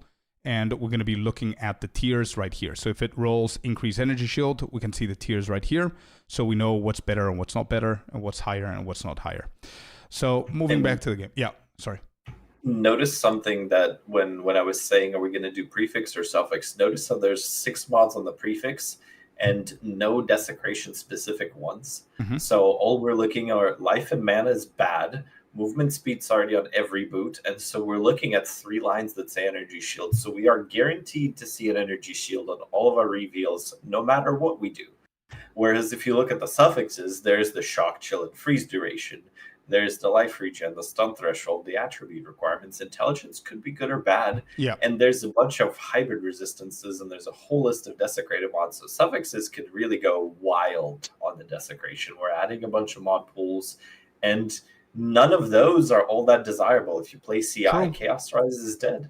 You know, True. if you play CI, dexterity, strength and dexterity, your strength and intelligence is questionable. Life regenerate while moving, you know, stuff like that. It makes it so much harder. So that's why most of the value on this is going to be on the prefix desecration. Absolutely. So what you're saying, there's like 6 of them that could possibly appear. One of them, we already have it, so there's no chance of that appearing. So now there's 5 left with 3 options. We'll always find an energy shield. The luck factor in the RNG for us is whether that energy shield is going to be one of these 2 and whether it's going to be a high tier. That's what we're looking for. Perfect. All right, let's do the first roll on the bad boots. And 3, 2, 1, reveal. And we currently have a hybrid of 41% increased energy shield and 25% increased energy shield on the third option. So if we go back to here, just to showcase this once for people to know how to look at it, and then you're going to be telling me what to select and what not, so we don't take too much time. So we did get the energy shield. Stun threshold was at, what's the percentage? 41%. So if you look at the brackets, you can see that it's a tier 1. And then we look at the 25% increased energy shield. Is this one 25%? It's literally tier 7. So it's so here, for example, what choice would you make? The one that says high energy shield. Yeah, 41%. That's simple. Yeah. Yep. Okay, so would you consider this as a good option, or would you continue anything with this craft? No, at this point, I would price the boot, find that it's worth like 10 exalts, and throw it on the ground, literally right here. Yeah, but right here, there's an OCD problem. It's gonna appear. If it's correct. I don't possess that OCD problem. Sometimes people get invited to a party and go to my missile well. They're like, "Wow, okay. Brother, why is there 40 items just laying on the ground?" All right.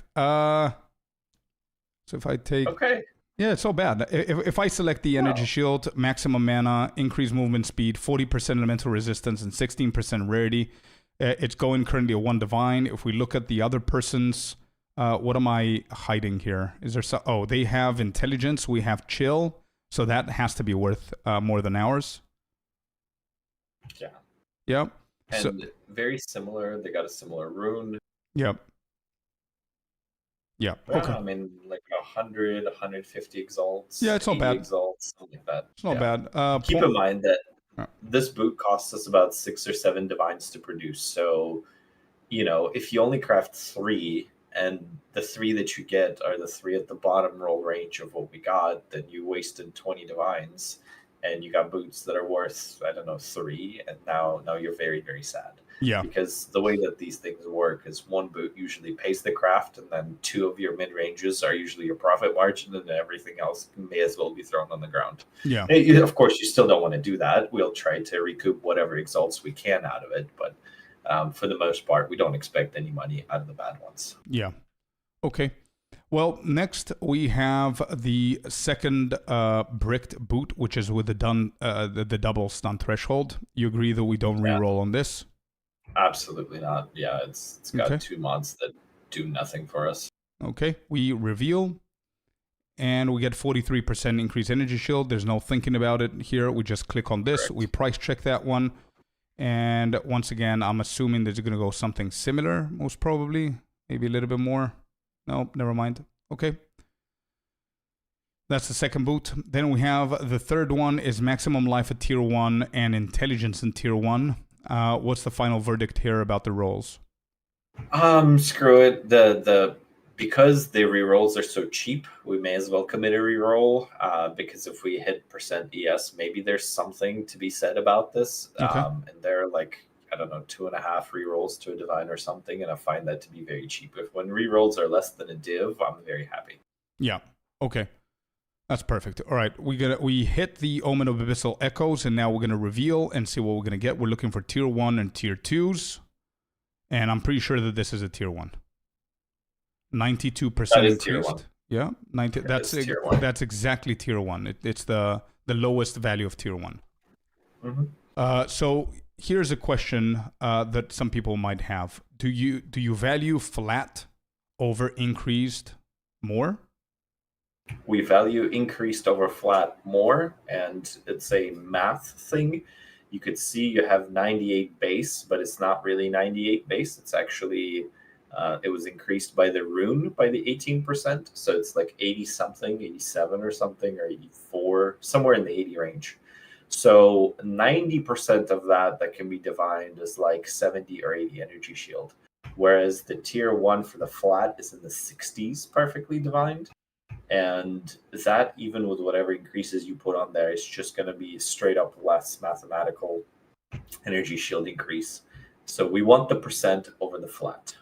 Okay. So this For is the a boots perfect roll. specifically. For the boots, yeah. So this is a perfect roll.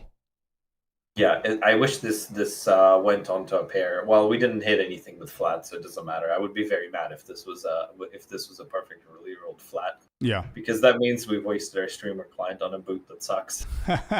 Yeah. Okay. So that's not true. That's not how that works. No. That's not how that works. That's just colloquialism. No, Key, don't worry. Yesterday I called 3 gloves back to back. I got us. I was there. I was there. Yeah. I was there. All right. That was the most fun we've had. True. So I'm going to select the energy shield as well. I forgot about that. Take away the attribute, see if we can get something. And this says it's around the 40 to 45 range. What does this person... Drop the life to 110, I think, is the answer to that. But could be. Just wanted to see where... Oh, we have 31 intelligence versus him having 21% cold resistance on the desecration. Interesting. So his seems nicer, and we're looking for more comps. We don't know that this sells for 40 divines. What I would do in this case is I would go to the thing to the right of life and just drop the life value that we have to a little bit less. Like instead of 125, I'd probably go 110 or something, or 100, just to see if I can find more comps. This is the quick price. It's lower down to 5 divs, but this guy has stun threshold. We have 31 intelligence. So, not incredibly important mods, either one of them. 5 divines is what I would expect this to sell. Keep in mind, that one was up for 15 hours. The desecration, the location of the desecration does matter. His is on a prefix. If you look at the guy that's 45, that's on a suffix. Somebody could try to roll a better res on that. Not that somebody should. It would probably be a mistake, but boots are generally a slow mover. I don't know. To me, if I had time and I wasn't pressed for money, I'd start listing it off in like 15 divines and just lowering it gradually. I envision this selling somewhere between 4 and 7 and just barely breaking even on our craft. Yeah. Okay. Beautiful. So we have plenty of boots and the good ones are yet to come. So we're going to start speeding things up. So from here on out, all of these are going to be re-rolled. That's what we said. Yep. So this one is a tier 2 increased energy shield. We're popping both of the stacks right here, and we're hitting reveal. We're looking for increased and flat. We have the flat at 47, just to show the viewers. What is that? That's on? Tier 1. That is actually the end of tier 2. The end of tier 2. Would you settle? Absolutely. We always click that. If it's more than 40 on the flat, we click it. We don't even look at the reroll button. Okay. However, if you didn't have the increased energy shield, would you? Yes. Depends on what the other mods are. The other mods are exactly as they are now, but your increased energy shield is a hybrid, which is lower number with stun threshold. Would you click on the flat? Yes. Yeah? Okay. Beautiful. Good. Yeah.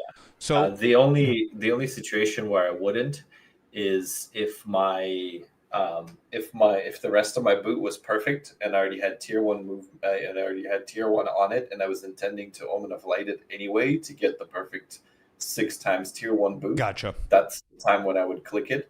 But short of that, tier 2 is more than good enough.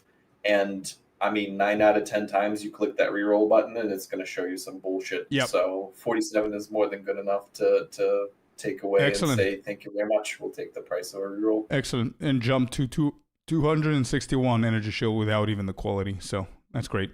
Yep. So that's over 300, and that's going to be worth money already. So let's see, 313. The shock duration is the dead one. The movement speed here is also fractured, by the way, for anybody who wants to do any other crafts past this. Am I missing something here? The rarity selected. I think we got it all. That's it. So we've got an 80 divine boot right here. Beautiful. So now, now it would be a good time. Wait, actually you said it. 50 to 60 divines is what you gave for this whole crafting session. Is that right? 50, 60 for the bases, and then another, the actual mats for this were free adjacent. They were like maybe 5 divines altogether. Okay, maybe. So approximately, could we just say 70 divines for this 70. whole? Let's go 70, yeah. Even if we go 80, which is not, it's too high, this boot could potentially get us into the profit already, just that boot. And we have, 10 more, 8 more? Yeah? Yeah, this is a good place to be in your crafting session. Yeah. And I saw a question in chat about 525 divs, I would say. I don't know if that was the question on how much we spent. Each base of the blue boot with move speed and tier 2 res is 5 divs, which is technically cheap. It's usually more than that. Last league, I was buying the white bases for 3 divines with literally nothing on them, just item level 82, and then spending perfect augs and annuls to get them to that stage. Now, This league, annuls are incredibly expensive, so we're buying the base. But this is one of those optimizations as a crafter that you would see. Sometimes I would make the base, and other times I would buy the base, and that depends on the cost of mats versus the availability of the base. Yeah. Perfect. Excellent. So we move on to another one, and now the boots are becoming better and better as we go, by the way. So this next boot, which is pretty low on the good ones, is a tier 4 increased energy shield, which is pretty low, but we do want to hit a tier 1 flat, and this is going to be incredible with 81% on the elemental resistances. We have our Omen of Abyssal Echoes ready, and we hit reveal. And there it is. It's a tier 2, right? It has a tier 2? It is a tier 2. Good enough. It's good enough. And there it is.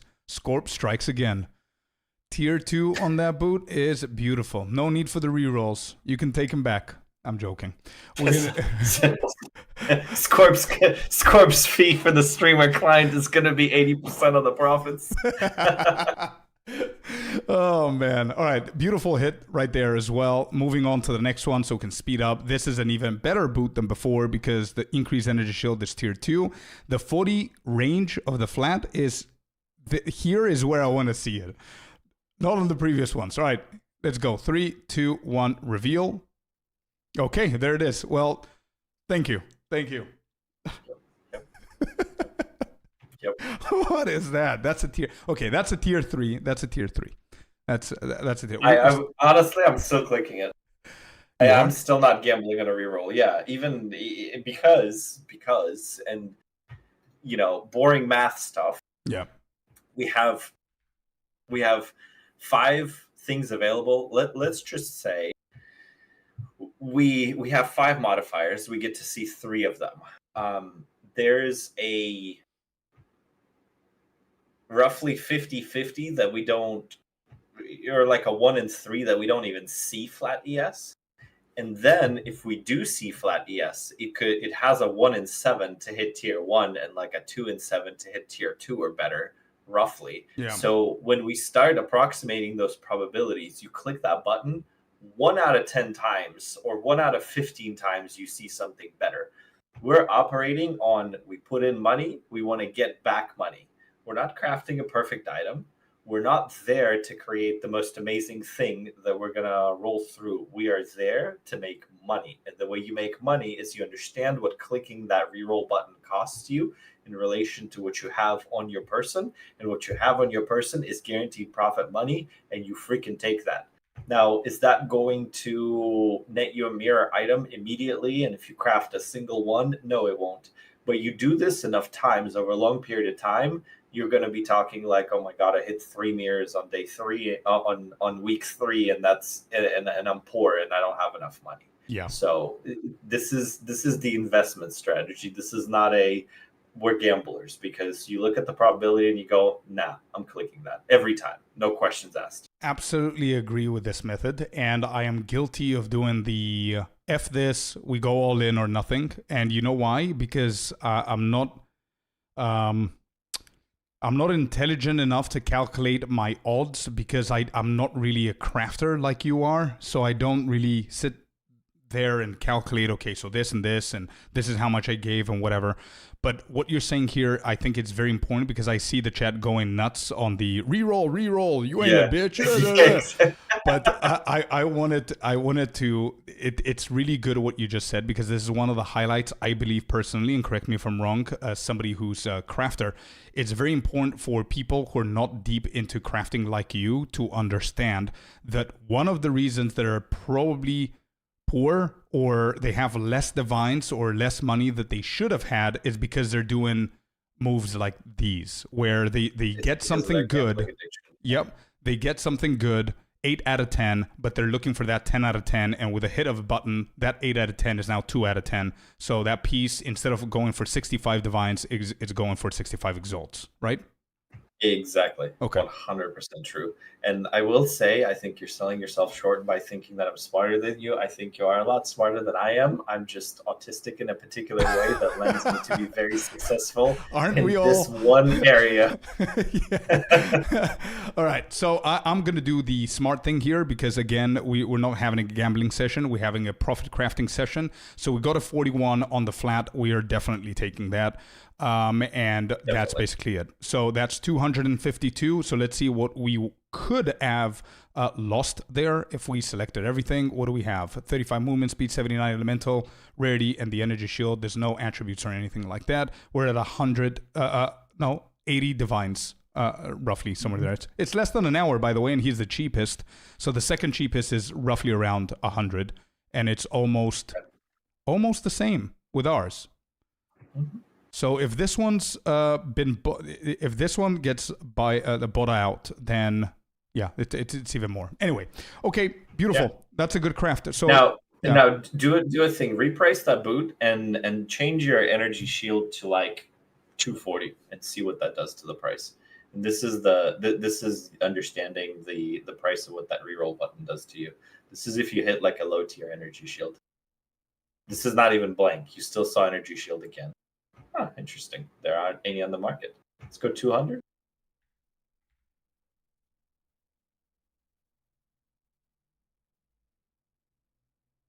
There are still none on the market. You might have been safe to reroll.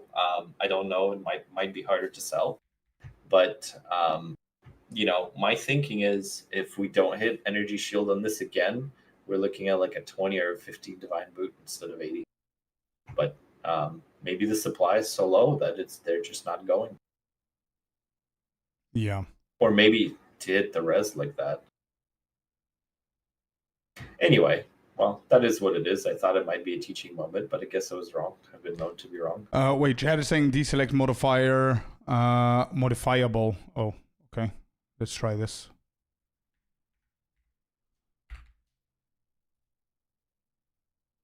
Nope, that is nothing. Okay, anyway, moving on.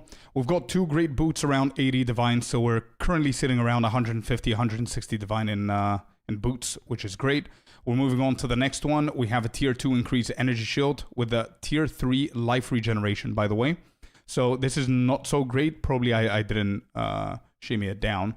But also this one's going to be a reroll, right? Very high increased energy shield. So let's hit. Absolutely.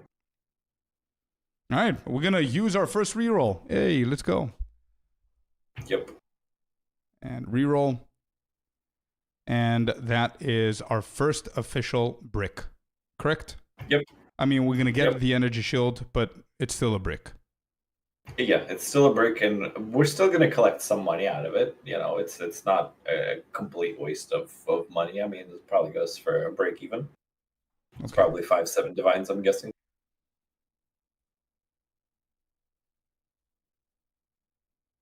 Two, 3 days ago, though. So it's going to be a little bit less than that. Yeah, maybe even a single divine. Yeah. This would be hard to move. Okay, moving on. We have the max mana tier 1 with the intelligence tier 3. We're going to reroll on this one, right? We're looking for percent energy shield more than the flat, but we will take the flat if we're offered. Okay. Reveal. Increased energy shield at 63. It's pretty low if we look at here. Tier 4, I want to say. You are right. Yeah, tier 4. 63. Yeah. Are you going to settle for this piece? I think we reroll because we have 2 possible outcomes. Tier 4 is right in the middle of the range. We're guaranteed to see a single mod, and we're about halfway through. This doesn't pay us anything on a tier 4 plus some mana, so we want to.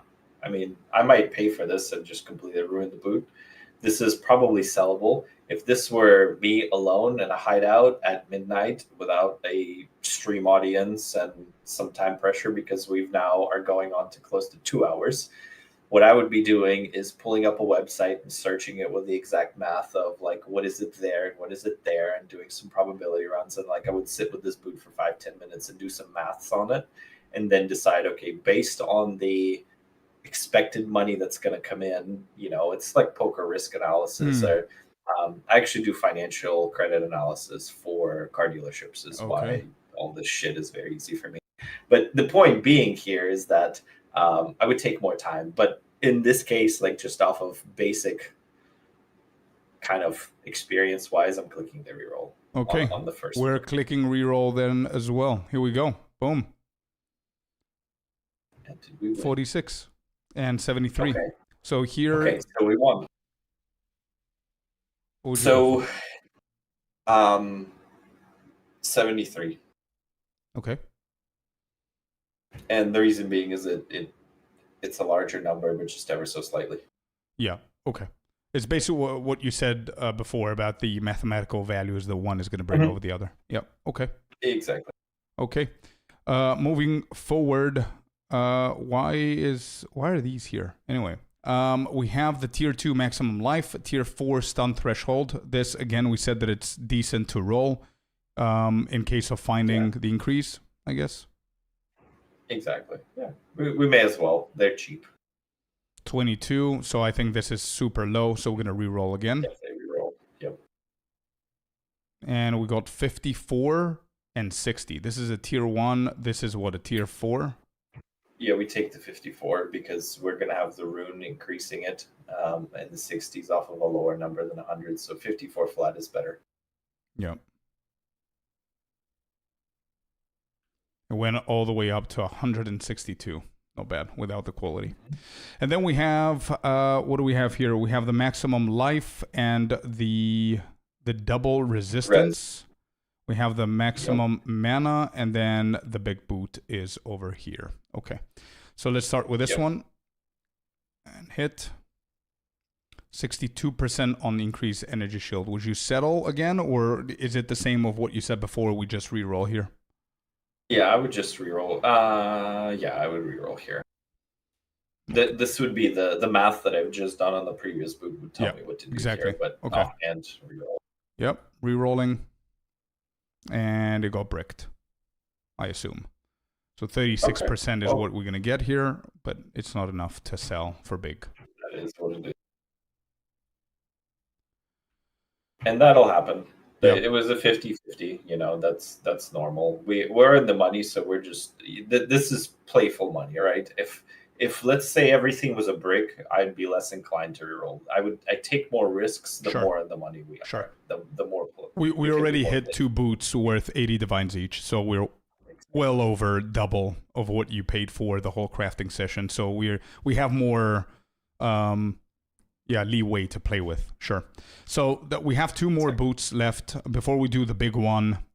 This one is kind of big. Everything is tier 1 in here. Cold and fire res, maximum mana.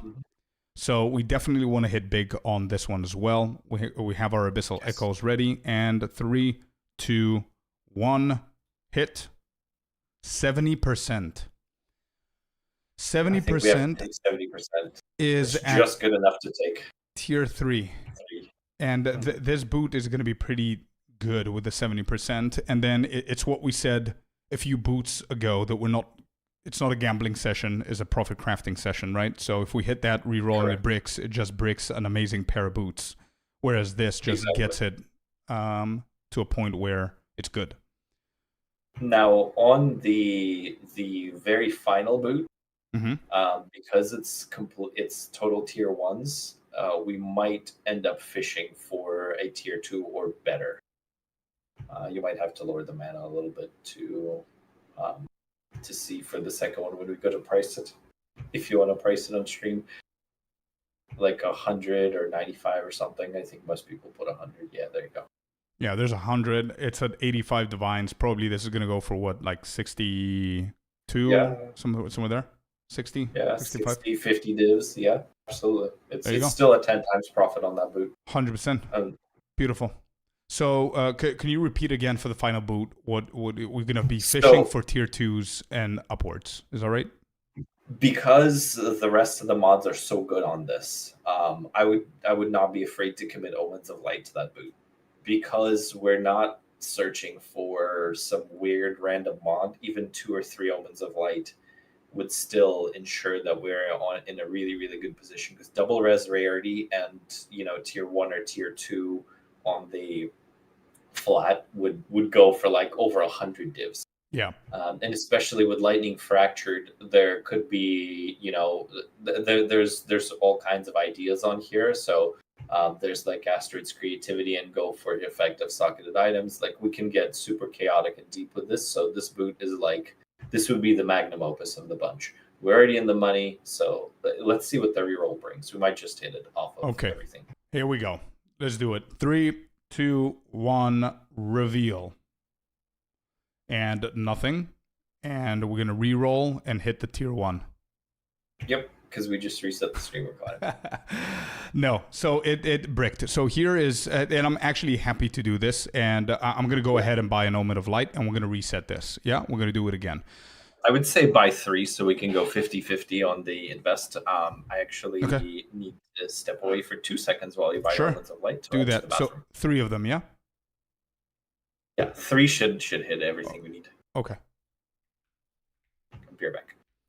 All right, so let's go ahead and buy ourselves the Omens of Light. A bad corrupt could still brick it. Yep, 100% it could. Let me just double check if I have any. I do not have any. Let's do Omen of Light here. Omen of Light. And we need 3 of these. Can we do it for 20? Is this going to sell?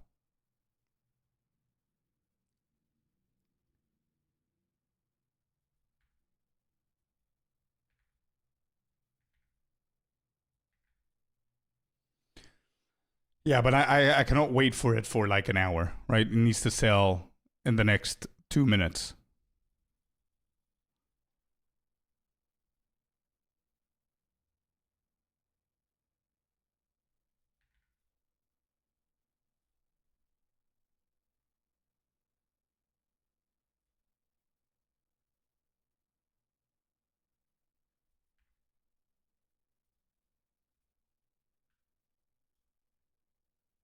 They are expensive.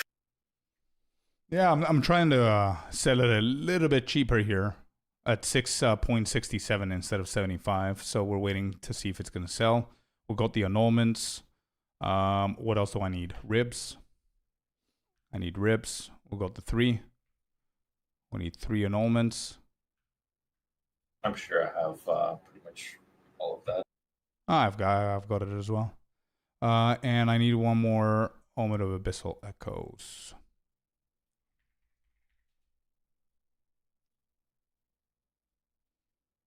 Do you have the Omen of Light so I can give you the 20 div? Yeah, give me 2 seconds. Let me see if I got. I don't have an Omen of Light, but I was just gonna buy it. Okay, buy it and let me know. You want just a single one, or you want multiples? No, the 3 Omen of Light. Let's do 3 Omen of Light. Got it. I mean, Let me get that. How much did you pay for it? I would just pay 21. It's not a big deal. Okay.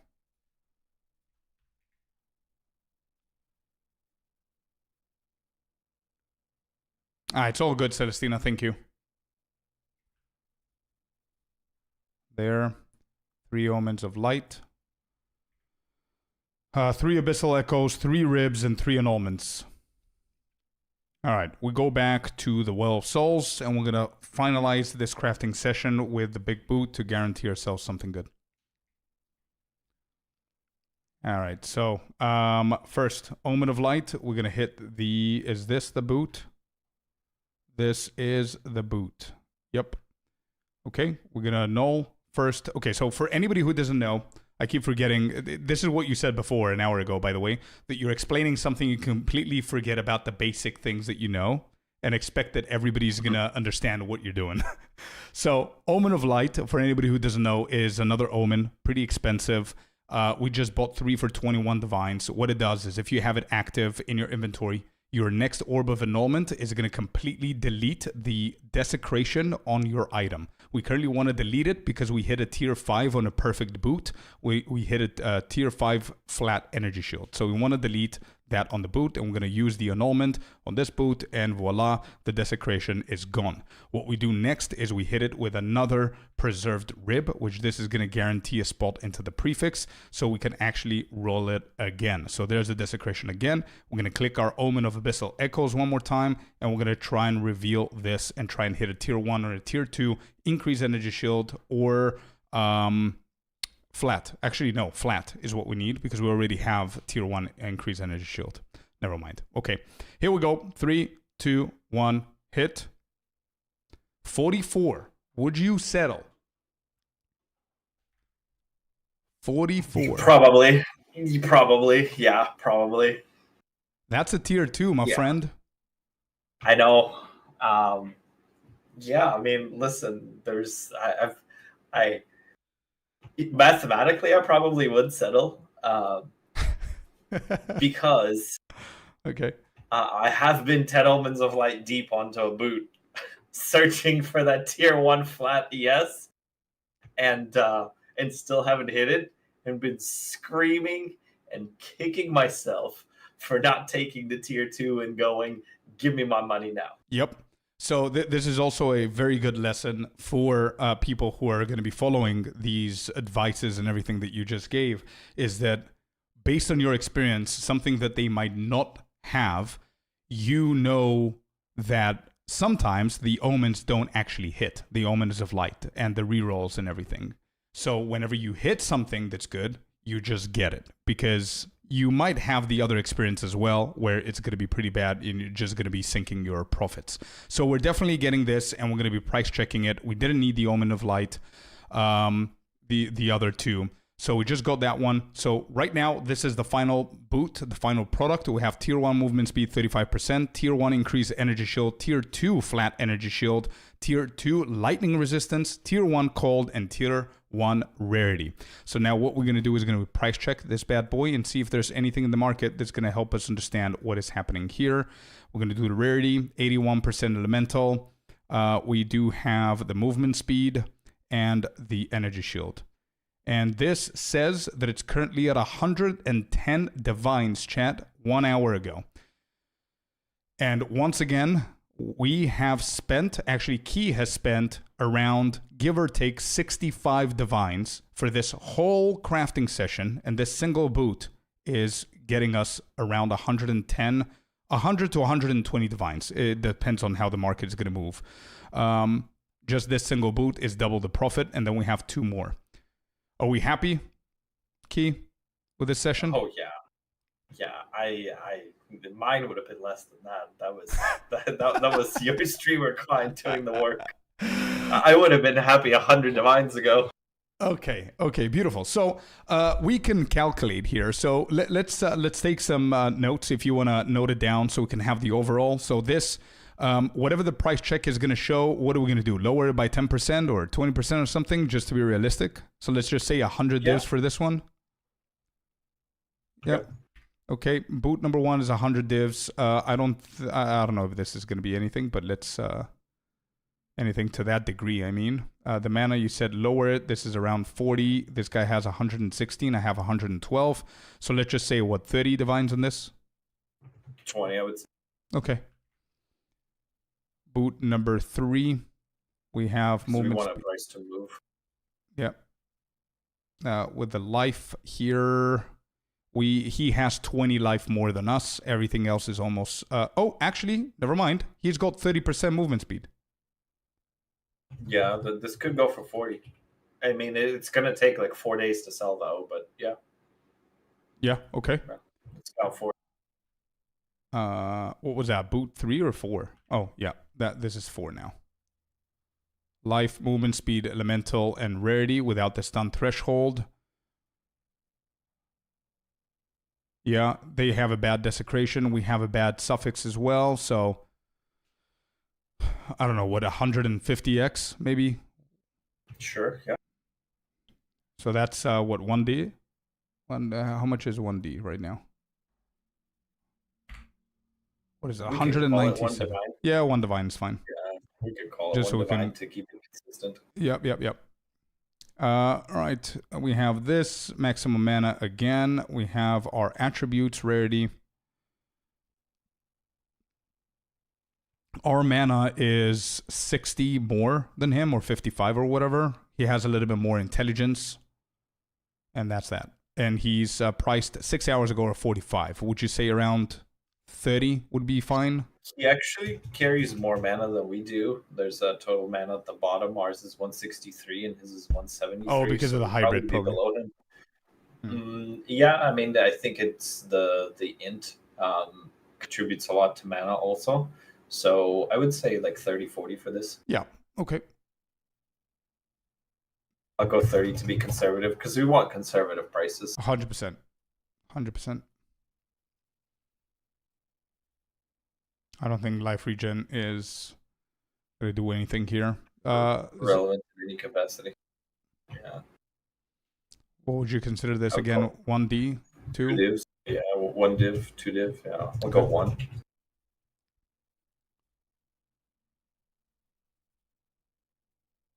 All right, this one is one of the big boots, so it's around 80. You can go for 70 or 65 or something if you want to be conservative. But again, wait 1 second. He priced it an hour ago. This is the one that we spoke about before. So if somebody buys that one, the cheapest one after that is 98. And then the cheapest after that is 120 2 hours ago. But I would be comfortable listing this at 80 or 79, so let's count it for 80. I think 80 is fair. Okay. Moving on, 313 on the shield, movement speed, elemental, rarity. Without the shock is around 18. This guy has stun threshold instead of shock. 15 div and let it fly. Yeah, okay. Moving on, is this the same? This is the same, so we did that. And we have this big boy. I think this is... Oh, wow. I think that guy just sold it. Anyway, 98 it says here. I think this is the same as the previous one. So maybe that guy sold it at 80 divines. So maybe you can go for 80 here as well. Yeah, we'll go 80. I think the actual list price for this with that market is like 90 to 95, and then we lower it to 85 in a few hours, and then lower it to 80, and that's also a idea for people on how you price it. If you feel like it's going to go for 80 and you don't need the money, you go 90 and then you lower it. But if you need the money, then you go 75 and you take the money. If you have something that's time sensitive to invest it in, take your invest, get your money. Money now is better than maximizing everything. I will undersell. I'll waste 20% of my profits pretty much almost on every item because I want the movement of money. I want to turn it into something. Every single hour that this shit sits in my box and isn't bringing me money is literally wasting time, and I would rather just cut my profits to less and get it in and get the crafts going. Yeah. Okay, so next one I had to play a little bit with the numbers to lower it because nothing could be found in the market. I lowered the life, I lowered the intelligence, and also the energy shield that he has is fully... I don't know if he has... Oh, he does have a rune, so ours is higher probably with the quality. I think this considers quality automatically. Oh, yeah. True. And we do have a rune, yeah. Okay, so this around 10, maybe? 2 hours ago? 10, I'm happy with that. Okay. It's a really weird boot. It's going to be hard to sell. Yeah. Next, this is one of the bricks, around 77. I don't know if you want to count that one. So let's just say a third of a divine. And then the last one, don't think it sells. Yeah, it's lower than that. Forget about the last two. So you spent around 65 to 70. What did we potentially get right now after the crafting session? I am doing the math. Okay.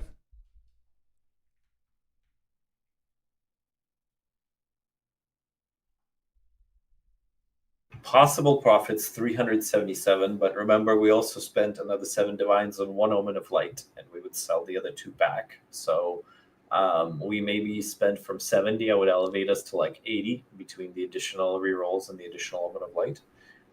But the total amount for what we conservatively agreed on is 377 divines. So we got a pair for 100 and a pair for 80, another one 80 and another one 40, and then like some 30s and 15s. So we're over 300 divs. So let's say worst case scenario, some of them don't sell and you start lowering the price. Worst case scenario, as I said, you sell everything for 250. That is, again, 3 times what you actually paid for this whole session. Yes. So there it is, and that's how you do it. Okay, perfect. So let me just do the final thing here is give you all the bases back. And let me know what you actually managed to net out of all of this. I'm going to keep everybody posted so we know what exactly sold and what didn't sell. There it is, brother. Thank you, sir. Let's move to the main screen back. And so, dude, it has been a pleasure. It has been an amazing 2 hours. And it's needed. It's much needed. It's crafting. We're not talking about child's play here. We're talking about very complicated stuff. And you're one of the best ones that I know. So obviously I had a lot of questions and we had a lot of fun with the crafting session. That's amazing. That's really good. So for anybody who is just listening, once again, to recap, we spent 80 divines, Keeson did, on the bases and all the mats. And after calculating everything, we're roughly around the 300 to 360 divines, potentially if things sell exactly as listed in the price check. But even if it's much lower, it's still an amazing session. I don't think we're going to drop below triple the profit. So that's amazing to learn things like that and people to see how it's crafted and what they could do. And as you guys saw, it took us 2 hours, but it's probably going to take you 10, 15 minutes, Key, right? For you to do 12 bases? Maybe sometimes faster than that. Usually it'll take me an hour for like 3-4 sets of 12. Because then instead of explaining and having conversation, I'm literally going click, price,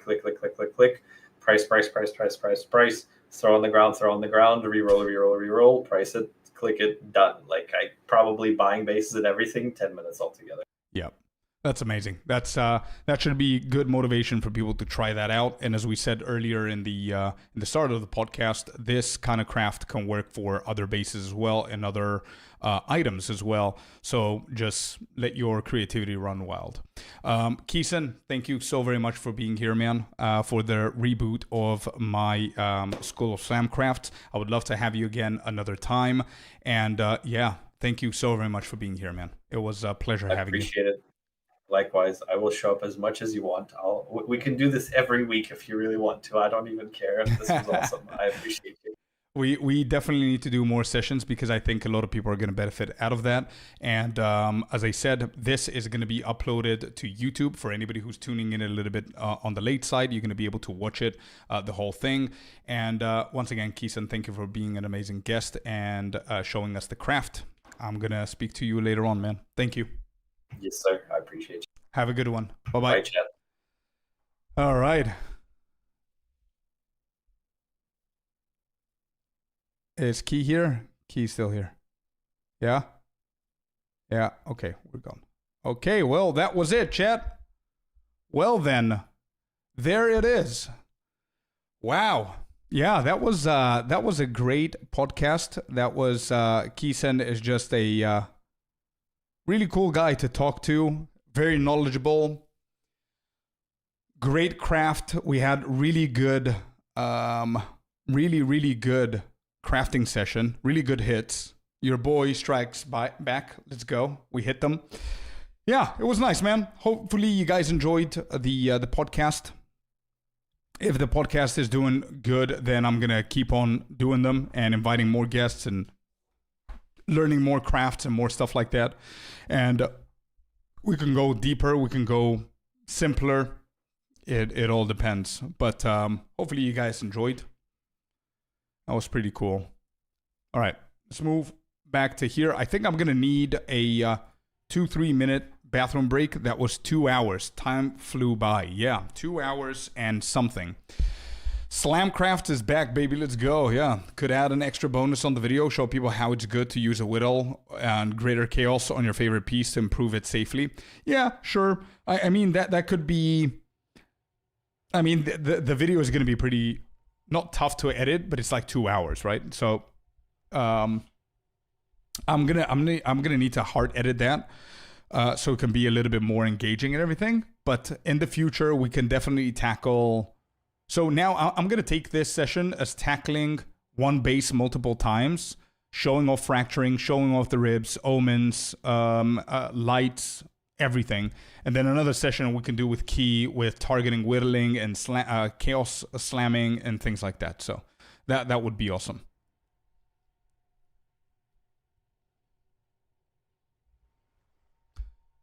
Something I wanted to say was I had like another 3 hours of shit to say. Yeah, same, bro. I could have made up another 10 questions, or we could have perfected one of the boots or whatever, but it's hard to organize something not go above a certain time. Like I cannot just, okay, well, that's it. It's time. It's not television. You know what I mean? Be here at 24 hours. Exactly. Anyway, that was fun. Be right back. Let me go to the bathroom real quick. And I'll join you guys. We're going to do a map. Be right back.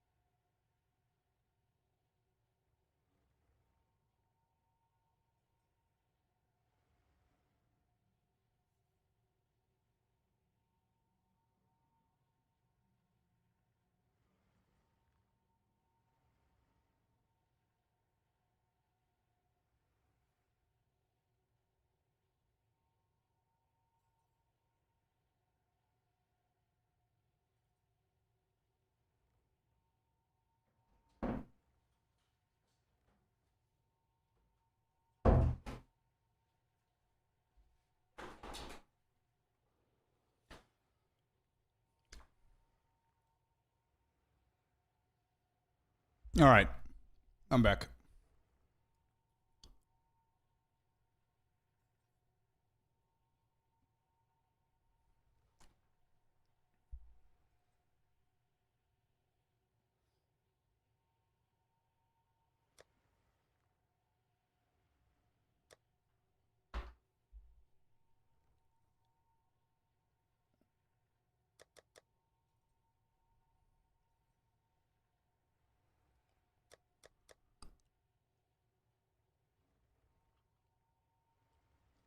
My tiara?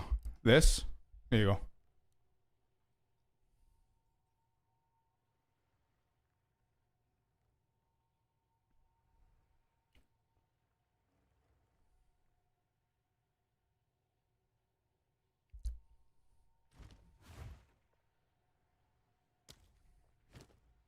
All right. Something I wanted to try was the divinity fight, right? With this build. Let's do that real quick. What is it? 1 is 4. Is that gonna sell it for? Nice, Mike. You need that one? What do you mean? Yeah, the spirit? I need the spirit. Yeah, sure. Of course. The other one, I'm keeping it for the next build. Because I'm almost certain that I'm going to be running an energy shield build on the next one. It's not that amazing. Double rarity is not that great, but it's a starting point for me.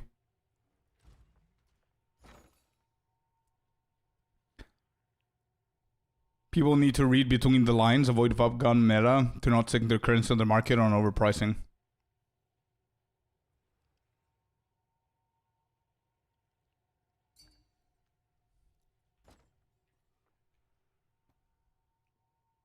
Oh, that's a Xerox gift. Sinister Jewel Socket.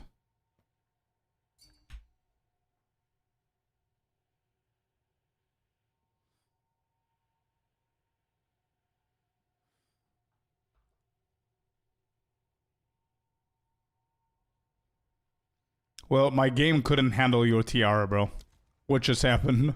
You have 2 sockets. Nice.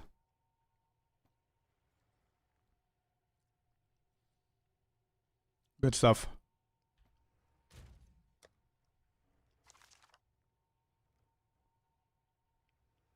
All crafting podcasts need that bad.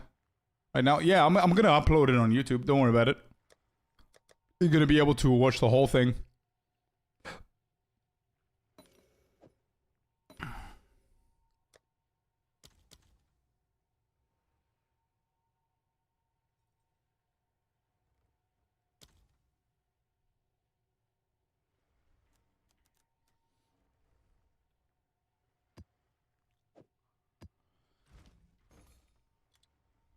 Ritual tablet. Let's be broke again, chat. Ritual tablet. We go for 10. Additional reroll. We're gonna buy the 2. That's at 15 divines. Then what would be, Katie, here's a question for you. What would be the second best modifier to have on this tablet? I want to see how much it's going to spike. Is it going to go at 30? Because if it's around 22, 23, I'm going to buy it. If it's around 30, then maybe not.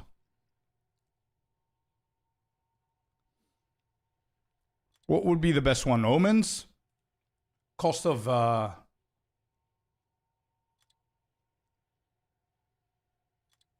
rerolls? Increased tribute?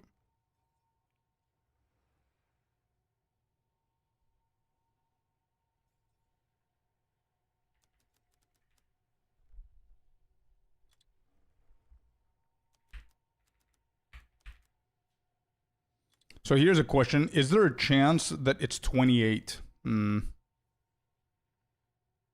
That's literally in the middle of what I said I would go for and what I wouldn't go for. If it was like 32, 35, I wouldn't go it. If it goes for 25, I would. And this is in the middle.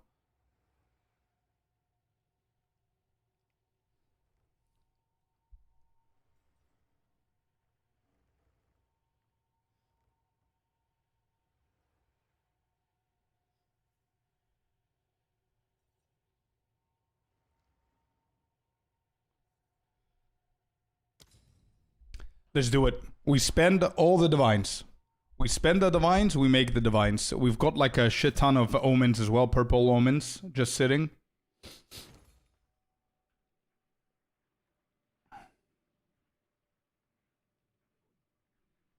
Oh, something happened. What happened? The game crashed? What? What was that?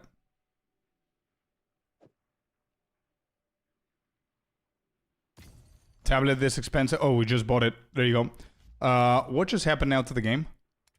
My graphics changed to full screen for no reason.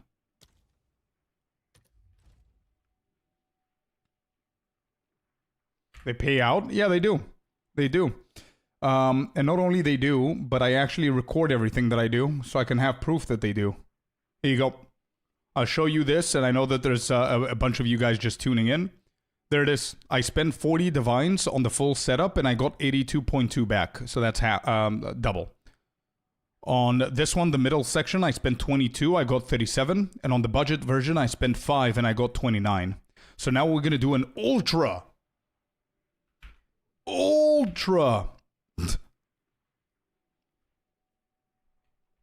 Ultra expensive. Yeah, I didn't see a belt, Totus. Did not see a belt. If that's the question.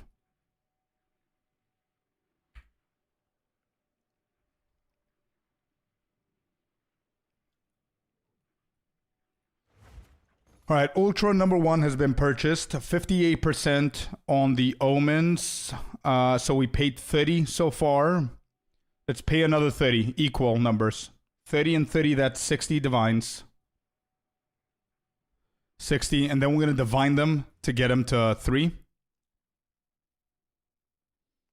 Crazy, I didn't know. Yeah, that's why I'm recording it. I'm going to make a video. I'm going to release it on YouTube so you guys know what to do. Like, you don't necessarily need to start from there. You can grind your way up. That's why I'm doing multiple budgets. So that's 60, and now what we're going to do is we're going to use our divines to hit the tablets.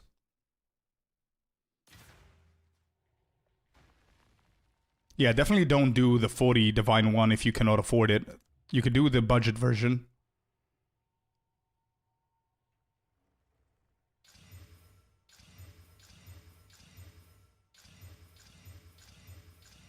Four each, chat. We just spent another 8 divines. 4 each. So that's 68 total for these two. And then this is what, like 60x? So it's like a third of a divine. So we do 68.3. Okay, and the final one, we have additional rerolls. We have omens at 94%. And then the last one... Bro, imagine we get another one. What if we get... What if we get another 2 rolls, but with reduced rerolls? Now, that's going to be insanely pricey, isn't it? That's going to be insane. Rerolls. Tribute. Yep, 28% reduced tribute. There it is.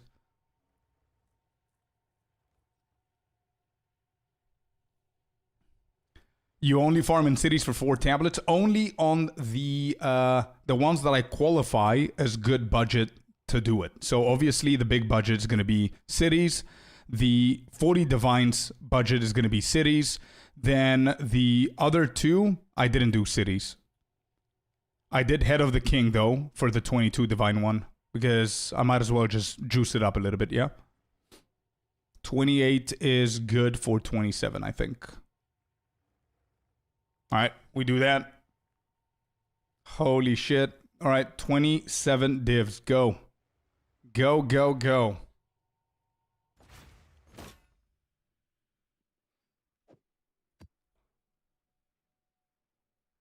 Did I get it? Where is it? 27 divs. Good. And let's count how many divines it's going to take to hit it to 3.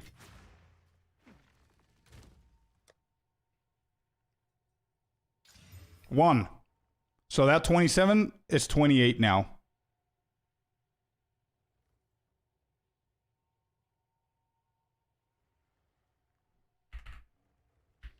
$96.3, and if I get one more because we need 10 maps, that's going to be 97 divines. Oh boy, 97 divines on the tech. We are going to be running with 9 additional favors, 94% omens, and 27% reduced tribute on the favors. So all that we need to do next is potentially find city maps. So I need to get like shitty maps and start pathing around so I can try and find cities. That's what we need to do, and then head of the king. So I might as well just do the tower here so we can reveal something, I guess. I'm just gonna do it like this.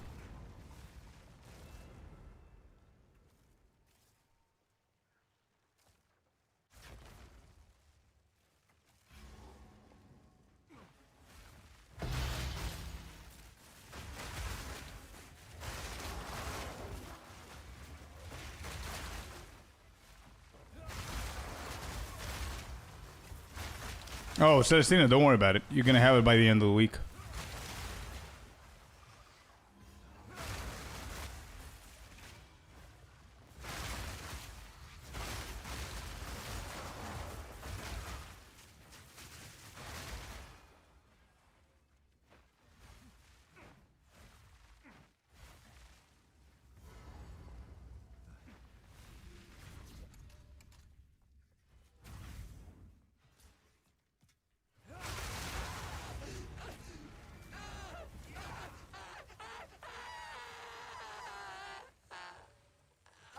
Back garden as wet as it can be, says Icy.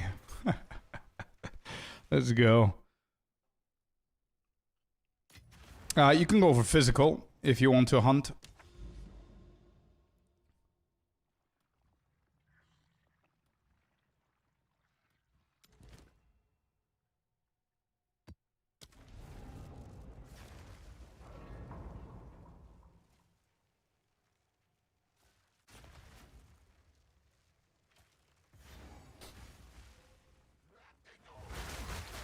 Alright, so next grinding session is going to be rituals with 100 divines invested. I think that's the kind of the max of what you could do, right?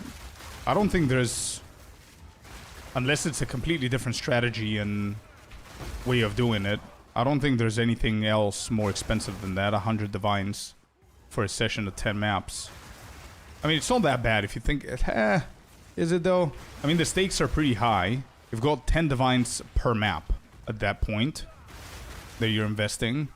So you definitely need either each map to give you back the 10 so you can break even.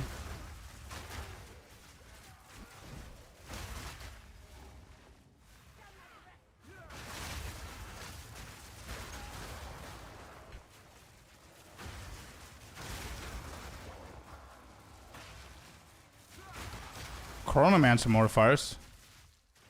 We're gonna make that look like this.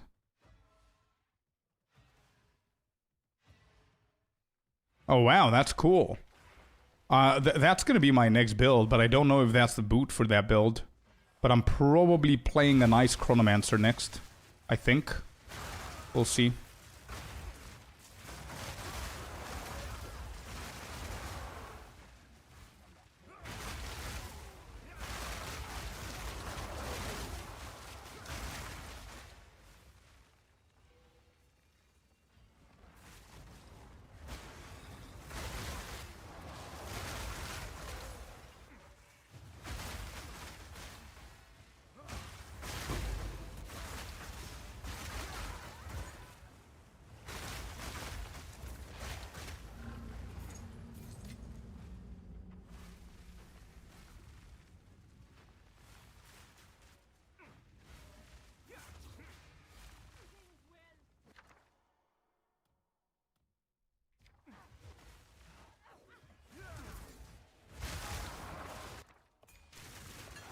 Current tablets is as juiced up as it can get. Yeah, that's good. That needs to be the ending point of our sessions for Ritual, for the video.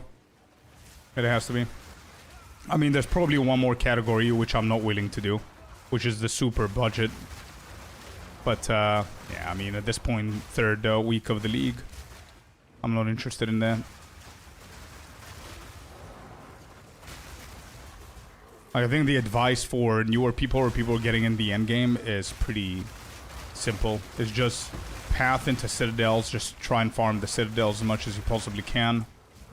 By the time they find multiple citadels, they probably will drop a few divines. I don't think it's that hard to accumulate a total of 5 divines so you can juice up your first session.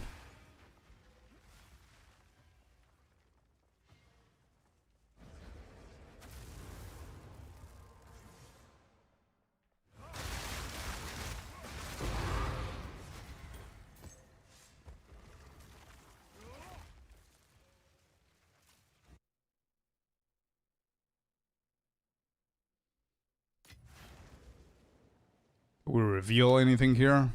What is happening around here? Grass, grass. So I gotta do this with Grand Project.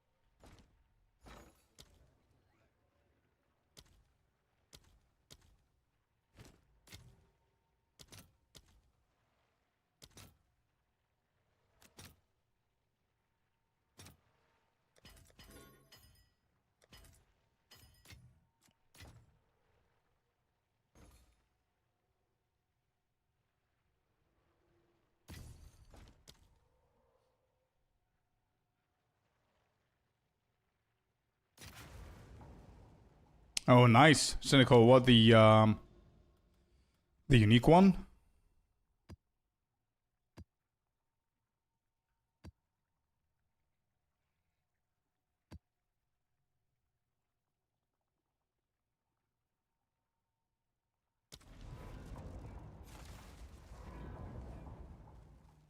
Pon 5.3 tomorrow. I'm expecting it, yeah.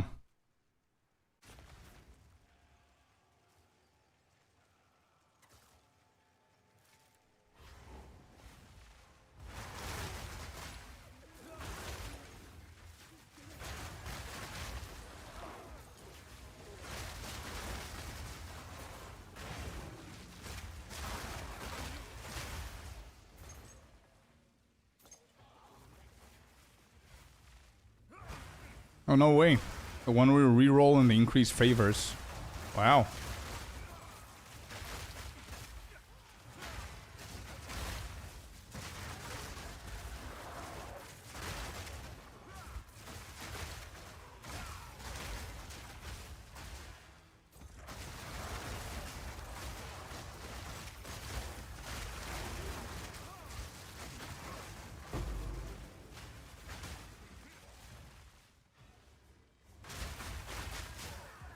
Trying to figure it out? Ron, you don't need to figure it out. If you go into the guide, under the gear, I have it all written out where the spirit comes from.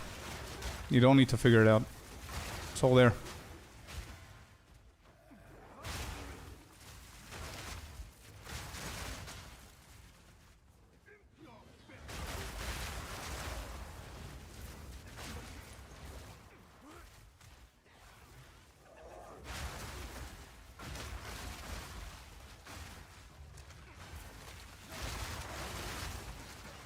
I don't want to waste time here.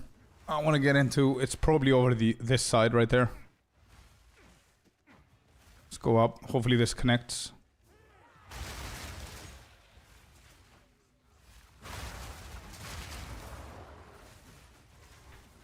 Not even here. Maybe it's this.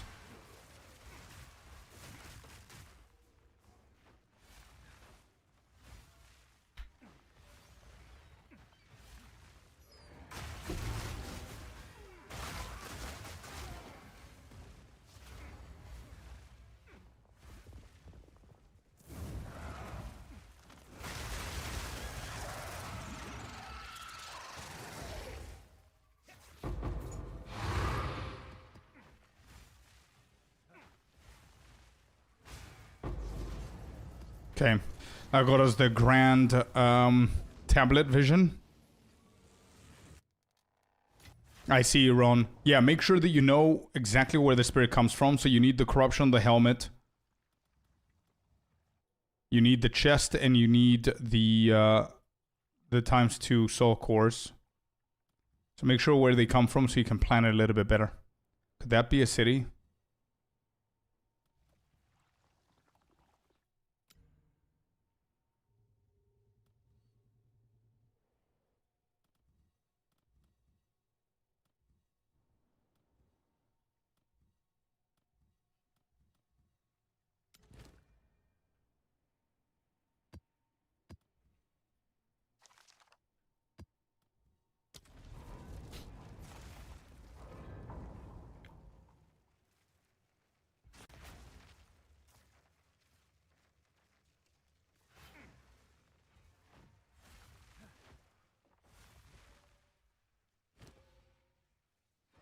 What do you have? Take gift. What kind of gift can I get here? Absolutely nothing. The varying diadem. Don't think that these sell for anything. Elevore. 2 charm slots doesn't sell. I think nothing's good here. I'm just gonna grab something I don't have. I think I don't have this.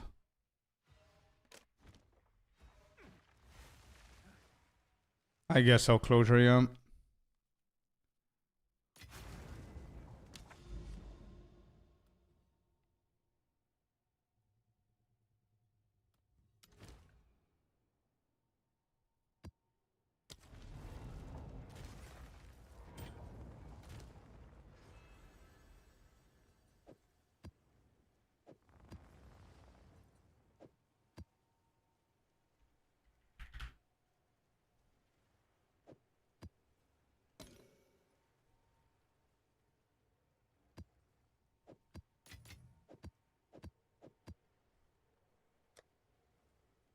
Hit the heavy belt. Wastegate. Yee.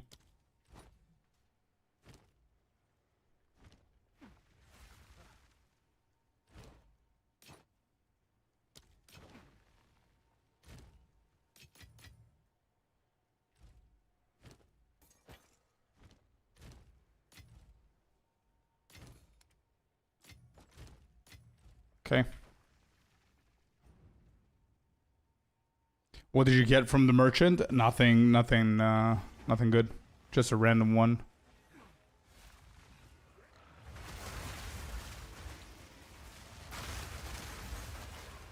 We need to find city maps, chat.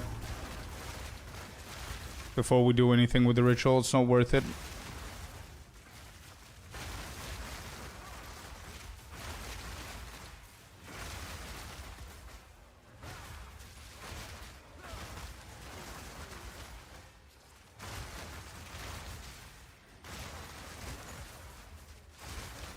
Well, hello there, you sexy. Hey, yo, Smits. Thanks, bud. Thanks for the sub.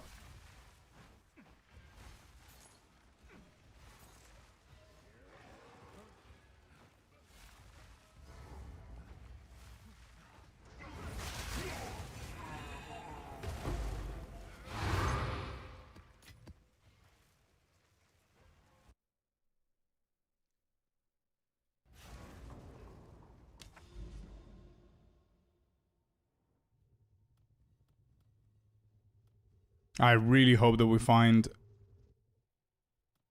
cities around here.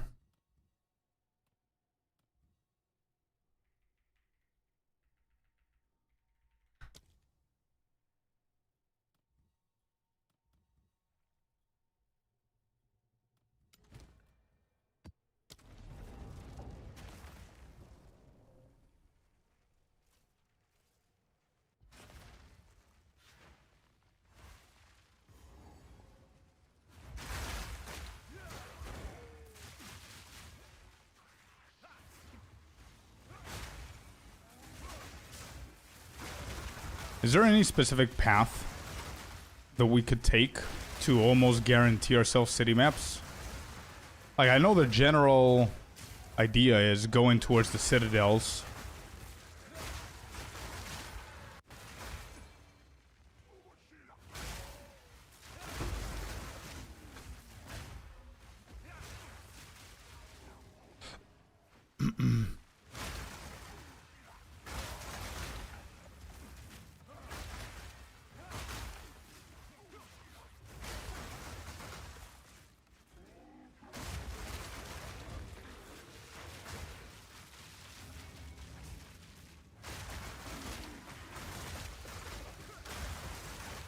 Damn, that's a gifted sub. Kalima with a sub.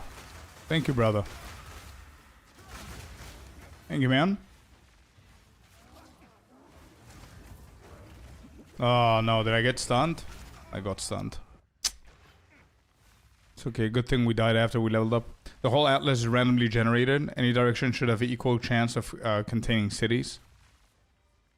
Guess so. So that's why I was thinking that this direction that I'm going now, I haven't discovered it, so likely to find cities there rather than the other direction that I found 2 cities, or 2 zones, or massive areas with cities.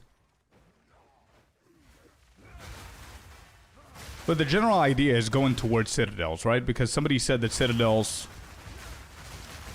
have a greater chance of having cities, I guess, or be within city zones.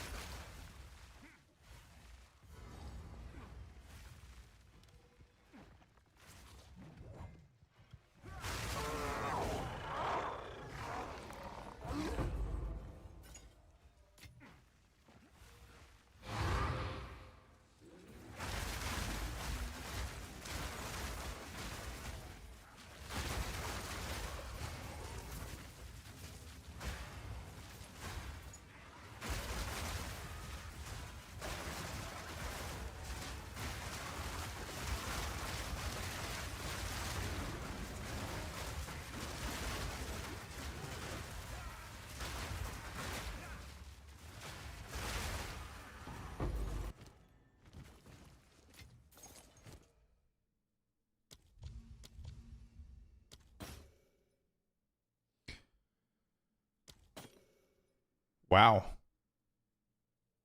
The small little ritual is hitting again with another whirling here. Not bad.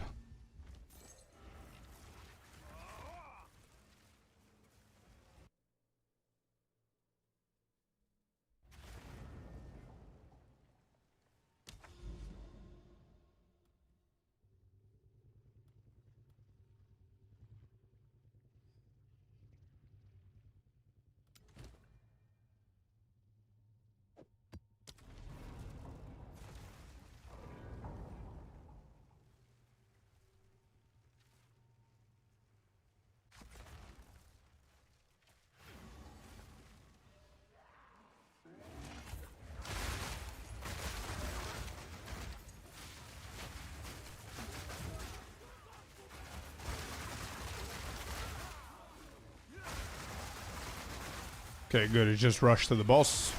We have a few more to reveal. I think I need to go into the tower so I can see a larger area. But am I stunned again? Oh, that was close. I keep getting stunned. Hit from the sprint because I'm trying to rush.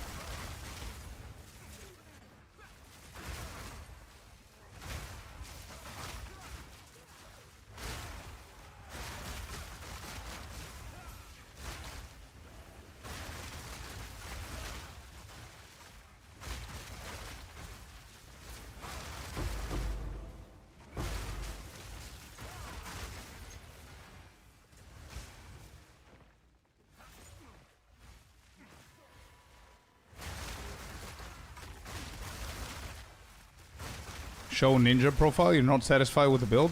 There's a written build guide, which has the same information and more. Everything is updated in there. Should be fine. I'm pretty sure if you type my name on PoE2 Ninja, you should be able to find it as well.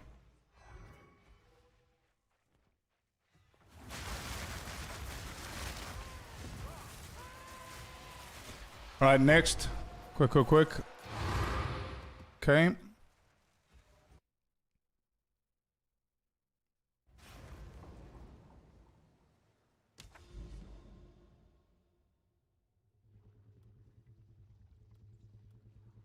Swamp.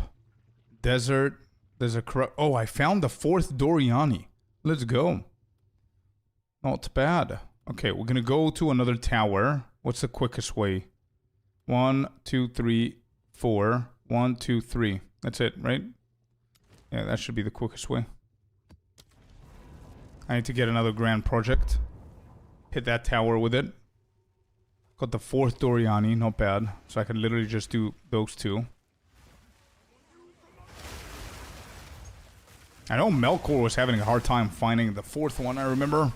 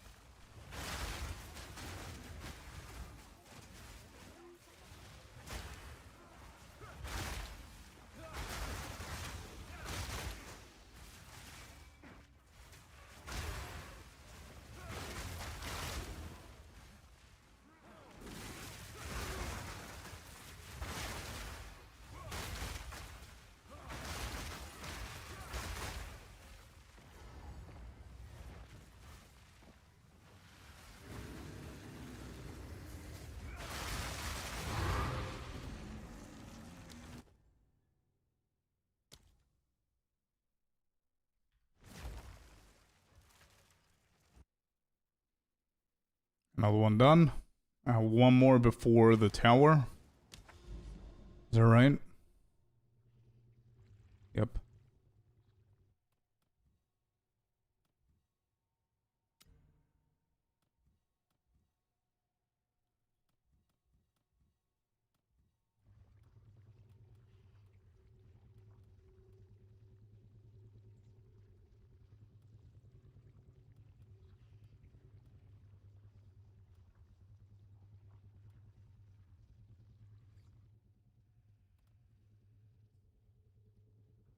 Which one is the monkey map?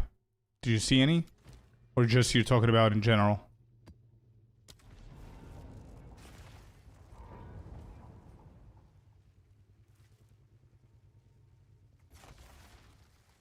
The Twisters.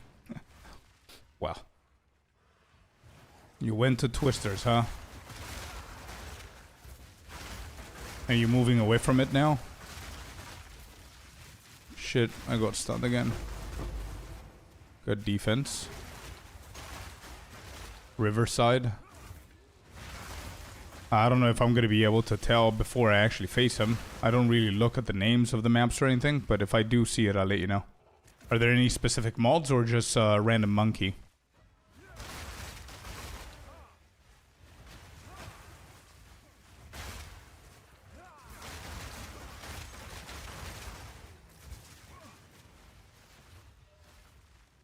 Anything at this point? Alright.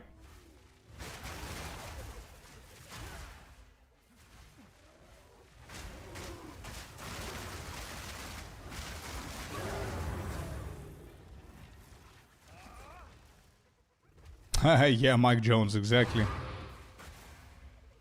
Yep. Oh yeah, you got the PC today, Closure. Let's go, man. Congrats. How is it? So again, obviously, 200% daily with Twisters again is dropping your your FPS of the new PC. It's crazy. All right, everything here is desert.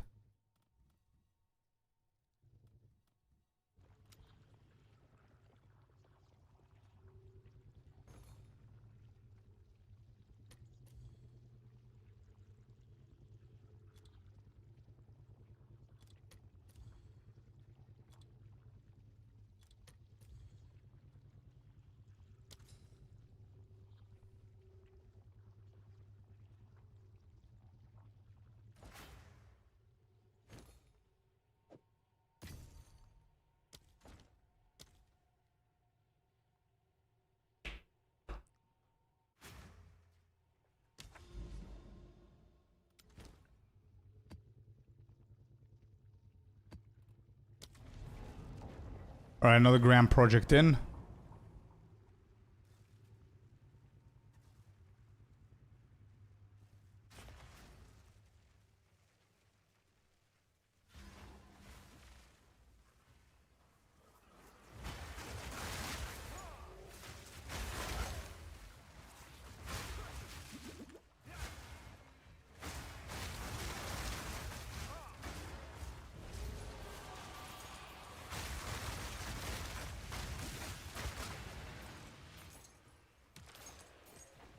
We're gonna do the Abyss just in case.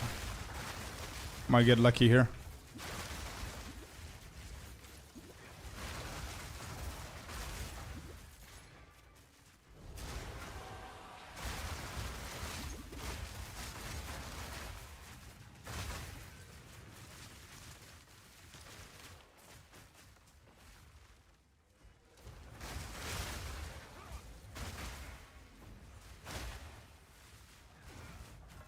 Oh shit, I didn't see them. Wait, how many are there? Holy. I saw like 2 of them, and there were like 2 packs of them, and they were stacked together. I couldn't see them all.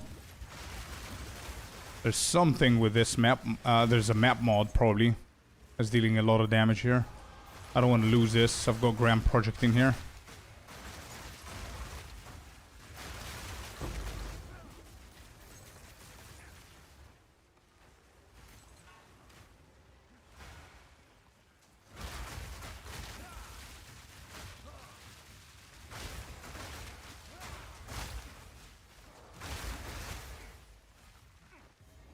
Yeah, I need to sprint a little bit less, dodge a little bit more.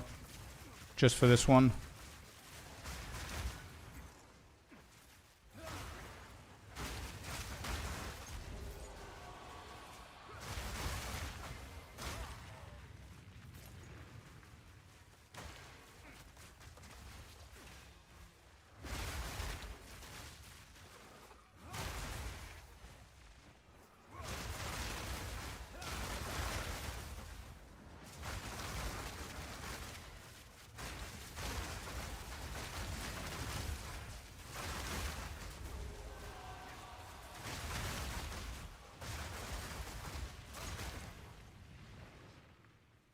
Where's the dude in the shadow? Isn't there? Oh, he did. Oh, he poured it to me and he died. I see.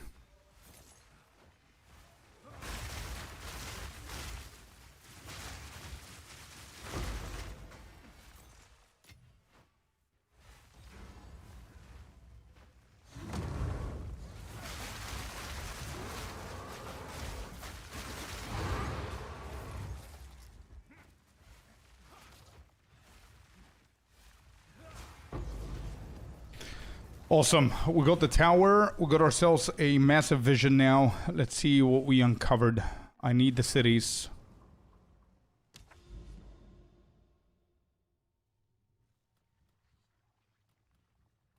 Grass, desert.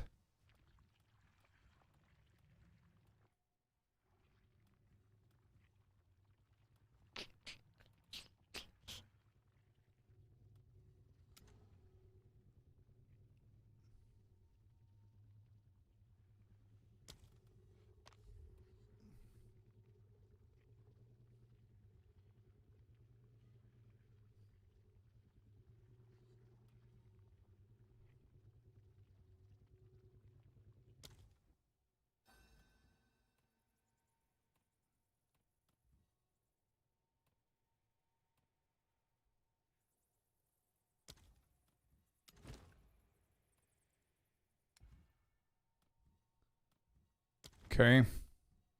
So that was nothing. Want me to go with you? Where? Go with me where?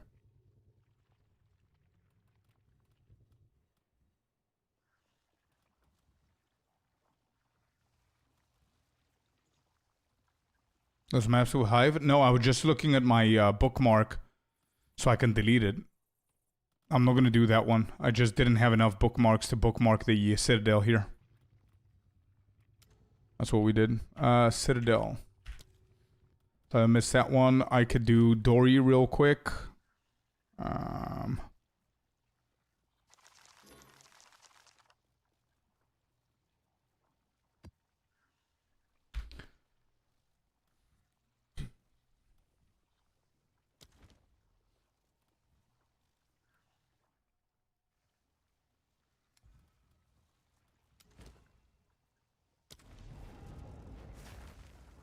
All right, let me just do both of Doriani's so I can get them off the bookmark so I can have some more space. They really do, chill. They definitely do. I died multiple times to like narrow little paths that spawned gorilla, for example, and there was no way to project where he's gonna slam that. Had no room to move.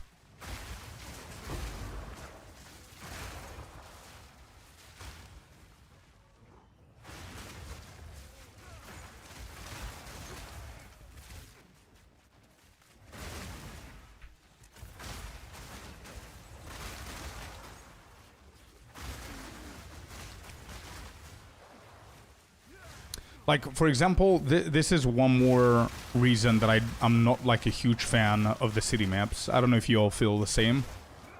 I mean, I like the 4 tablets, 100%, love it. Don't necessarily like the city maps. Like, right now, I should be doing the mechanic that I want to do, instead of just pathing like this. I thought the main problem back in the day that we had with towers is that you actually had to path into bad maps that you didn't want quickly, just so you can go to the maps that you do want. And it feels that it's the same thing, no?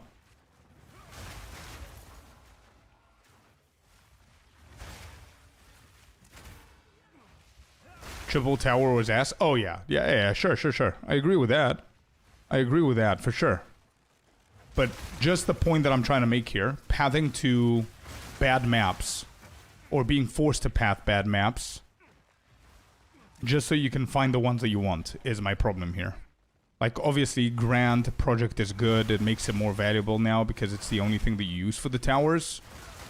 So you can skip a few bad maps, right? And reveal the areas. But I don't know how I feel about cities.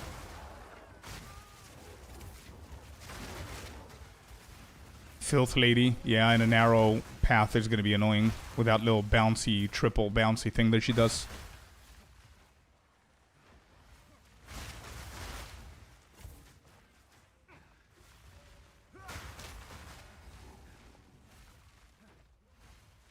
Alright, boss.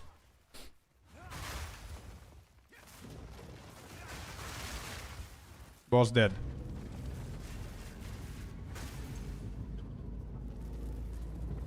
This is a mechanic that gives a slight advantage. Villains will take the path of least resistance and gravitate to that, hence rushing to cities this league. Yeah. Oh yeah, this guy. Alright, Doriani's up. Your turn. There he is. We're getting the 3rd talent, and then we have the 4th one. Same thing, but worse now. I don't know whether it's worse, to be completely honest, Gareth. I do agree it's the same shit for that exact point that I was making. But for what Katie was saying over in the Twitch chat, I don't believe it's worse because we had the triple tower and the quadruple tower setups that was mandatory.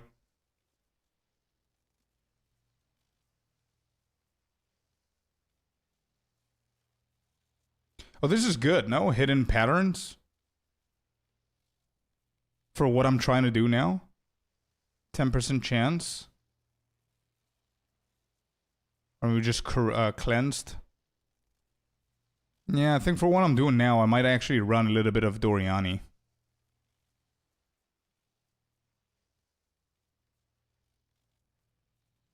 Yeah, let's give Dory a chance. Let's give him a chance. Got the irradiated, got the effectiveness, and got the 10% of accessibility. New to the game, why does your build guide use Hand of Chayula, but you do not? Because you're looking at the wrong guide, probably, Ryan. This is the Shatter COC, not the Shatter Eye Strike. Oh, no thanks, you came over on Twitch. You were Ryan over at YouTube. I was just answering to your YouTube comment. Yeah, you're probably looking at the wrong guide, my friend. Here. This is what I'm playing right now, COC. It's in the first section, and there's no Hand of Chayula in here. Alright, Dory's done. So where's the second Dory? Here.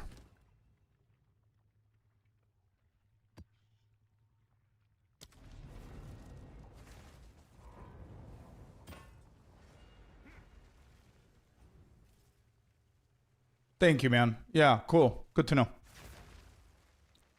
Hopefully you're in the right guide. I'm not 100% sure what I put onto the description. Hopefully it's the Ice Strike build. Let me know if it isn't. But I should have a link within the other guide that gets you here.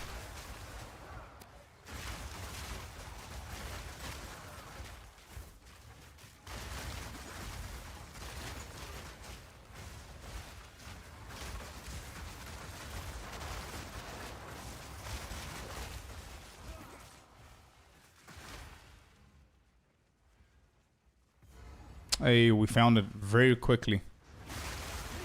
And he did. Very quickly. GG's. GG's. There's so many more steps required to fully juice the map you're running, including RNG on getting a Grand Mirror to spawn in the positions you wanted to. Yeah, it depends on the mechanic.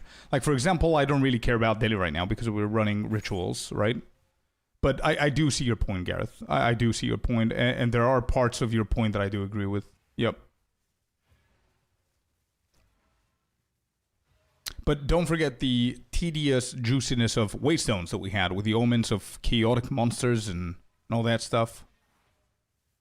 Is this bugged? Hello? Doriani, what are you doing? Where's my 4th point? Chat, tell me this is not bugged. This is the 4th Doriani that I'm doing.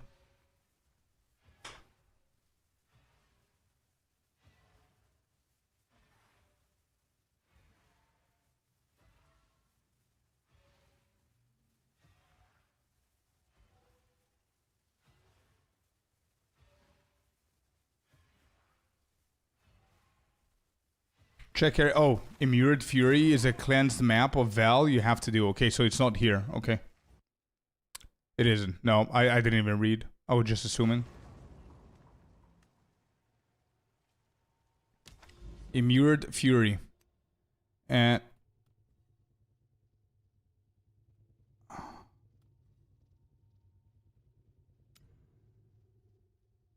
this just got revealed. Alright, Immured... This works. Found it. So, correct me if I'm wrong. We need to fight the 4th Doriani. So then he says, hey, go and find Immured Fury and kill it. Is that it? And then we do a 5th map for Doriani, which is the Immured Fury, and we get the 4th point.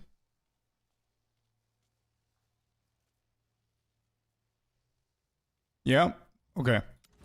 Okay, here it is. This is Immured Fury. Doriani has spotted the Immured Fury in the area. Beautiful. Let's go and do that. I don't think I need to do anything. Just add a random waystone. Excellent. Easy peasy. There were a lot of people that were actually having issues finding it.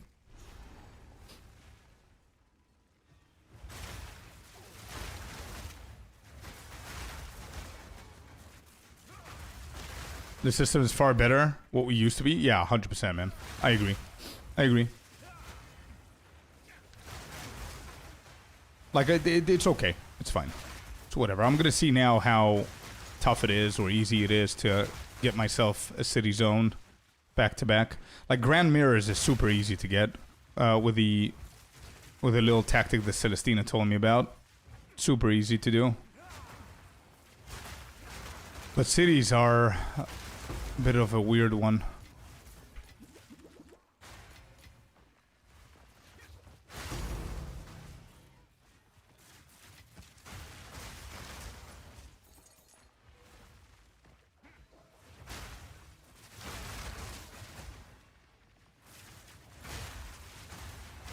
I get patched. Yeah, you're right. Is it even a tink? I don't think so.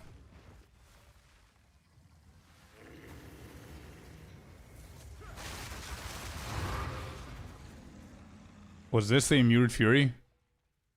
I didn't even get to read the name.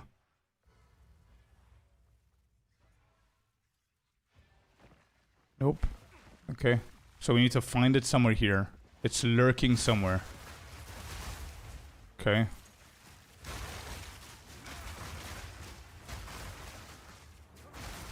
Hello, Major. And hello, McElroy. Doing amazing.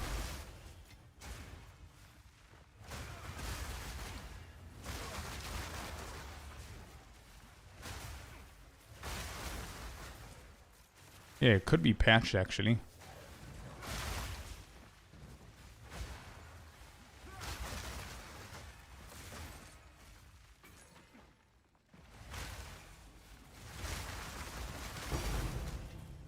Fracturing orb. Hello. Hello. That's what you get with magic waystones. No juicing, no nothing. So many tinks. One of them was a fake tink, but sure.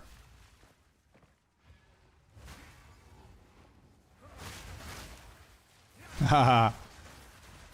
That's good luck right there, Major.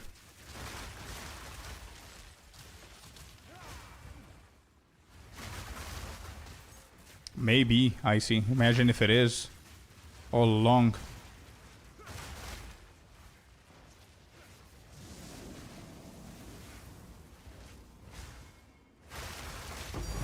Hey, let's go. Divine. Got him. I see, maybe we found the new juiciness of maps, bro. You don't alch and go, you don't need anything. You just need magic, one modifier waystone, so you get the tinks. And that's it. That was the trick all along. You never had to. Mark and Jonathan are just sitting somewhere in the back. Oh, this has to be the dude. There's an entrance. And there's an exit. Yeah, they're just sitting all along laughing at us. Now they're watching the stream and like... You know that gif with Leo? Like, shit! Somebody found it!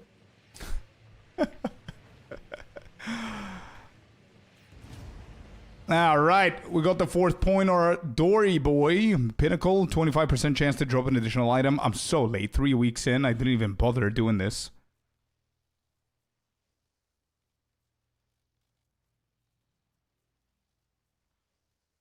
Hold up. Precursor Terraformer, the biomes, that's not the map areas, right? It's just... Is it? Wait, can I just... Precursor Transformer? What is that? I can change the biomes. It's random. Well, it's better than running around trying to find them. You could just hit something that you don't really care about, the whole zone. And if it hits city, GG's. Alright, that's it. So we got our boy Dory. Good stuff. Next. Can you buy that, or is it just dropped from him? Transformer. Autobots. Roll out.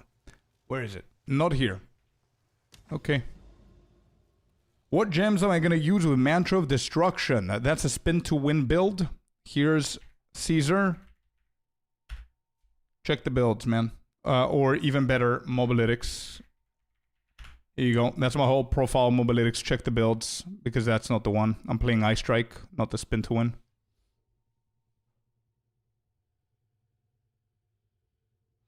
Ah, gotcha, Haywood. Did you get any luck with converting to city maps or not?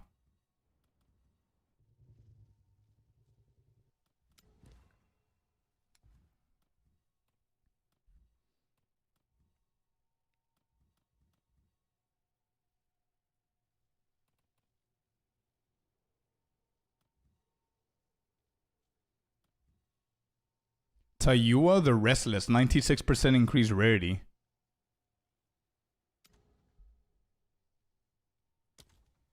You need to finish Ash Citadels, not Divinity? What do you mean? Oh, to fish? To find? Yeah, not this guy. That's a corrupted zone, I think.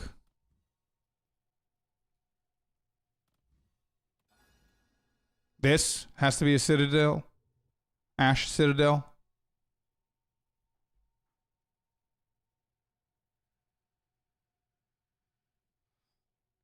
I don't think city is a biome. Yeah, me too.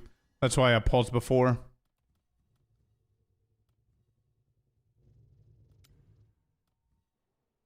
Highly unlikely. But I don't know how to tell from the beams, chat. This is cities, but I have these saved for the Abyss farm.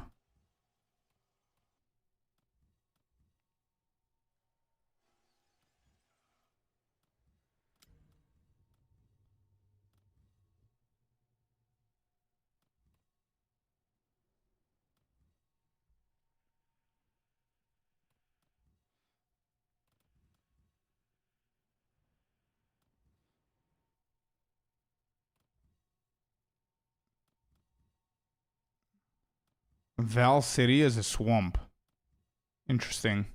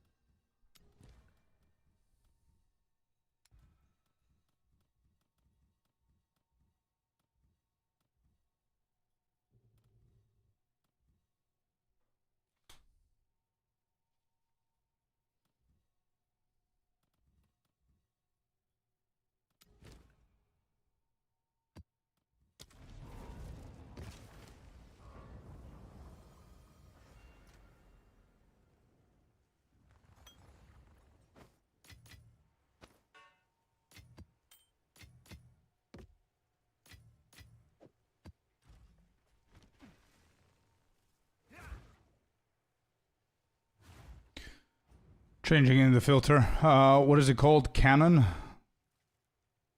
That was definitely not a tink.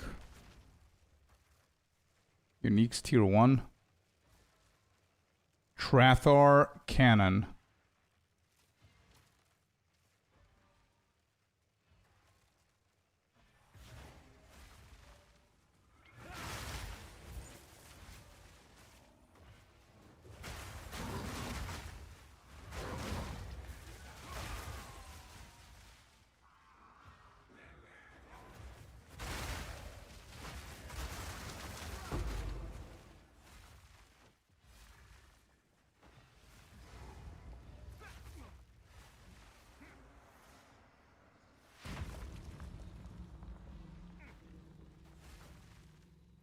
Well, hello there, you sexy beast. And Zydia, let's go, dude.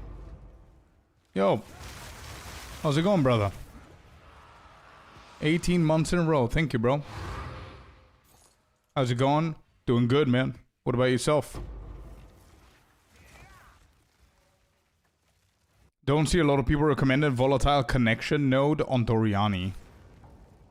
Volatile Connection. You're getting more divines than ever before. Chances are cleansed or corrupted. I haven't really played with it. Why are you getting more divines because of the cleansed and the corrupted? What are you playing now, Nzidia? How's it going?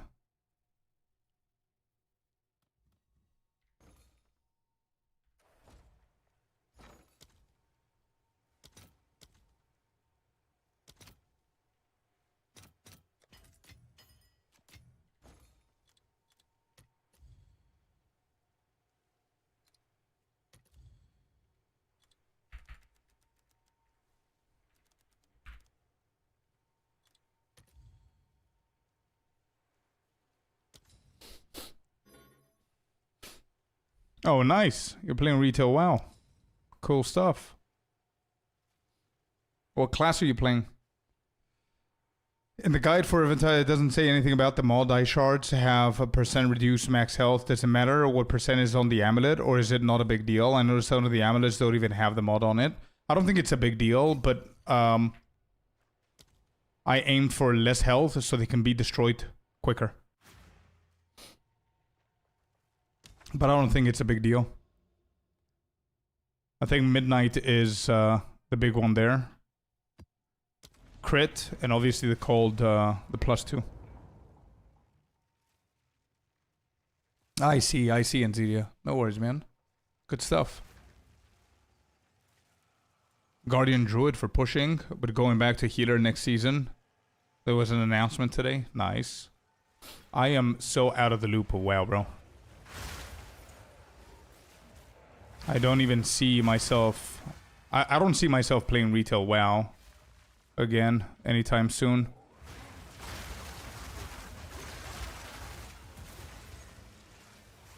If there's like a WoW 2 coming out or some shit, like Classic 2 or whatever people are talking about, I don't know if it's a rumor or something happening in the next couple of years. Classic Plus, yeah. Probably if that happens, then I'm, No.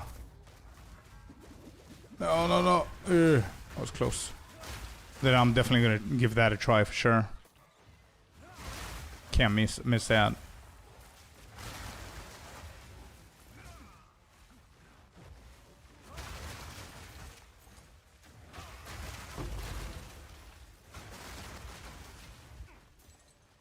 Here it is, Haywood. There it is. It's an implicit.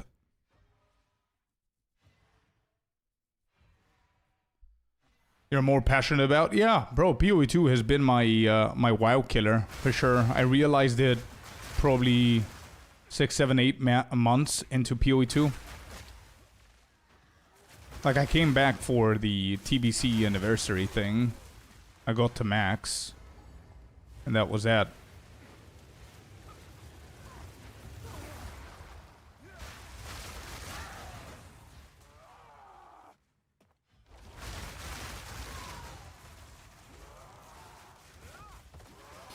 Oh yeah, I need to activate.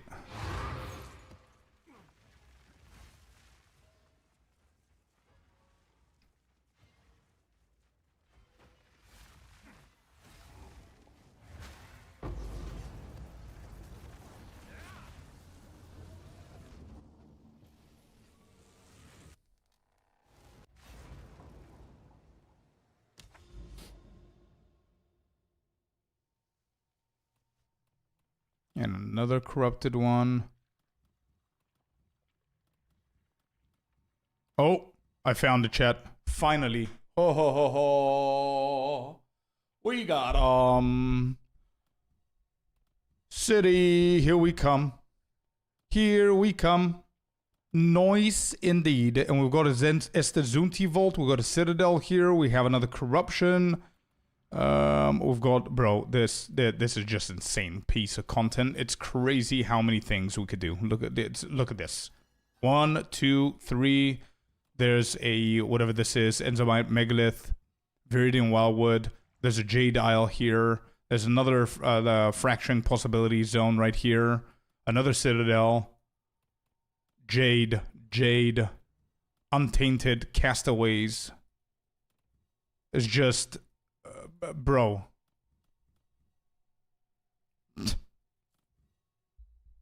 Insane.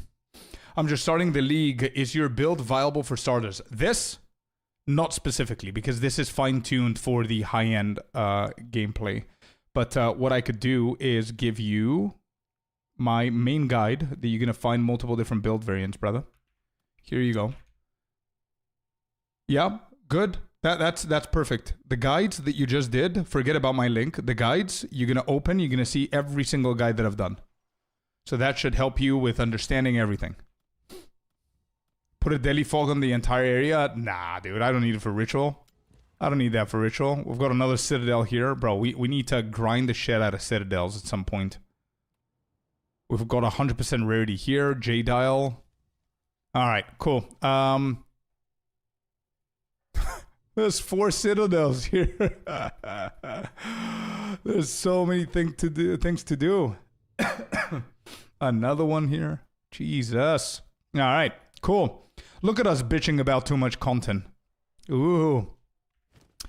Okay.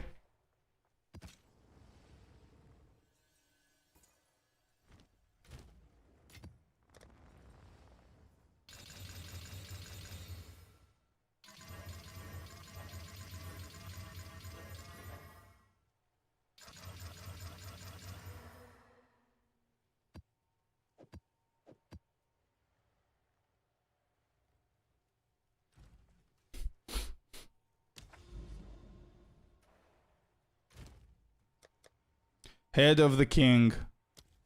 Give me one. Give me a head.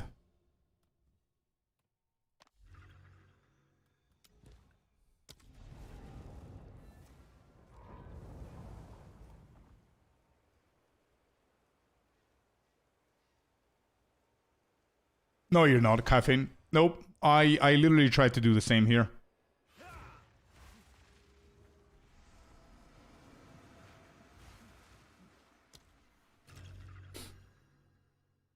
All right. The way that I play my my build, the Willing Assault spin to win is definitely not meta.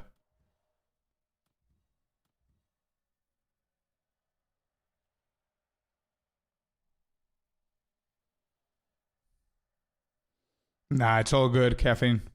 It's all good, dude. All right, so we have cities. It needs to go this side.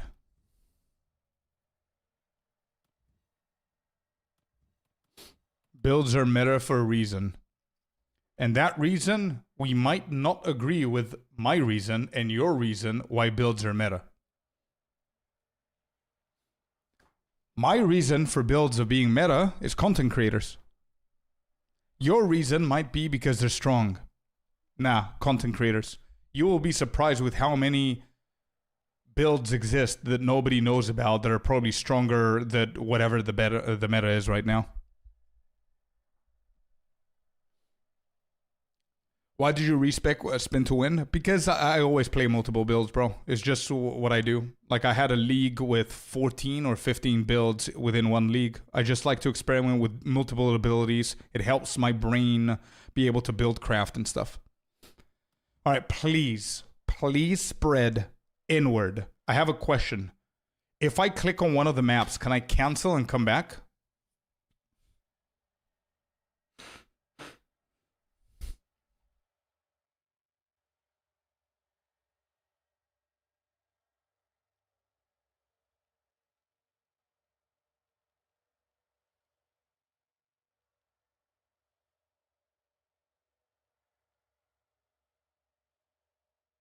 Okay, good to know.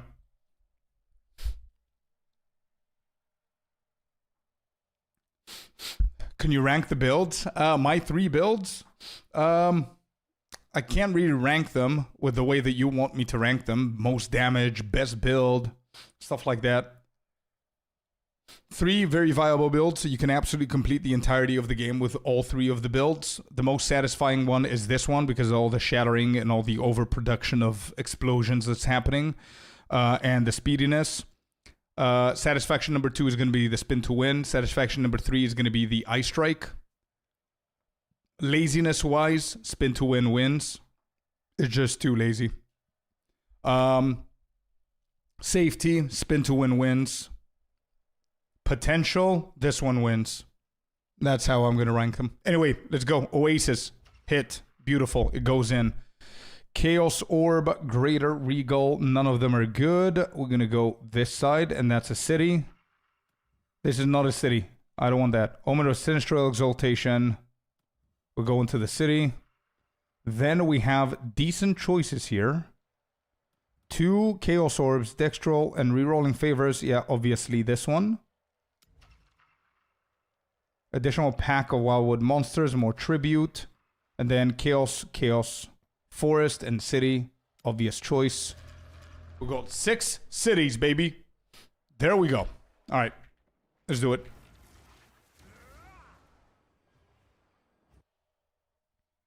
All right, isn't it that people see a build and think, hey, I want to do that? And so, yes, content creators are certainly a key part of that. Strong plays into 2.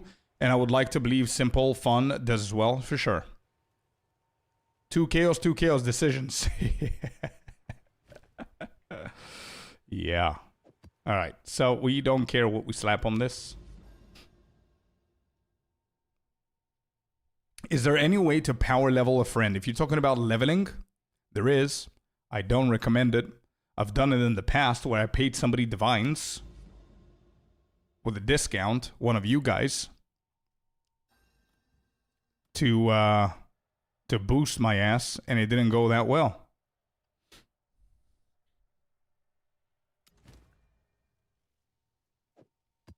The reason why it didn't go well is because you're going to need to go back and catch up on some shit. But there's a specific way that the booster needs to know. Anyway, here it is, chat. The final one. This is, for anybody who just tuning in, we have literally invested 97 divines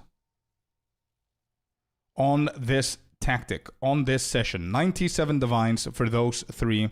I need to correct this.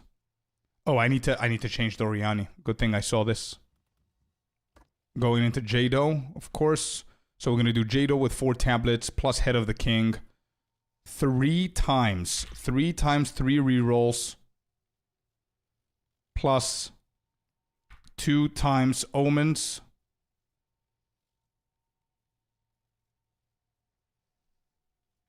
Plus, is it 3 times, how many? What did I do here? 3 Omens, 3 Omens, and then, 3 again. Yeah, reduced. Okay, 3 times 3 rerolls, plus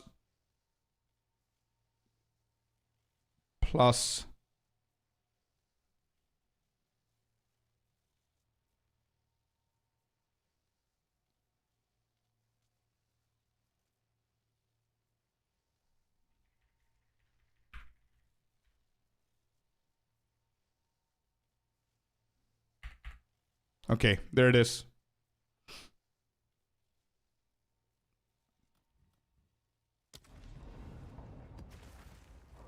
Oh, he's level 60? Then yeah, sure.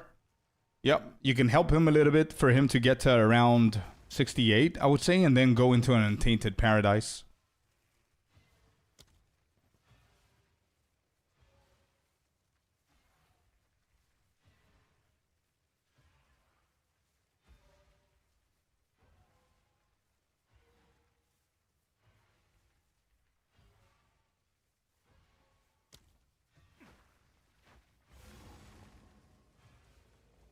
Alright, this is a proper map. I need to remember to not click on the first ritual that I see. Head to the boss.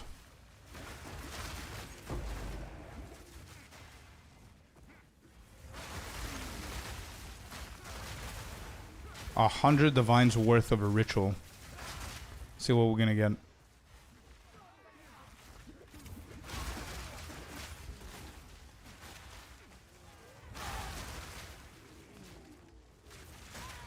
Hey, Crypt.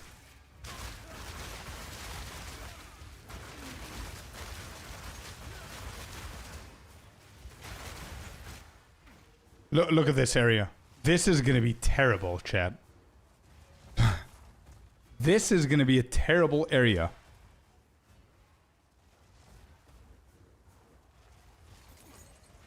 For a ritual.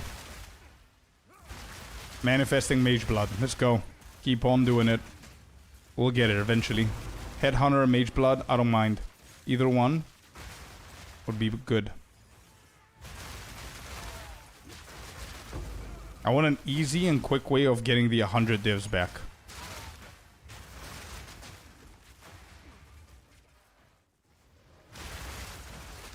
I think I'm gonna kill the boss, do the ritual of the boss, come back and do that little one.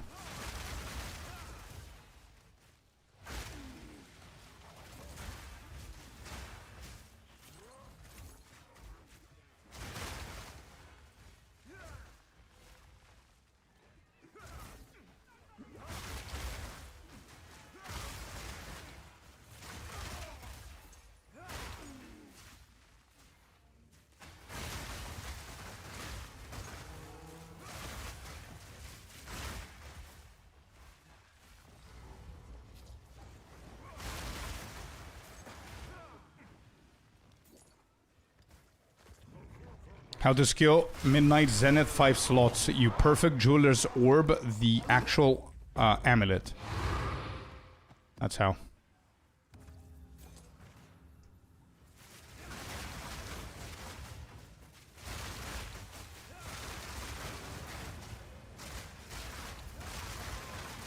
Is that a queen? I didn't even see. Or was that Arisa? Draven's wife? Alright, we need to go back all the way to the little section here. Where was it? This one. We're gonna do this second. Please don't be bad.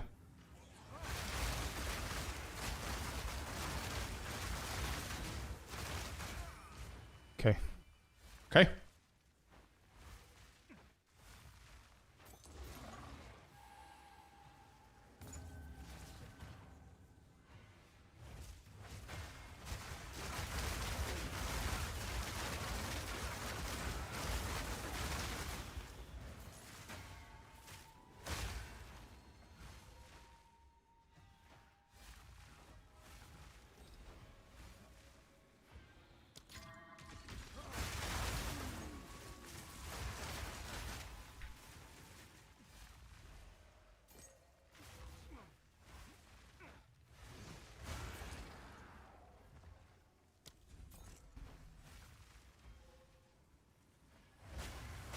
Yeah, after this map, you can go closure.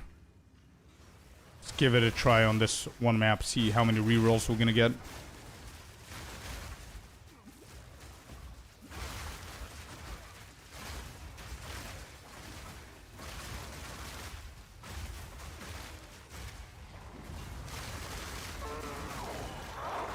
Come on, boss.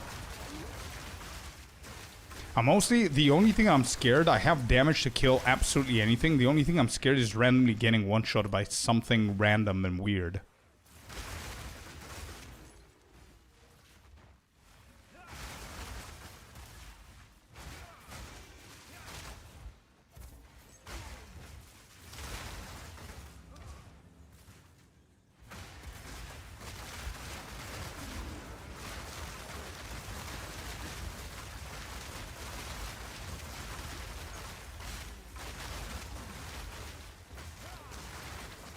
Well, hello. Oh, there, shit. You sexy beast.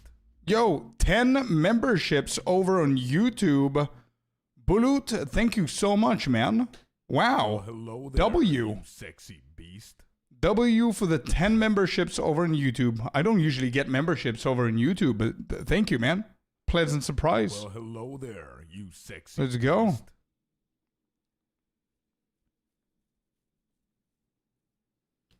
I just watched it on YouTube, and your YouTube stream is really laggy. Is it? Can somebody else confirm that it is? Because I don't see it being laggy. I see it being fine.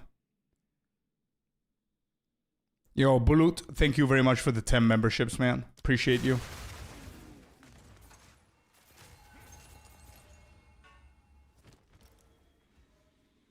We have one more to do here. Where is the final one? Do.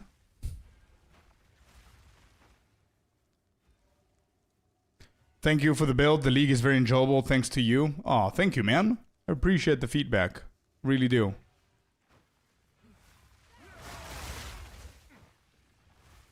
Happy to help you, brother. Happy you're enjoying. I don't see it being laggy. Nah, I don't think it is.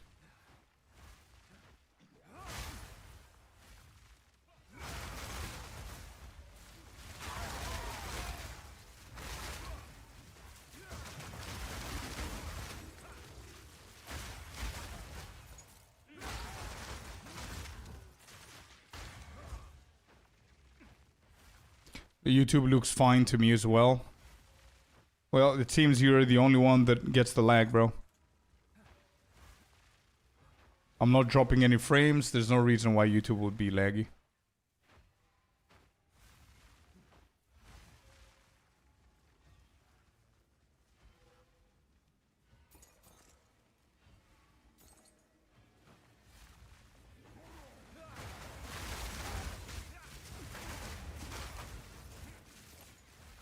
Am I missing something? Where's the final ritual? Oh, here. Okay.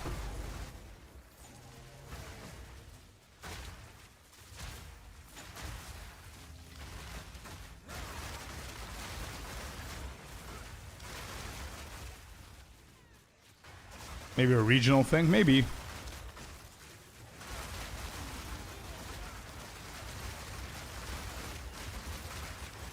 Look at the shattering, dude.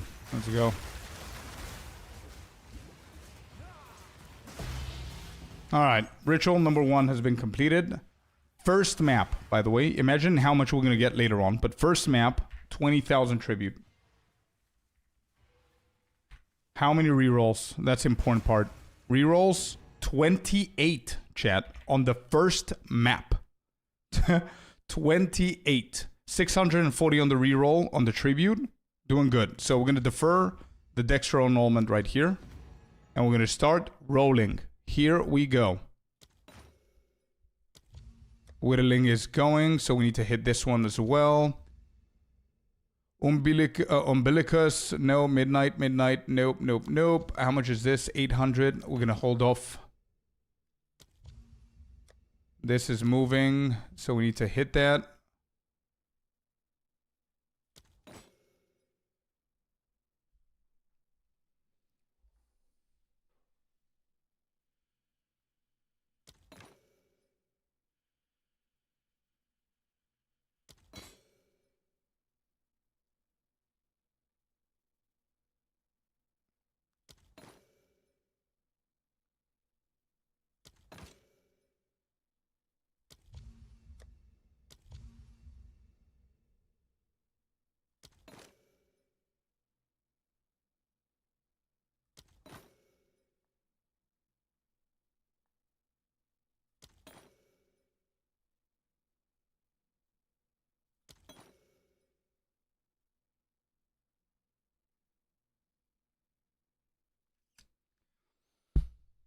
That's a new belt I haven't seen before.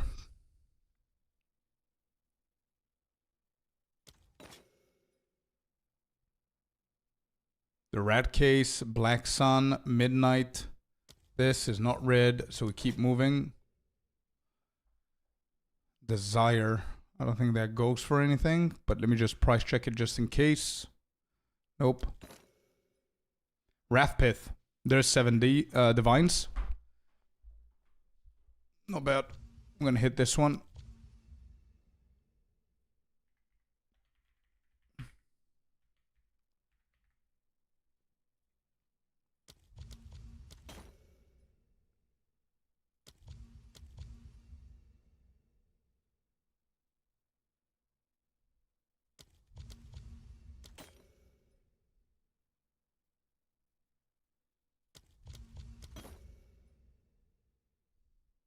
I cannot defer anymore unless they're going red.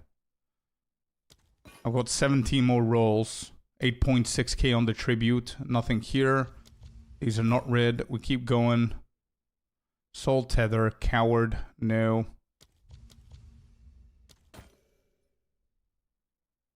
Come on, belts. I know you want to come in. Come on.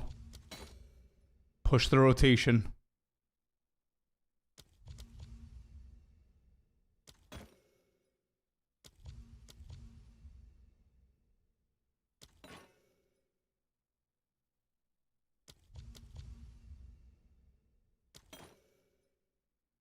Cat 09, another belt that I don't really see that commonly. It's building up something.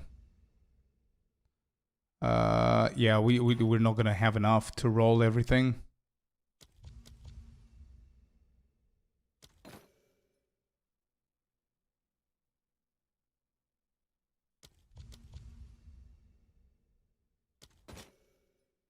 There's a whittling. Midnight triple, midnight. Whittling orb. Omen, sorry. Whittle. By the way, that's 11.5 divs already with the Wrathpith and the Whittling. That's 11.5 divines already in. First map.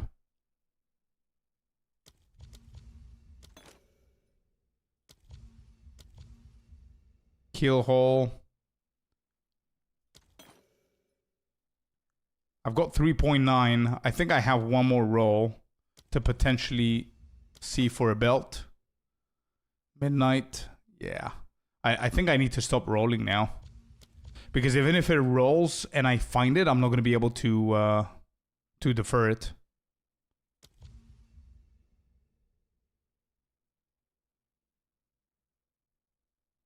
Interesting.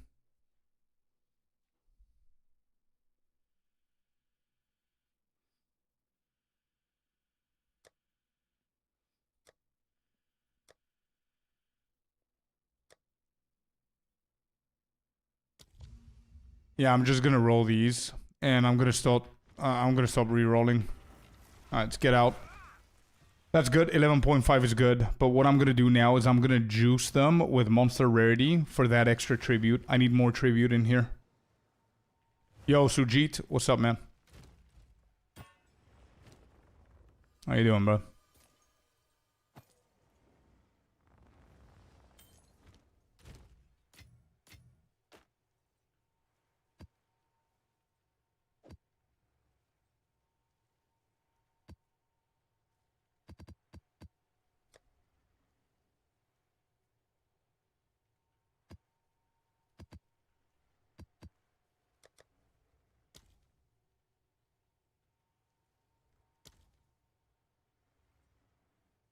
Monster rarity. Does anybody has like a rejects for monster rarity on the Waystones? Jado. Jado is what we're going for. 48.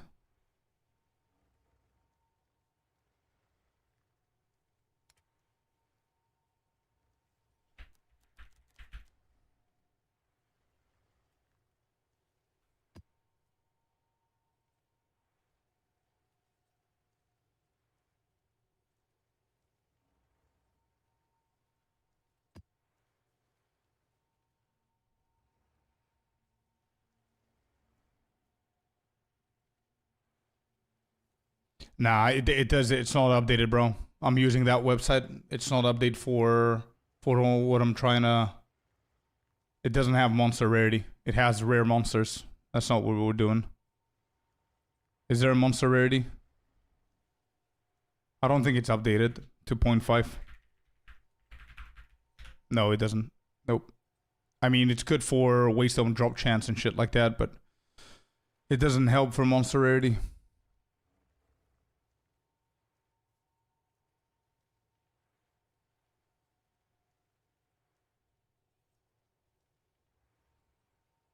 But thank you for sending it though, dude. I think there's a rejects that someone created.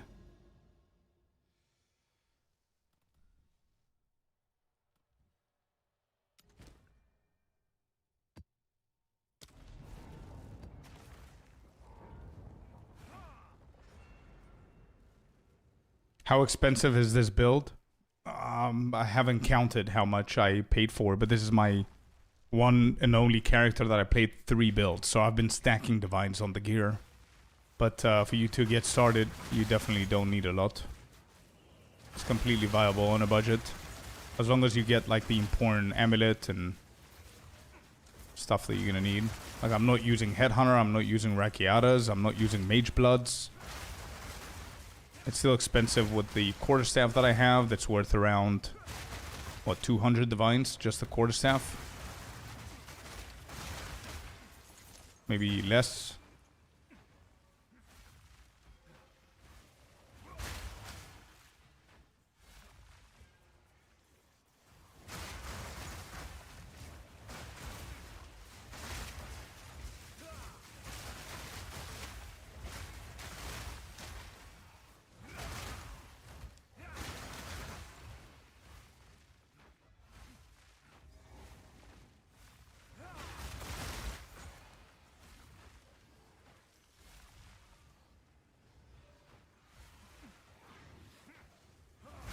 Can you show it, please? It's in the guide, Major. You can see the guide, the new guide that I made for this build. The gear and gems and everything that I'm running right now is updated on the guide. The written guide.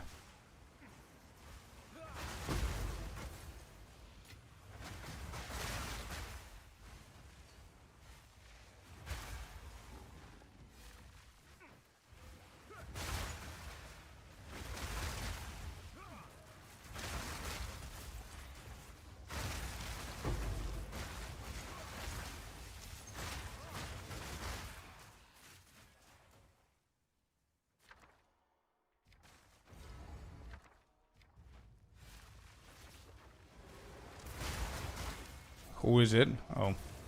It's a little bit of a dangerous one.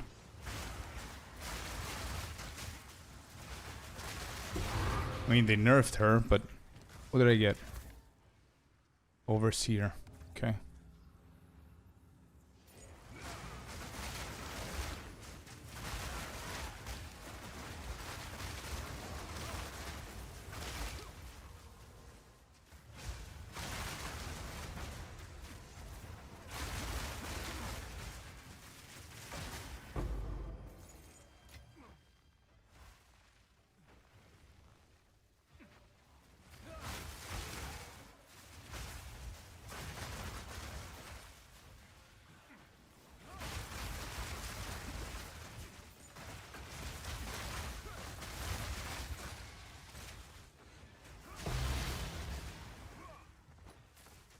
Headhunter needs to come in with the heavy belt. We need to hit that random ass heavy belt. I think I've got like 3 or 4 of them that we can try and hit. And she's here again.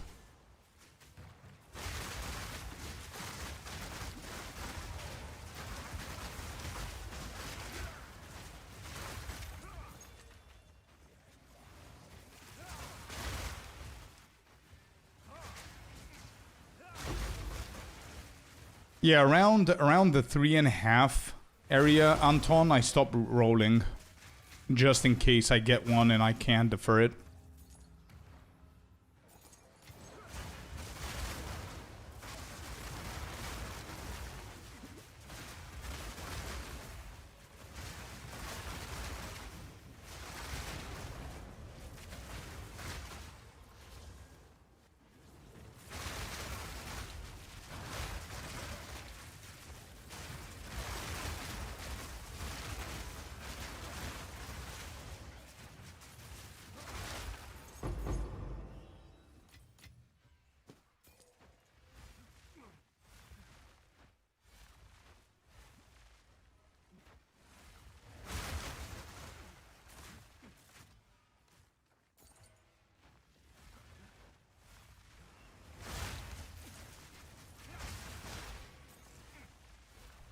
Mana sustainability, passive tree, and jewels if you cannot afford losing a suffix over it. You need to go for stuff like conservative casting on the passive tree or mana on kill jewel mod. I'm currently using mana remnants because this build is just so mana intensive that without that I'm not going to be able to move. Show your weapon, please. Go to the guide, brother. The weapon and all the gear and jewels and everything is fully upgraded and updated on the guide.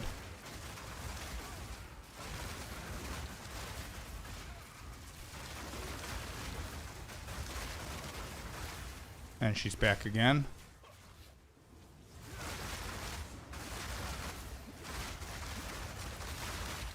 Who's this? Oh, it's here. Okay.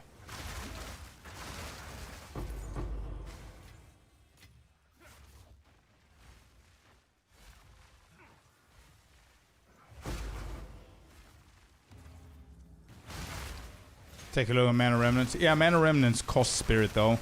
As a Stormwave user, I don't know if it's smart to go Mana Remnants. I would probably... I'm gonna show you. Give me a second, yeah? Let me just finish this ritual. I'm gonna pause and show you something real quick.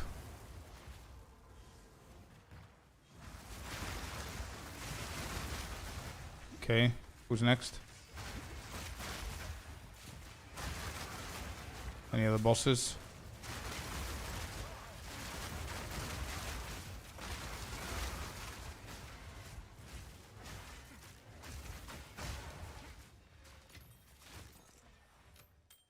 Started dropping shit, by the way. Conservative casting is this one right here. Amazing, amazing, amazing cluster. Mana regen, mana cost efficiency. This is on the right side. You're going to do right side, mana cost efficiency. Much better than mana regen. However, if your build is focusing on echoing thunder and you're pathing up at this point, somewhere over here, and you're getting these nodes, then this efficient casting is better than conservative casting. Efficient casting is better than this, okay? So one of these two, depending on what you're pathing. This is the easier one. You just need to dedicate 3 points. That's basically it. Jewel can help you as well. There, I have 1%. I mean, 2 would have been better. Crit would have been better here. Of course, it's not ideal, but it does its job. I don't think I need it at this point with this build, with Mana Remnants. Mana Remnants is an aura, right? It costs 30 spirit to have it. And what it does, it spawns these little blue balls on the ground, and whenever your character passes through them, you get mana. That's what's keeping me always above 70%. Or 50%, whatever. But for a build like yours, I don't think your Stormwave is that mana intensive. I don't think you need Mana Remnants. It's just a shame to use 30 Spirit for that. I do, because it's full on mana. Heavy. Super mana heavy, this build.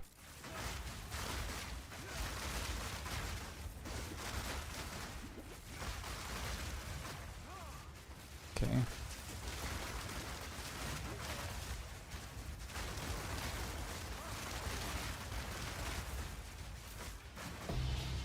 Alright, we're done. Cool, cool, cool. Orb of Chance, not bad. 25,000. And what do we have? Pack size 15, 17. Rarity is 2713. Effectiveness 6314. And we have 25168. Rerolls. We're at 30 rerolls. Alrighty. So 30 rerolls, chat, and we have 25,000 tribute. We need to be very careful with the deferring here. How much does it cost to defer that? 876, 274. We're not going to do that just yet. There's no risk of going anywhere, so let's just start rolling. This one's red now, so we got to hit that. We need to hit that. Whatever it costs. Midnight, Soul Tether. No. Give me a belt.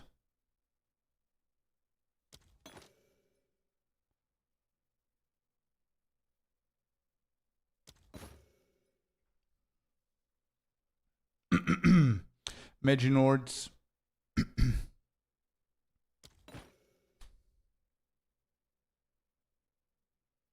Okay. One of these rolls is gonna hit something. One of these rolls. Come on.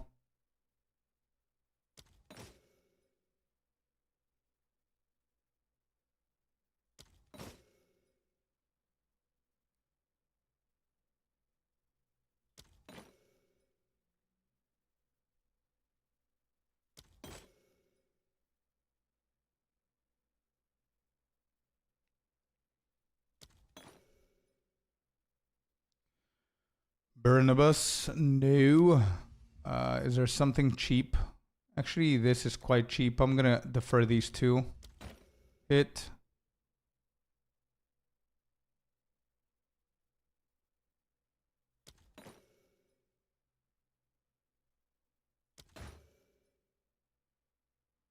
Maginord, Midnight, Bramble, whatever. Moving on. We got a Sinistral Annulment, chat. Not bad. Sinistral Annulment. Map 2 gives us money. Sinistral Annulment. And this goes for 6.4 divs. Let's go.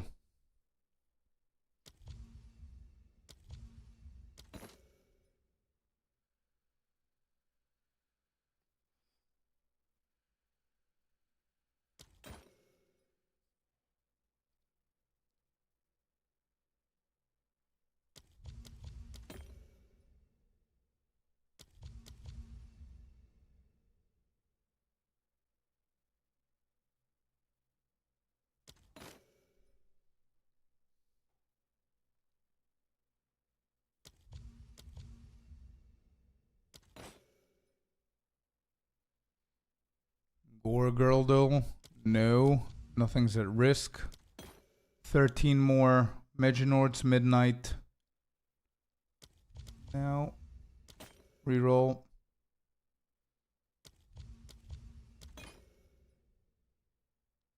Catching up with the tribute that we have. So I think we can start deferring one at a time. Soul Tether. No. Maginord's.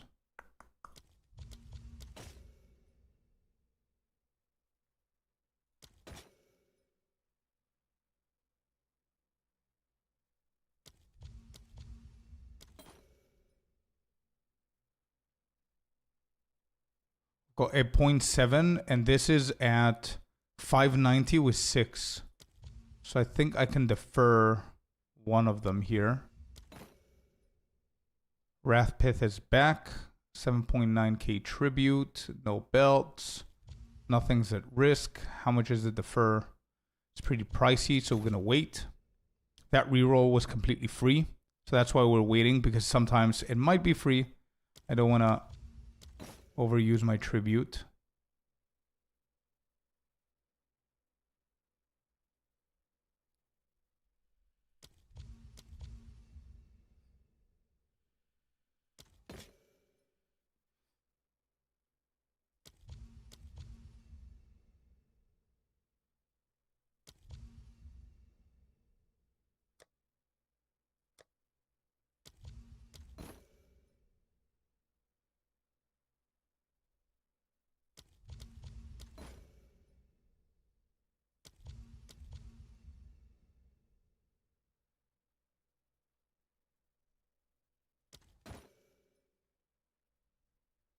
Okay, that was the final roll, and we could just purchase the Whittling, and I think we can even defer the Wrathpith. And we had a good session. We got paid again. 6.4 divs. Not bad. Short tactic. Now you can send it. Where are you getting the 200 spirit? Helmet, chest, and weapon runes. You can check the guide if you want more to see more stuff there.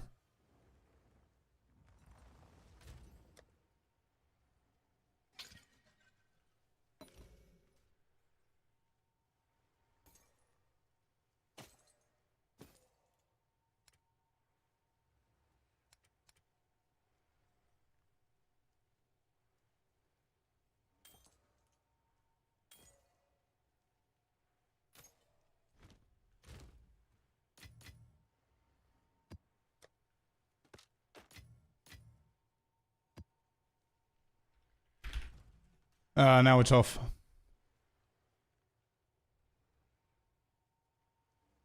On staff ring, already have 3 elemental damage. No, not really. It's not mandatory. I've got physical fire and cold on my weapon. Whittle, yea or nay? Does it hit the attribute requirements? If it does guaranteed, then 100% yay. Definitely, dude. Yep, 100%. I would have done it, for sure. That's 4 divines. How much is this right now? You're at 44 divines, as it is, with a dead mod. You can use... I don't know where you're finding the 70 divines. I see 44 with the price check.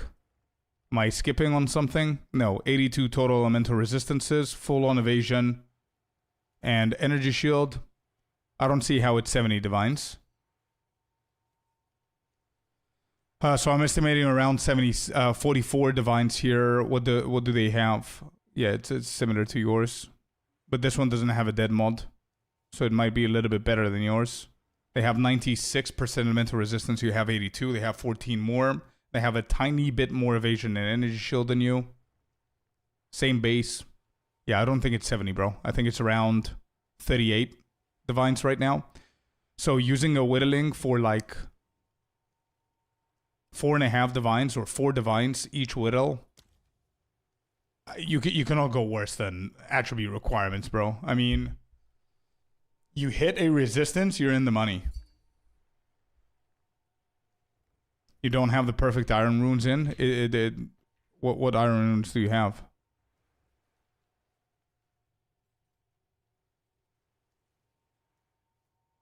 Yeah, sure.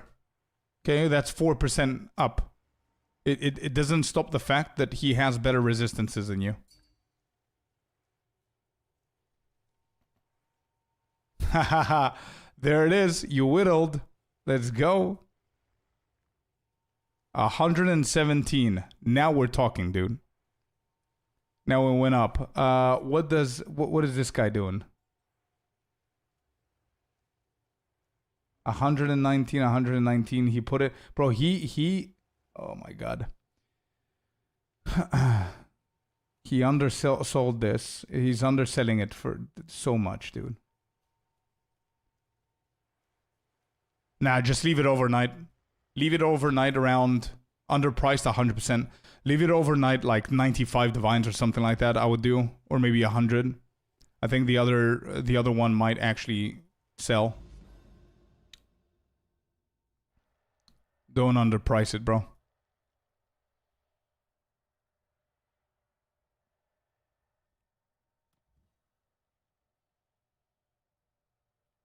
Weekend is incoming. Yeah, true.